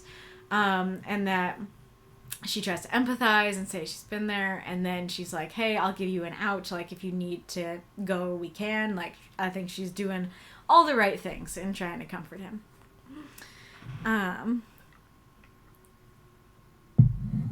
That said, I'll read out my own answer. I thought the story did cover what he did for his gang with the line, when he gotten sick of building bombs and corrosives. That is true. Like, we heard what he did, you know, doesn't tell you why he has the name that he had, but that is just quite simply what he did, seemingly. And, like, I just saw my comment, man's a heckin' terrorist! I've started leaving comments in certain phrases just to make myself laugh in the stream. But, what was I gonna say? I don't remember. Good story. I liked it. Alrighty, Rue. So Steven said before that he would not be able to make it to the stream, to his story, but he'll see it in the VOD. So hello from the VOD. Sorry you're getting tired, Kaylee, for your debut. Alright. A Fairy Trade by Steve. 341 words. They shook their hand from mine, sitting up sharply. How many? They gasped. Fresh white linens piling around them. The new vibrancy in their voice almost masked by their shock and incredulity. I hesitated. They wouldn't like the answer. Of course they wouldn't. I averted my gaze, but could feel their eyes boring into me. I smiled. I'd almost forgotten how effortlessly they could do that. 20, I murmured. 20? And 12 weeks. And 12 weeks. I paused while they took it in. They looked at me again. So I can leave here? Tears in their eyes now, reflecting the fluorescent lighting that I'd come to hate, but now somehow looked so beautiful. I took their hand again, smiling. We can leave here. Today. Today, they repeated, processing their new reality. I sat, observing the rise and fall of their chest, the clenching and unclenching of their fists. Eventually, they broke the silence. How long did you have? The moment I'd rehearsed. I didn't ask. I met their eyes, so bright, piercing, just like I remembered them, searching. I saw the furrow of their brow, suspicious. I almost broke in that moment, the guilt poisoning my joy. Then they relented. Thank you. A moment while they took everything in, composed themselves. But you shouldn't have done this, they finished, their head shaking. Let's not talk about that right now, I smiled. Let's just enjoy today. We stood hand in hand, ready. The glass doors split apart, and we walked together into a new world. There was a spring in their step I hadn't dared to hope I would see again. I watched them inhale deeply for the first time in I couldn't remember how long. And I swelled with gratitude to see them smiling, to see them healthy, that I had been able to make the trade, that I'd had the time to give. I was grateful they had believed my lie. Grateful I would only have to maintain it for another 11 hours and 23 minutes.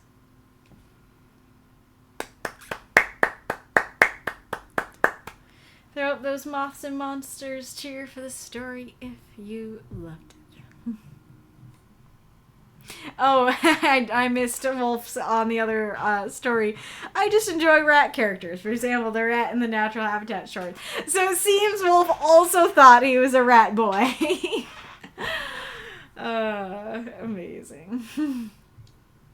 Alrighty, Rue. Well, I'm very curious. Well, I'll read Steven's little note. So I see that some of the other writers like to add prompt questions, but I'm new to this, so I'll just say that I'm very grateful for any critique people wish to share, and thanks for reading. Well, thank you for submitting, Steven. It's great to have you. And thank you so much for reviewing so many people. You went above and beyond reviewing more than your required amount, so really appreciate that. Oh, what was I going to say? Oh, yeah. So I'm very curious in the chat. Did you feel like you understood what was happening? Because my summary of my thoughts on this story is, once I learned what was happening, I think the story is really cool, and I really love that somebody went this direction with the prompt. But my problem is that when I just read it myself, I had no idea what was going on. And so most of both my praise and critique are going to fall into those categories. Alrighty-roo. Let's go into it. Let's see. A little nitpicky thing here.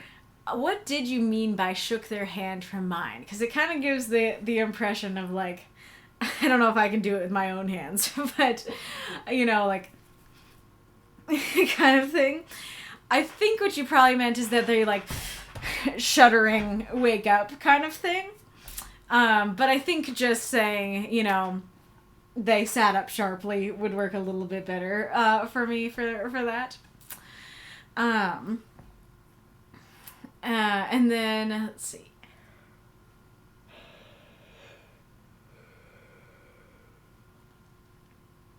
Well, okay, so I guess I'll talk about my confusion first.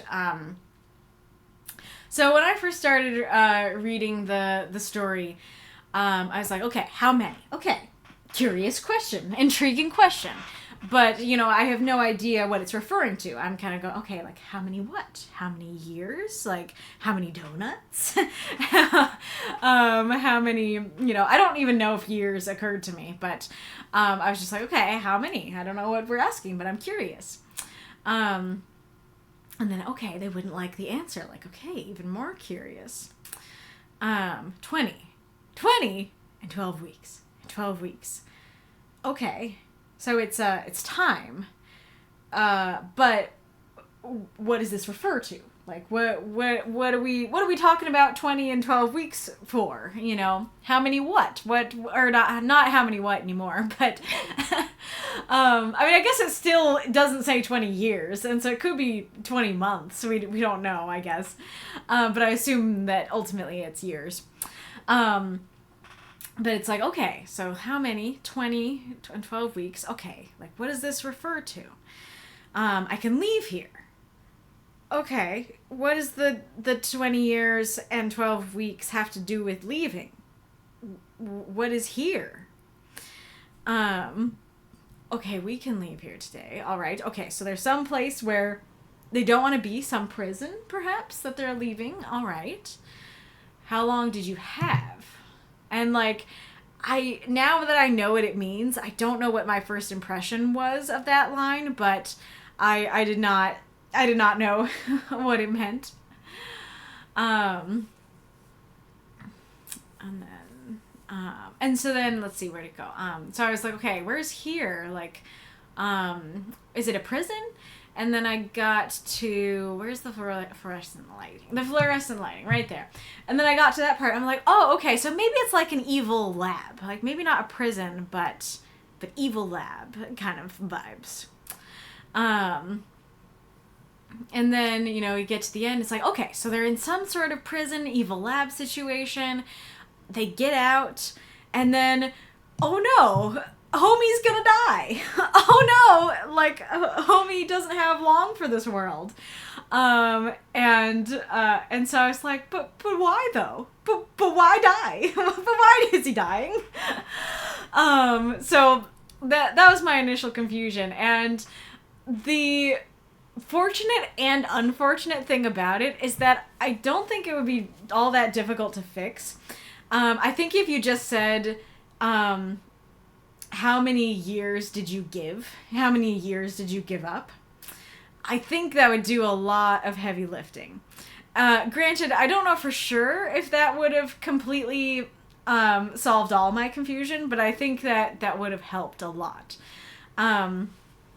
Because yeah, as is, I don't know what the numbers are for and how that relates to leaving. And so, like, saying how many years did you give up might enable me to make the connection of, oh, they gave up their lifespan to save their friend. They gave up their lifespan to get their friend out. I don't know for sure, but I think that would have done a lot. And then I do think that explaining where here is would also have helped a lot. I saw from your replies that this was meant to be a hospital. And I do see that linens and fluorescent lighting, those are things that you would see in a hospital. But it wasn't really enough for me to get that. And the thing about the linens is that even knowing that it is a hospital, why would the hospital staff just keep putting more new linens next to them? Like, even if they're, say, like a coma patient, they would, like, change the linens. They would, like, change the sheets and the robes and everything like that. They wouldn't just, like, well, he didn't wake up today, so, more sheets, more robes to put on the bed, you know, that kind of thing.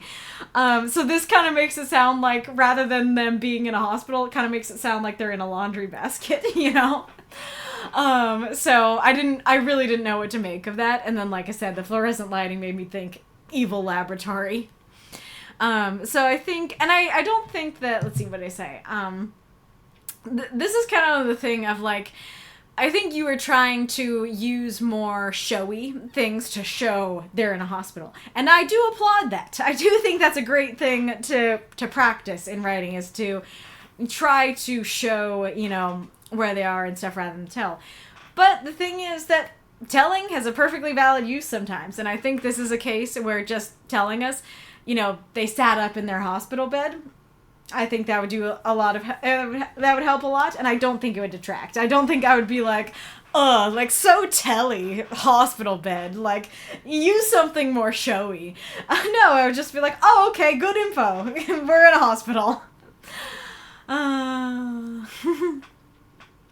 the other thing about the hospital is that I feel like I now understand, oh, okay, so they gave their remaining lifespan to save their friend.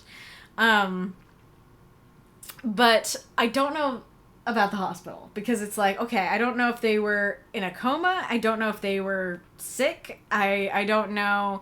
I mean, presumably they were sick with something. Unless it was an evil lab and they were just being kept there for no good reason, you know?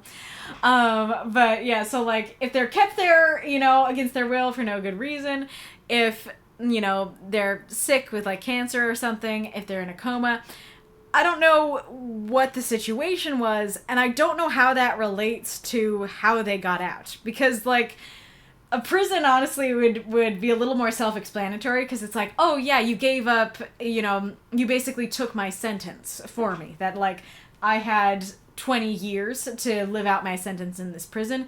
You took those 20 years off your lifespan instead, or you now have to go in there for 20 years instead. I feel like that would be a little more self-explanatory, but as is, like, if somebody is in a coma, it's like, okay, so there seems to be some kind of magic involved, so they were going to be in a coma for 20 years, or it was, like, the payment for getting them out of the coma was 20 years, but why is that, you know? I don't know how the payment works with the hospital setting, if that makes sense. Now, all that being said, now that I know that this is, that's what happened, is that, you know, he gave up his lifespan for this person, that's super cool and powerful and interesting. I really like that. I'm so glad somebody went that direction with it. I don't know if other people that, you know, weren't eligible went that direction, but I'm very happy that you did. And so I do like that, you know, knowing what's going on, that it's like, okay, I know you gave something up. I know you gave yours up for me. How many did you give up? Like, 20? And 12 weeks. And 12 weeks. I do kind of like the repetition of that. And, like, I like kind of the slowness to figure out. So it's like, okay, and 12 weeks. And so I can leave. We can leave today. I do like that they're kind of waking up and you know, processing everything. I think that works very well. I do like how you can tell how much our main character cares about them. There are a lot of lines about, you know, looking into their eyes and stuff. And granted, there is both a praise and a critique for that. The praise being that it really shows the intimacy. It really shows I care about them, you know, that, you know, I feel their eyes boring into me.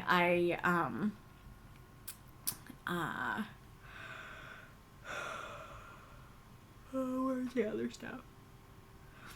I saw a bunch of lines about their eyes, but now I'm not finding them. But the other thing about it is that there are a lot of like more emotional descriptions of the character and stuff. And while that's beautiful and shows how much that they care, also I do feel like some of those words probably should have been used for explaining a bit more clearly the specificity of what's going on, the situation of what's going on. Instead. I'm curious about the fluorescent lighting that I'd come to hate, but now somehow looks so beautiful. I'm thinking that what it's meant to be is when you're about to die, then like everything starts to look beautiful. If you know you're about to die, you willingly, walk there, then everything around you starts looking beautiful. But I'm curious about the come to hate part, actually, because I don't know enough information of like, okay, is this a hospital? So this is a hospital. So like, were they able to visit? Were they visiting all the time and then finally decided I'm gonna, give up the years? It kind of like, again, going back to the prison thing, it kind of read like a rescue mission to me. Like, I couldn't get to you. I finally got to you. I paid the price. I got you out. Rather than like visiting their side every day and then finally deciding I'm done. I do like that. Like, either one I really like. And if that was the case of like, no, like, I'm willing to give up my life for them. That's beautiful, and I would love to read a prequel to this story, and stuff, but, just kind of more questions about the hospital of, like, okay, how did you come to hate it, and stuff like that. I like, the rise and fall of their chest, the clenching and unclenching their fists. That's a neat little, detail. Knowing, what's going on, I do like the moment I'd rehearsed. I didn't ask. That's a neat way to show, that the character is lying. Like, not only did they lie, they had to rehearse it because they might not successfully lie if they hadn't. And then they almost break, here. I guess this was, like, the other eye line. So you could go straight to, I didn't ask. I saw the furrow of their brow, so you could do that. But I do like what you have. It might be that just like I remembered them, that might be what made me think, like, I haven't seen them in forever, and I finally got here to rescue them. So if that's the case, then how could you come to hate the place if this is the first time you've been here? But maybe if it was a coma type situation, then maybe they just haven't seen their eyes. Which would make a lot of sense as to why there's a lot of mentions of the eyes and stuff like that. I do like I almost broke in that moment, the guilt poisoning my joy. That's a great phrase. And then they relented is great. Like, they're not even intending to interrogate. They're just, like, wondering. But I like the relenting verb, like they were interrogating them.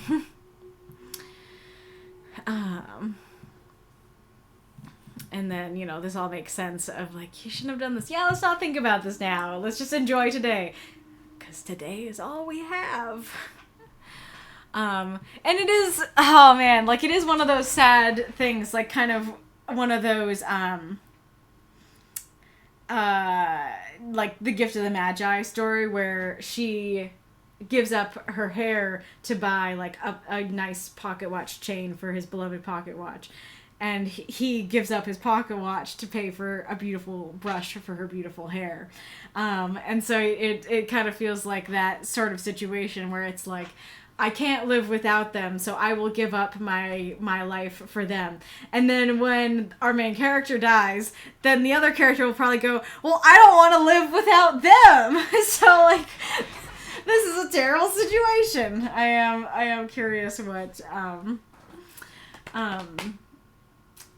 where we go, if they would be willing, able to accept the gift and go, like, they gave up their life for me, so I'll live the best life I can. Or if they would be like, well, this sucks, And I was trying to think what this reminded me of. I think it reminds me of the end of Full Metal Alchemist Brotherhood. Walking into the sun with his brother. But I really like that image of walking into the new world. I do like that phrasing of hadn't believed, hadn't dared to hope. I think that's neat. And then I'm also curious, I watched them inhale deeply for the first time and I couldn't remember how long. Is the deeply the new thing, or is the inhale the new thing? Because that's kind of important. If it's just like, oh, they never inhaled deeply, then that could go along with kind of the coma idea of just like, you know, maybe they're breathing shallow the whole time or something like that. But if this is the first time they've inhaled in a long time, well, that's interesting that they were like full on dead and were revived. That's very curious. I swelled with gratitude to see them smile, to see them healthy, that I'd been able to make the trade, that I'd had the time to give. I do really like that. I do like the cadence of it. The fragmentation of it doesn't bother me too much.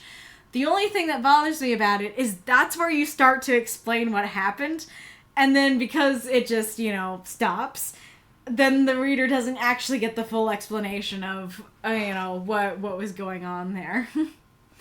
But I do really like the gratefulness of, like, I'm grateful to see them, and I'm grateful I could do this. I'm grateful they believed my lie. Okay, there's a little bit of darkness there. Grateful I would only have to maintain it for another 11 hours and 23 minutes, so that it's like, oh no, you know.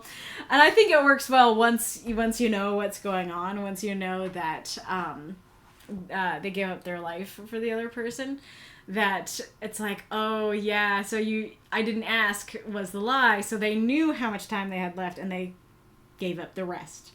I think that's really cool and interesting and dramatic. I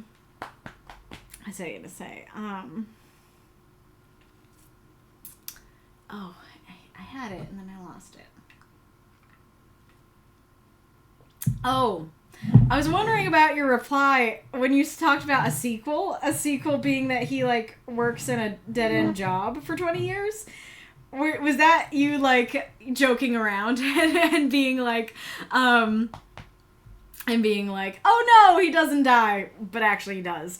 Or did you mean that? And if you meant that, I want to know more about that, because I definitely once, you know, either way, before I understood it and after I understood it, I very much thought death was what was going to happen. Because, like, if homie's working in a dead-end job, then they could presumably still see their friend, right? So I'm curious about that. But let's see what you guys have been saying. Aerith says, I confess I was very, very much confused with this story. It seemed vivid in detail, but unclear to me as the reader. Yep, exactly. That happened to me as well. Decoy says, I understood. Gotcha. Des said, I think talking to Aerith, that was my reaction too. I had to go over it twice to get what it was about. And I thank you for leaving your review, because you're the one who told me what was actually happening. I saw your review after reading. I was like, oh, okay. I mean, it took me a bit, but I understood before the end. I think that's why I thought coma. I'm not sure what you're referring to there. I don't know why we're talking about O. Henry over in the not-so-private chat. A sad lack of comments in the chat in this one, so feel free to add anything more you might want to say about the story. But even though on first read it was rather confusing, ultimately an enjoyable story and a fantabulous use of the prompt and a wonderful debut. So thank you so much for submitting and for joining us. And you can always, when you watch this, you can go into the stream chat or wherever you want to go and then tag me and let me know your reactions and responses. I always see them. I don't always respond to them, or sometimes just forget. But I will see it. Oh, okay. Will said, oh, Henry's one of the best. I asked what that was about, and Will said he wrote The Gift of the Magi. Gotcha. When you were talking about the remembering their eyes bit. Gotcha. That makes sense. Had coming. Hey, Steven. Aw, I tuned in just in time to miss my story being read, but thank you so much for including it. Aw, you're welcome. Well, there will be the VOD, so you can always go back and listen to it after we're done. Oh, no, I was gonna say where'd the ad go, but it does that. It wasn't snoozed, it just, is preparing itself.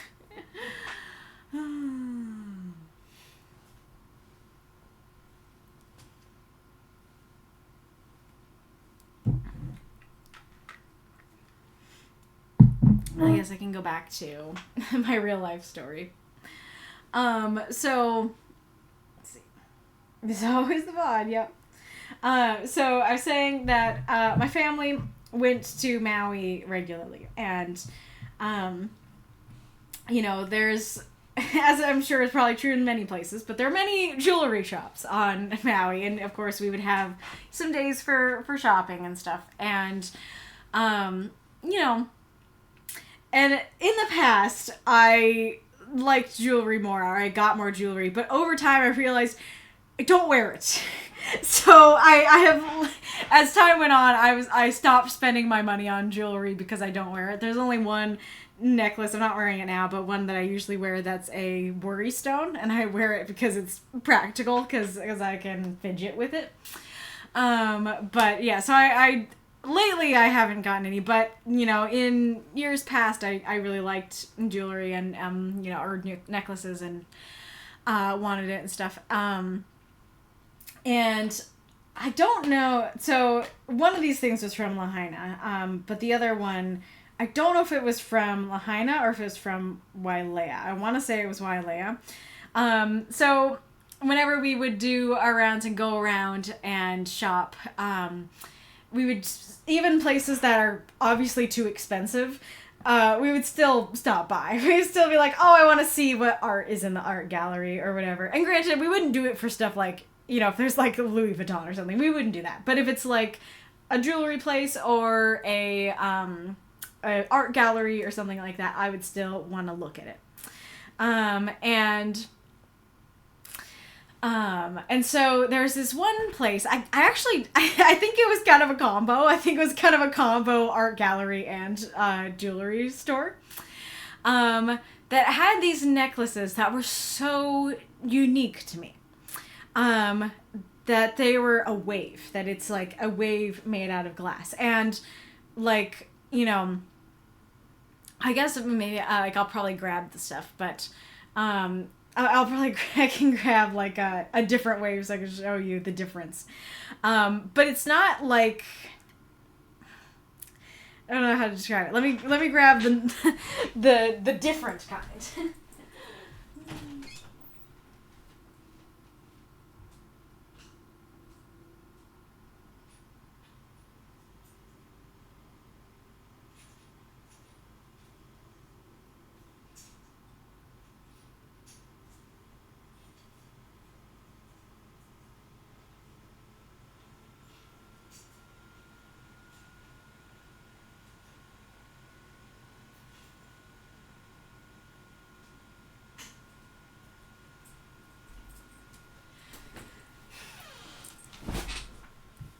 Well, no, there's only 18 seconds, but... So, this is probably what you'd usually think of for, like, a wave necklace in Hawaii, right? And this is pretty. Like, I bought it. Of course, I like it. I probably bought this, like, in a previous year at Maui. But these were not like this. And there's your cliffhanger. These wave necklaces were not like that. Granted, I don't know. Do you think there's going to be another ad? There might not be one, because all we have left is the prompt stuff. So maybe I'll just finish the story now. Okay, so this was these necklaces were not like this. And I don't know how to show it to you exactly, but or how to describe it exactly, but it's an actual wave, like made out of glass, bright blue. It actually looks like a wave, not just this. You will see it in a second, but I want to describe it without showing it to you. But so the point is that these necklaces really stood out to me. That I was like, I have never seen anything that looks like this. And I really love, wave aesthetics. Like, that's all something that's all over Hawaii. Like, there's wave statues and stuff like that. I always loved those. And so, I just was like, I love this. Like, this is, like, my favorite, like, piece of jewelry that I've ever seen. Like, I just fell in love with it. But it was in a very expensive store. And so I was like, dang, like, I so wish that I could have one of these. Like, they're just so cool and unique. And so for, well, let's see. Yeah, okay. So for my 16th birthday, milestone birthday, my parents got me one. And like, I still very much remember, that they took me to, the restaurant at Snoqualmie Falls, and they gave it to me, and I was just so happy. I to this day do not know how much money they spent on it. But like, I think it was probably over $1,000. Like, these are expensive necklaces. This was a big deal. And granted, like, I'm highballing it, because like, even if it was $300, that still would have been too much for me to buy. So like, maybe they didn't, put themselves in the hole that much, but like, I remember they were exorbitantly expensive, and I could tell you they had real diamonds in them. So like, that's part of what made them so expensive. And the one that they got me, it was very little, but it's a real diamond in there. And so like, to my knowledge, again, never asked how much they spent on it. But yeah, it was like very, they spent a lot, and so this was like my most expensive and prized possession. And another thing, this is not as exciting as that. I debated on whether I should start with this one or that one. Now I'm thinking I should start with that one, but I think this was the next year after that one. That we found this store in Lahaina. That's why I was trying to talk about Lahaina before. That sold these necklaces that were very unique. I don't remember what the material is. It's a very specific material, but it's like metal. It's not metal like this, like shiny metal. But, I don't know how to describe it. Like, something you might, like, if a blacksmith were to make art of metal, then, that's what these necklaces would be. They were incredibly unique.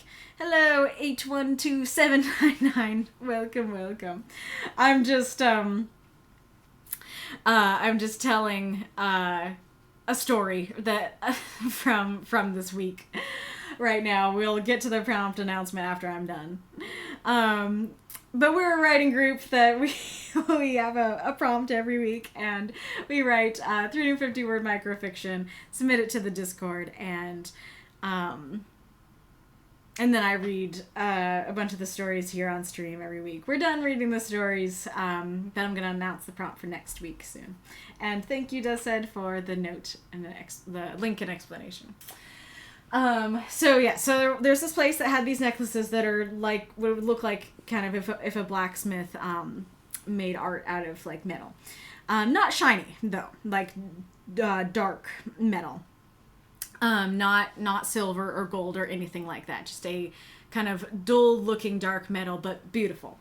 And I was just like in awe of these necklaces as well.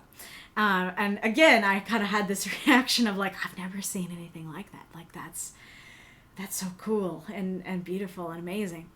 And so it might be iron. Yeah. And like there I remember there were like dragon ones. He made a lot of dragons and stuff, but those were the really expensive ones. These were not as expensive as the wave. But they were too expensive for me to buy, for when I was there for me to buy. And of course, once again, my parents bought me one. And I can't remember if they gave it for my birthday or Valentine's Day. It has a little heart on it, but they got me one of those as well. And so, like, these necklaces were, like, the most expensive things that I owned, to my knowledge. And so they're very valuable. And when we moved to Texas, I, of course, because these are my most prized, expensive possessions, kept them with me. I made sure they were always, like, in my purse or my bag or wherever I was. And so, yeah, I did not want to put them, you know, with the movers. So the whole horrible trip here, and the many places that we went to, you know, there were many places and hotels and stuff that we went to, and I always was very careful to check and make sure that they were still there. And we had them, and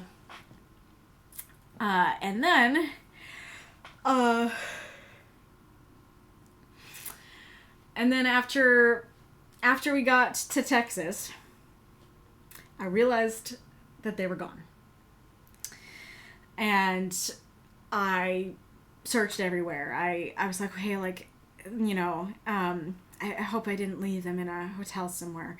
And so I just, you know, searched through my stuff and my bags and our boxes, and, like, you know, obviously it wasn't going to be in one of the moving boxes, but of course I looked there anyways and stuff like that. And so I looked and I looked and I never found them. And so for 6 years they have been missing. And I forget when it was. I want to say like 3 years ago. My mom actually got me a new wave necklace. I'll show you.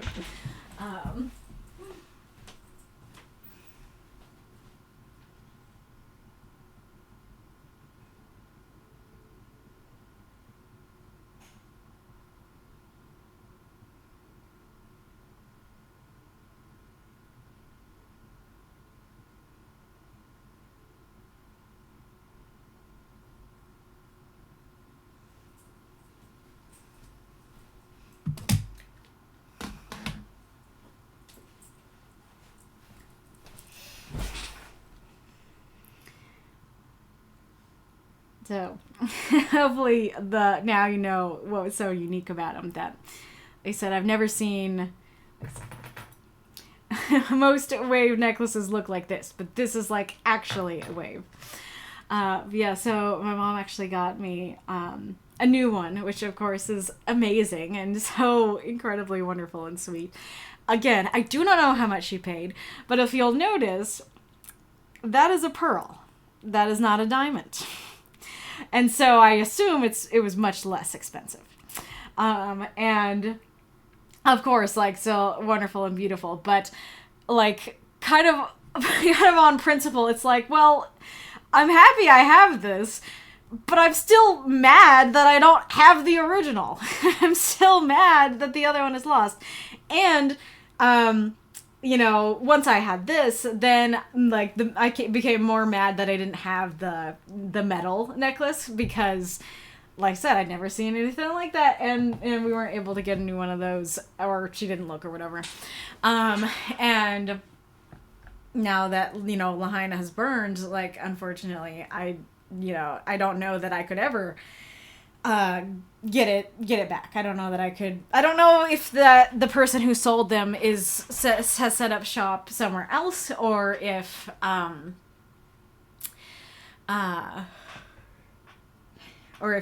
it's just gone. You know, they lost their business and everything. So this week, I was cleaning my bed. I was just, like, I was wiping it off and stuff. And I was wiping it with, like, soapy water, and on my bed, on the headboard, it's a very big headboard, and it has a cubby, 2 drawers, and another cubby. And I use the cubbies all the time. I never use the drawers. I don't know how exactly to describe why they're not useful to me, but it's just, like, I don't know. Even though I could put, like, underwear or whatever in there, it's just not as useful as just putting it in my dresser to me. So I never used those, but because I was wiping it off with like soapy water, I was nervous I was getting soap in the drawers. And so I opened it. I opened the drawers to see. I opened the bottom one first, and nothing in there, no soap in there. And then I opened the top one. Not only is there no soap in there, there's stuff in there. And there's like a little pile of cards in there, and 2 jewelry boxes, or things that could hold jewelry.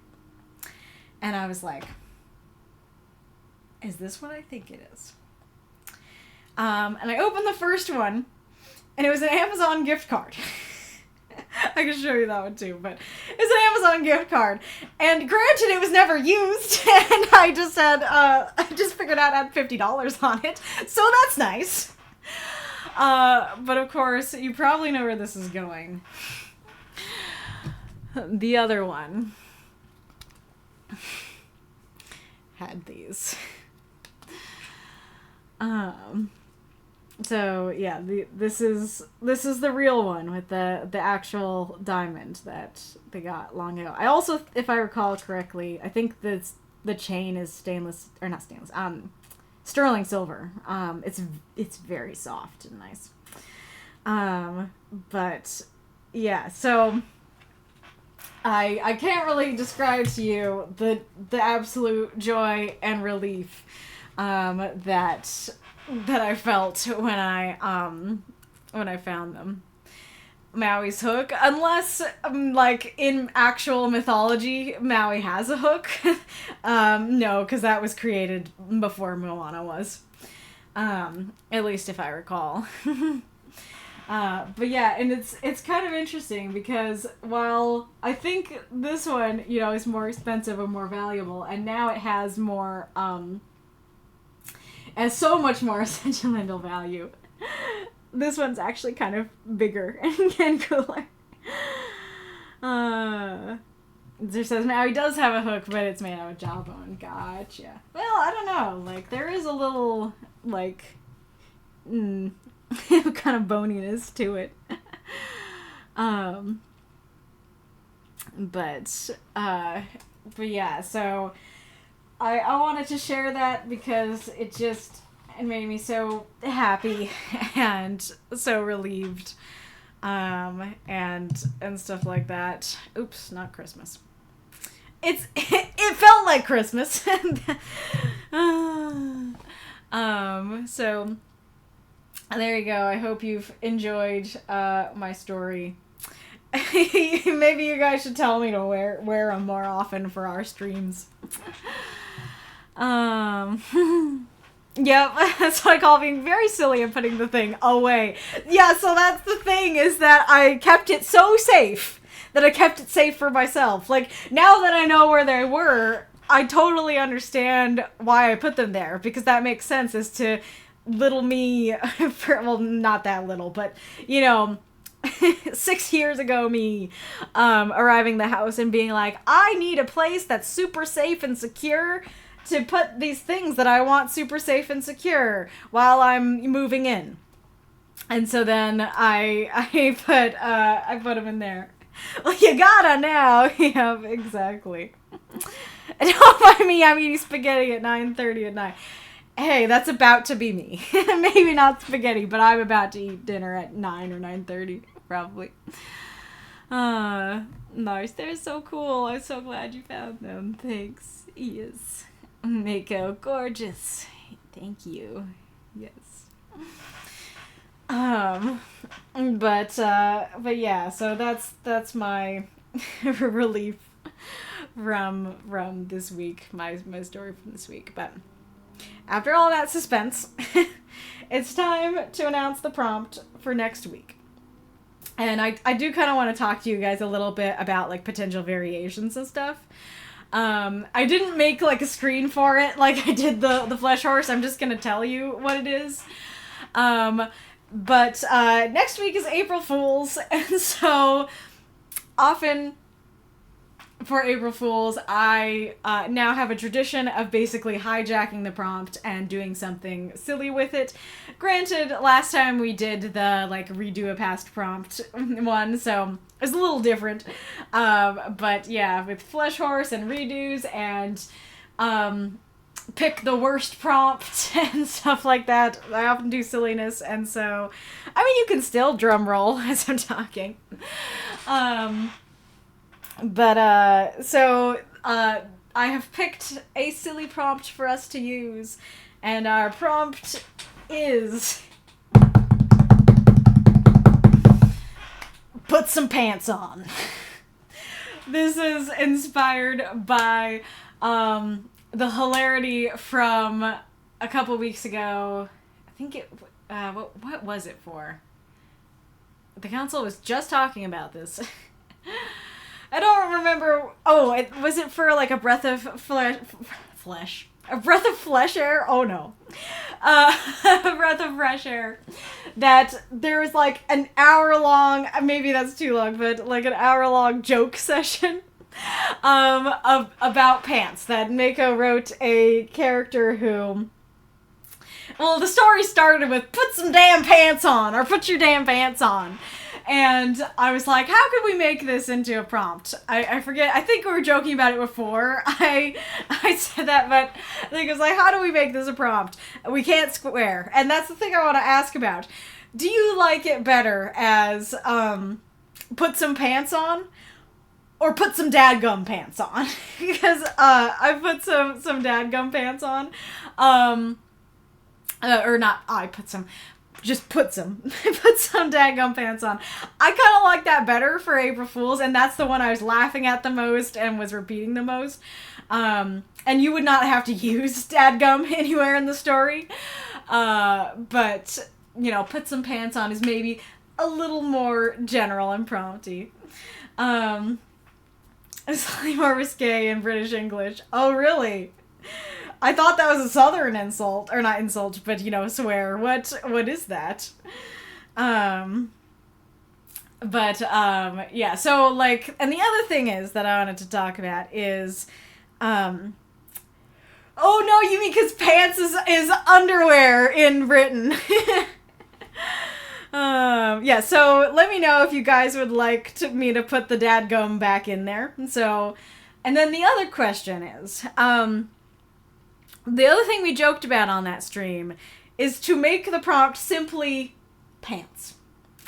Now we thought about it, the council talked about it, and we went back and forth, but it kind of seems like just pants would be a little too general. That might be a little easier to use for a prompt, but because it's so general, it's just like, I feel like it would kind of be too easy that anything to do with pants is in your story, then you win. Then you get the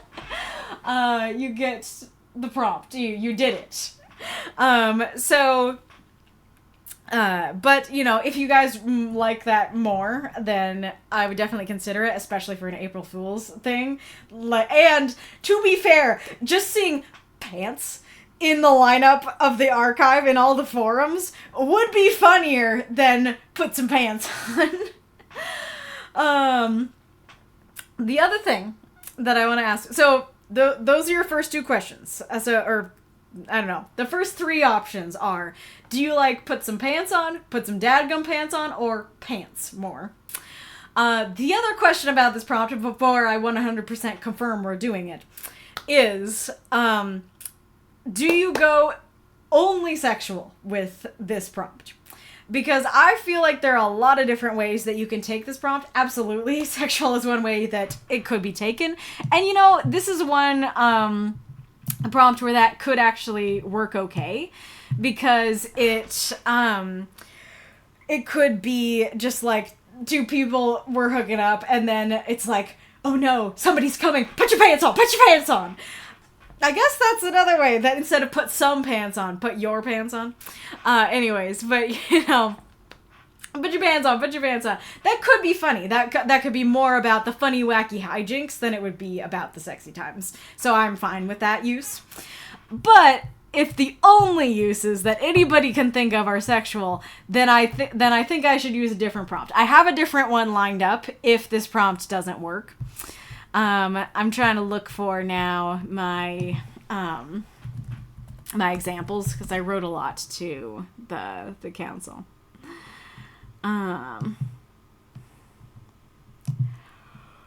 Okay. You can write about a character like Scribe who just wants to wear less. You can write about two characters who are caught as they're hooking up, scrambling to hide that fact. You can write about a toddler zooming around the house without pants.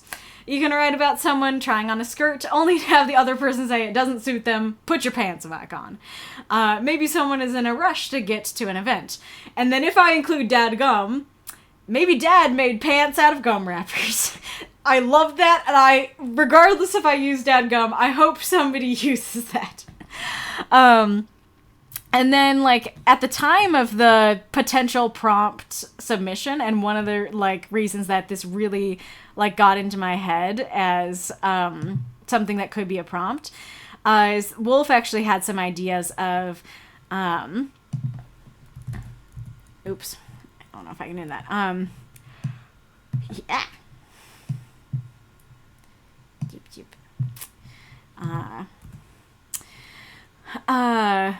Yeah, never put your britches on right.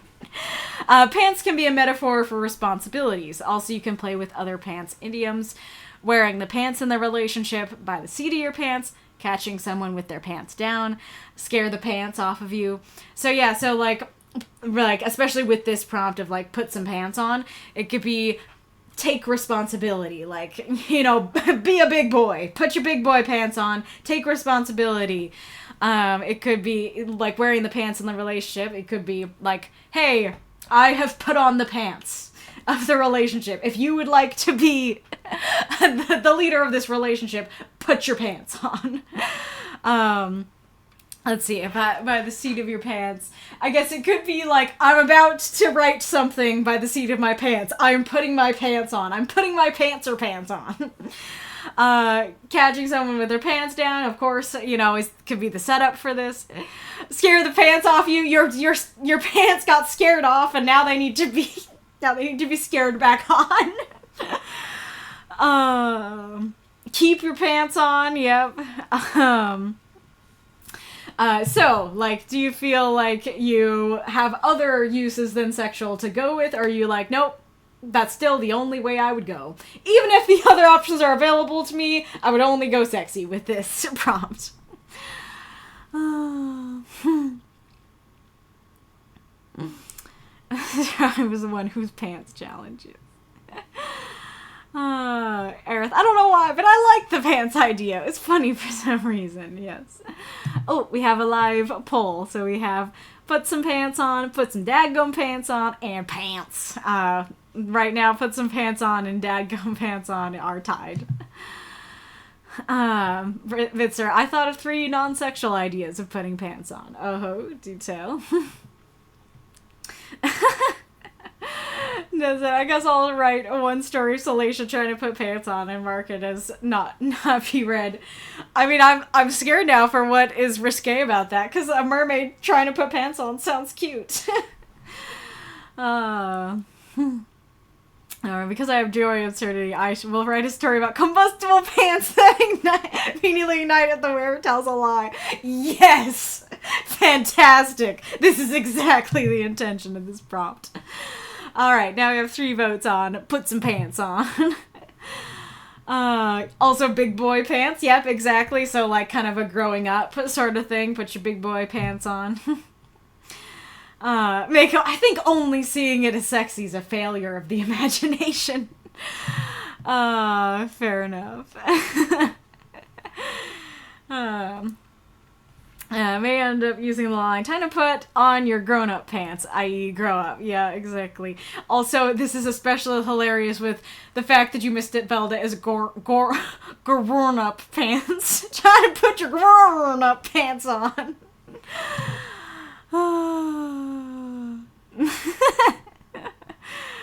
Amazing. Pants gifts.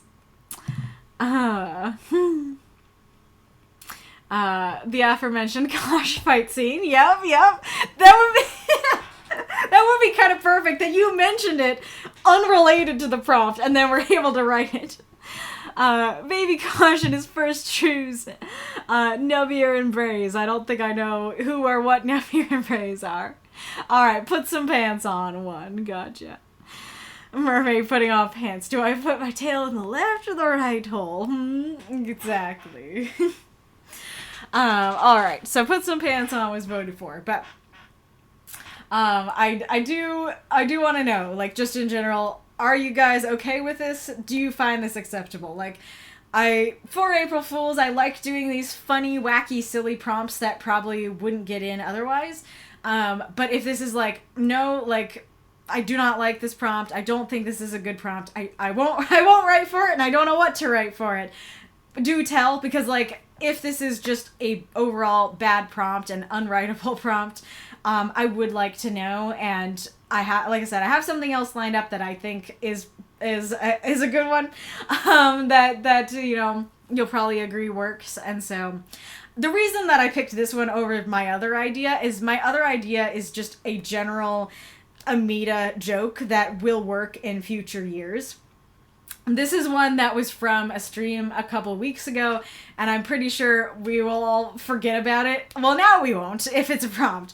But I'm pretty sure we'll all forget about it in a few weeks or months. And so I wanted to use it while it was, you know, hot off the iron, or whatever the idiom is. Alright. Vitzer, I find it very fun. Era, sure, I really like this. It sounds fun. Marks, this should be a very fun prompt. Just giant iron lung. I think I have something. Mako, I'm very into this. Vitzer, FYI, Nebbier is a null I've recently introduced to the group. They were very naked on their first appearance. Gotcha. Alright, so it sounds like people, or at least a good chunk of people, are cool with this, so that's awesome. And all of you are people who like pretty much write every week. Braids are like medieval pants that can be underwear, but are also outerwear. Gotcha. Alrighty, Roo. So it sounds like people are okay with the ridiculousness. But yeah, so our next prompt then will be put some pants on. I'll have to think about it, Cooler says. Very fair. So, put some pants on, and, so, the thing is that, well, so one thing, I don't know if this would be something to make as a challenge, or just kind of, like, note as a rule, that it's, like, it's okay, like, if you want to go a little bit sexy with it, if you want to, like I said, characters were hooking up and they have to scramble to put their pants on, but I'm gonna have a problem if every single story is sexual, and so I definitely encourage you to go in a non-sexual, manner, or a metaphorical manner, so that, you know, I have a variety of stuff to read, and the thing is, like, I could make that a challenge of, like, go non-sexual or go non-nudity with it. Go, like, you know, the responsibilities kind of thing. But the other thing is that now, after this stream, I'm like, do I want to make, oh no, what was the phrasing? That it's like, what a nice dick. Make that the secondary prompt. Make that the challenge prompt. Because I don't think that could ever be a prompt, you know, for, because, you know, it not only has a swear word, but, you know, an anatomical word? I don't know what you call that, but I don't think YouTube would be okay with that word in the title. But also, like, and so, like, I kind of like that as a prompt, but the thing is, I like that because it can be about Richard, it can be about a person brought up as mean, and I feel like if I combine it with this prompt, there's only one direction it's gonna go, and it's not either of those. Which, I mean, I have Rot who hates dresses and prefers pants.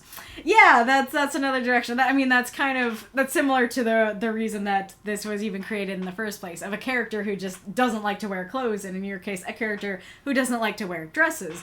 That totally works, so that's a non-sexy thing.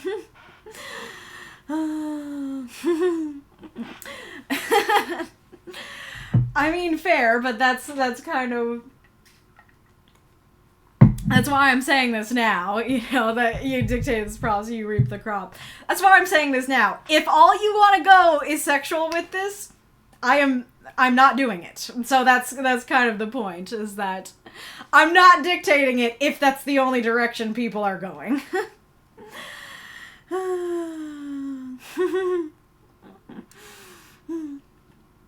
Namiki's the opposite. She hates pants and prefers dresses and skirts. So you could do a scene where she's forced to wear pants for some event.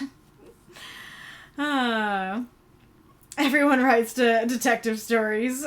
What, for the what a nice dick thing. Mm-hmm. Lee, what the hell happened here? Oh, incredible. Alrighty, Roo. What a nice dick. Yeah, he found my dog last week. Alright. I mean, a man who sings of the glory of his pants before he puts them on. Oh, incredible. Leaning towards Gotch's battle scene. Nice. Alrighty, Roo. Well, I'm trying to think if there's anything else I should bring up before we go on.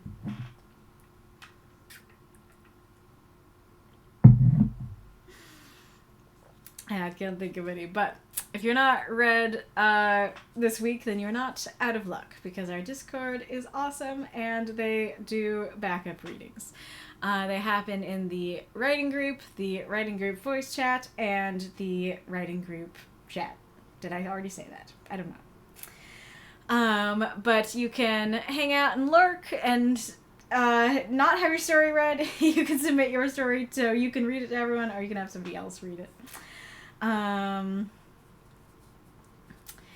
And yeah, I can't think anymore. I'm too tired, but yeah, it's a good time. Go join. Join us, or else we'll give you a wedgie. That's great. Alright, who do you want? Who do you want? Yeah, who do you want me to raid? Not if I'm wearing pants, you won't. Oh, that's great. Although Cassidy, my steampunk action girl, would see the idea of putting on trousers as an event requiring combat. Now I'm very curious about that. Again, Mr. Strange, like, I'm scared. What did the prompt end up being? Maybe you should be? I don't know. The prompt ended up being put some pants on. Inspired by a long swath of jokiness in the Breath of Fresh Air stream. A friend and former writing group member, Hosey Dearly, or Josie Dearly, is streaming. Awesome. Let's do that.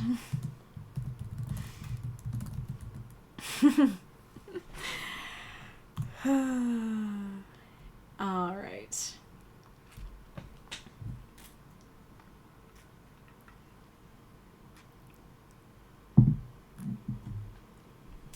Well, I look forward to next week, and I hope you all put some pants on by arriving at the stream next week. Goodbye.